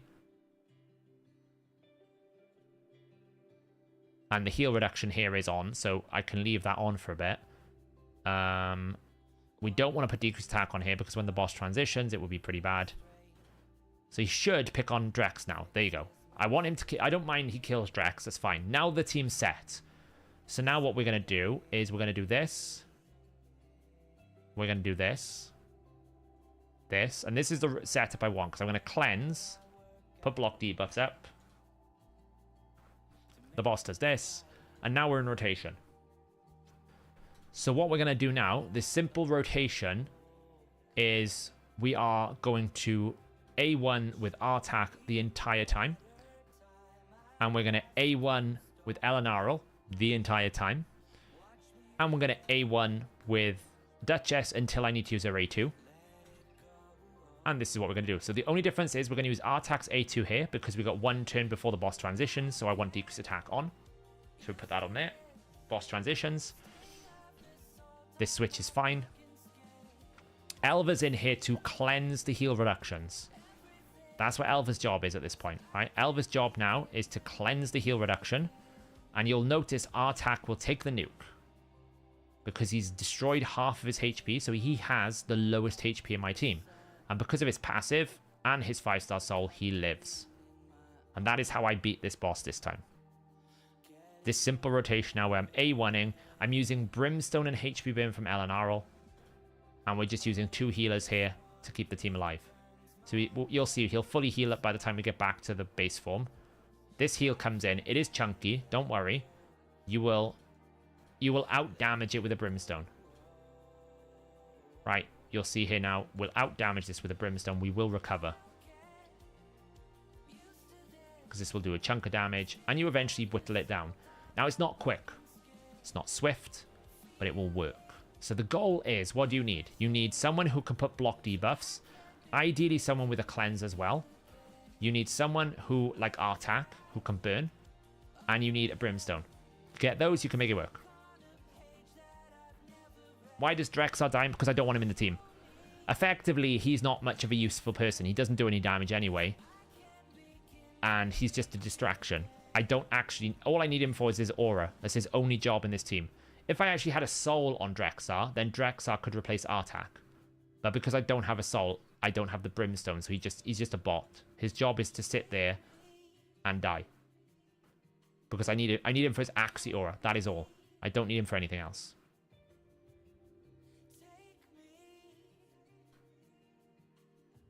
Cleanse, get rid of the heal reduction.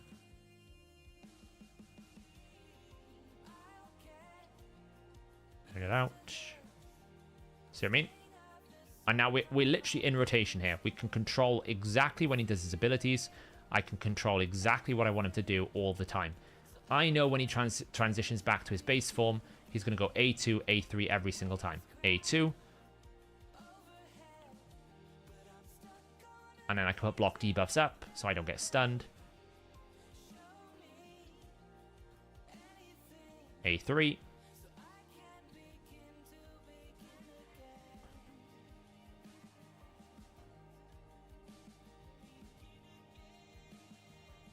And then I can do a decrease attack. Like so. And I know when he transitions back to his alternate form in the next turn, which is the next turn here, he will do his A3 into A2. A3 into A2. And then I'll get one blast of an A1. So I need to survive one blast of an A1. And then he will transition back to his A base form, and he will do A2 and A3 again. And this will work the entire way through. The only thing that breaks this is Cycle of Magic or skill reduction sets. Like, you don't want to have things like Merciless, Reflex, right? You have to take away all of those things. Take away the RNG, take away Cycle of Magic. You can't reduce skill abilities. That's the only thing that breaks this rotation.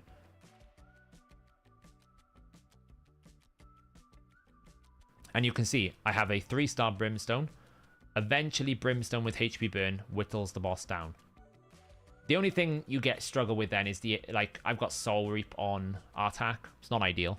I wouldn't recommend it, because you've got to try and kill him at the right moment. Because you don't want to kill him in his alternate form. That's the only difficult thing with this. It can take you a bit longer to do.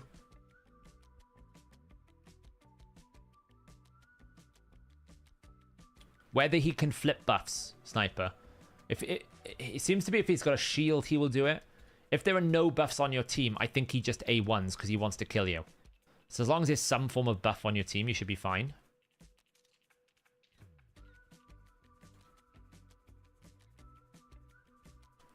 Well, this strategy uses Brimstone and HP burn as the best way to kill him, yeah. You can try to nuke him really fast. Like, some people use Rathalos to, soften him up and then finish him off. That's a pretty good strategy as well, using the 200% proc from Rathalos to try and, basically save yourself about 100 turns or whatnot.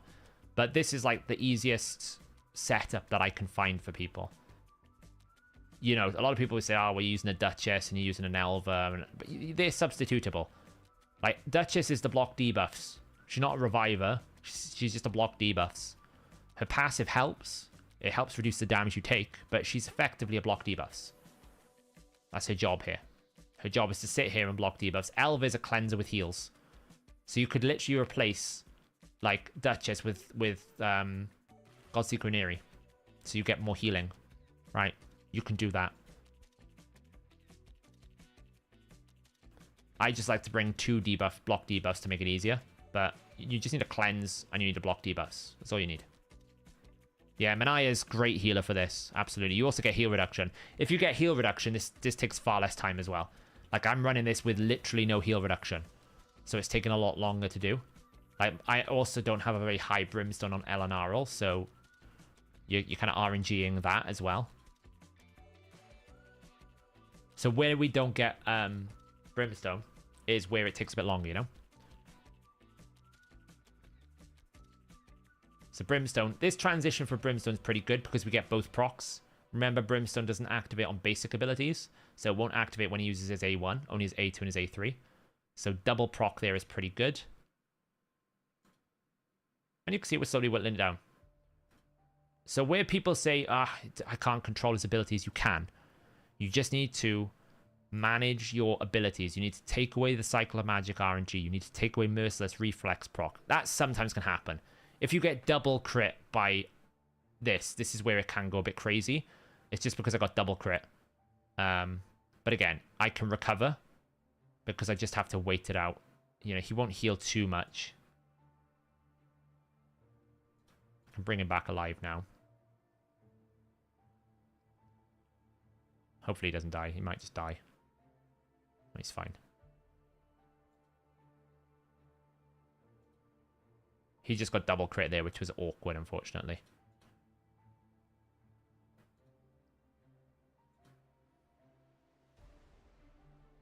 And he got... Yeah. So that can happen. If that happens, you just kind of have to wait and recover. It can be recovered. I just got blasted, basically. I could revive everyone to recover it. I'm not going to carry on, but because I've done it already, but...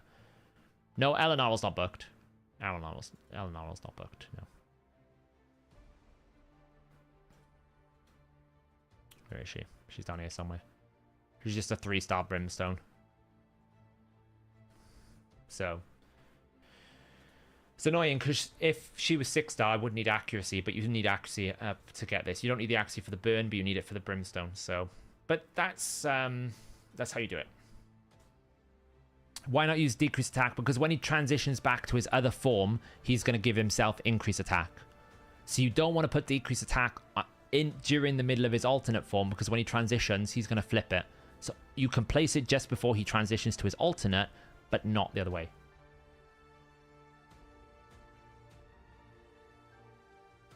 No, I'll do Iron Twins in CVC.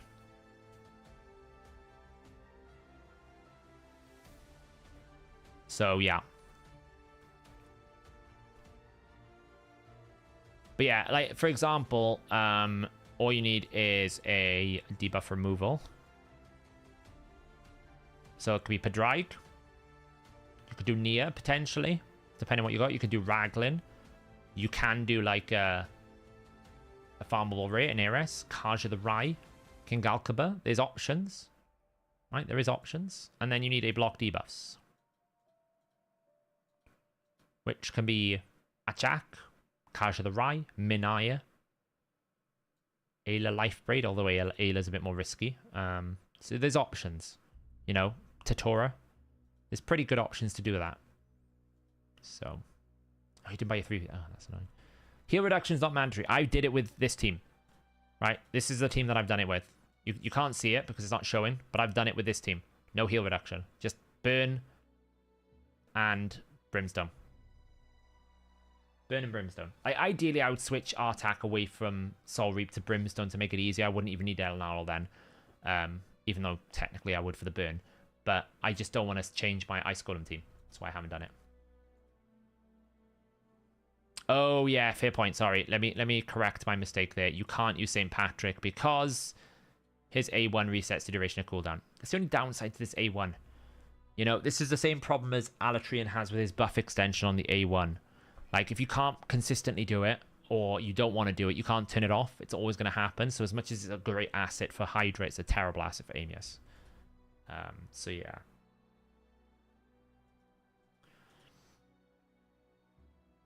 If you can get Fushan to 6-star, then yeah. Ooh, look at that 6-star. Nothing special here today. Right then, I'm going to leave it there. It was a pleasure. We got a long day ahead of us tomorrow. CVC, we have got more Iron Twins to do. I've got to do another Hydra Key tomorrow at some point. Fun. But yeah, thanks for hanging out, guys. We're making progress. We've only got 11 more Amius missions to go. 11. We will do a live arena stream on this. This is going to brutalize my soul. So you're going to have to cope with me here. Am I streaming tomorrow? Probably not. I've got a busy day tomorrow.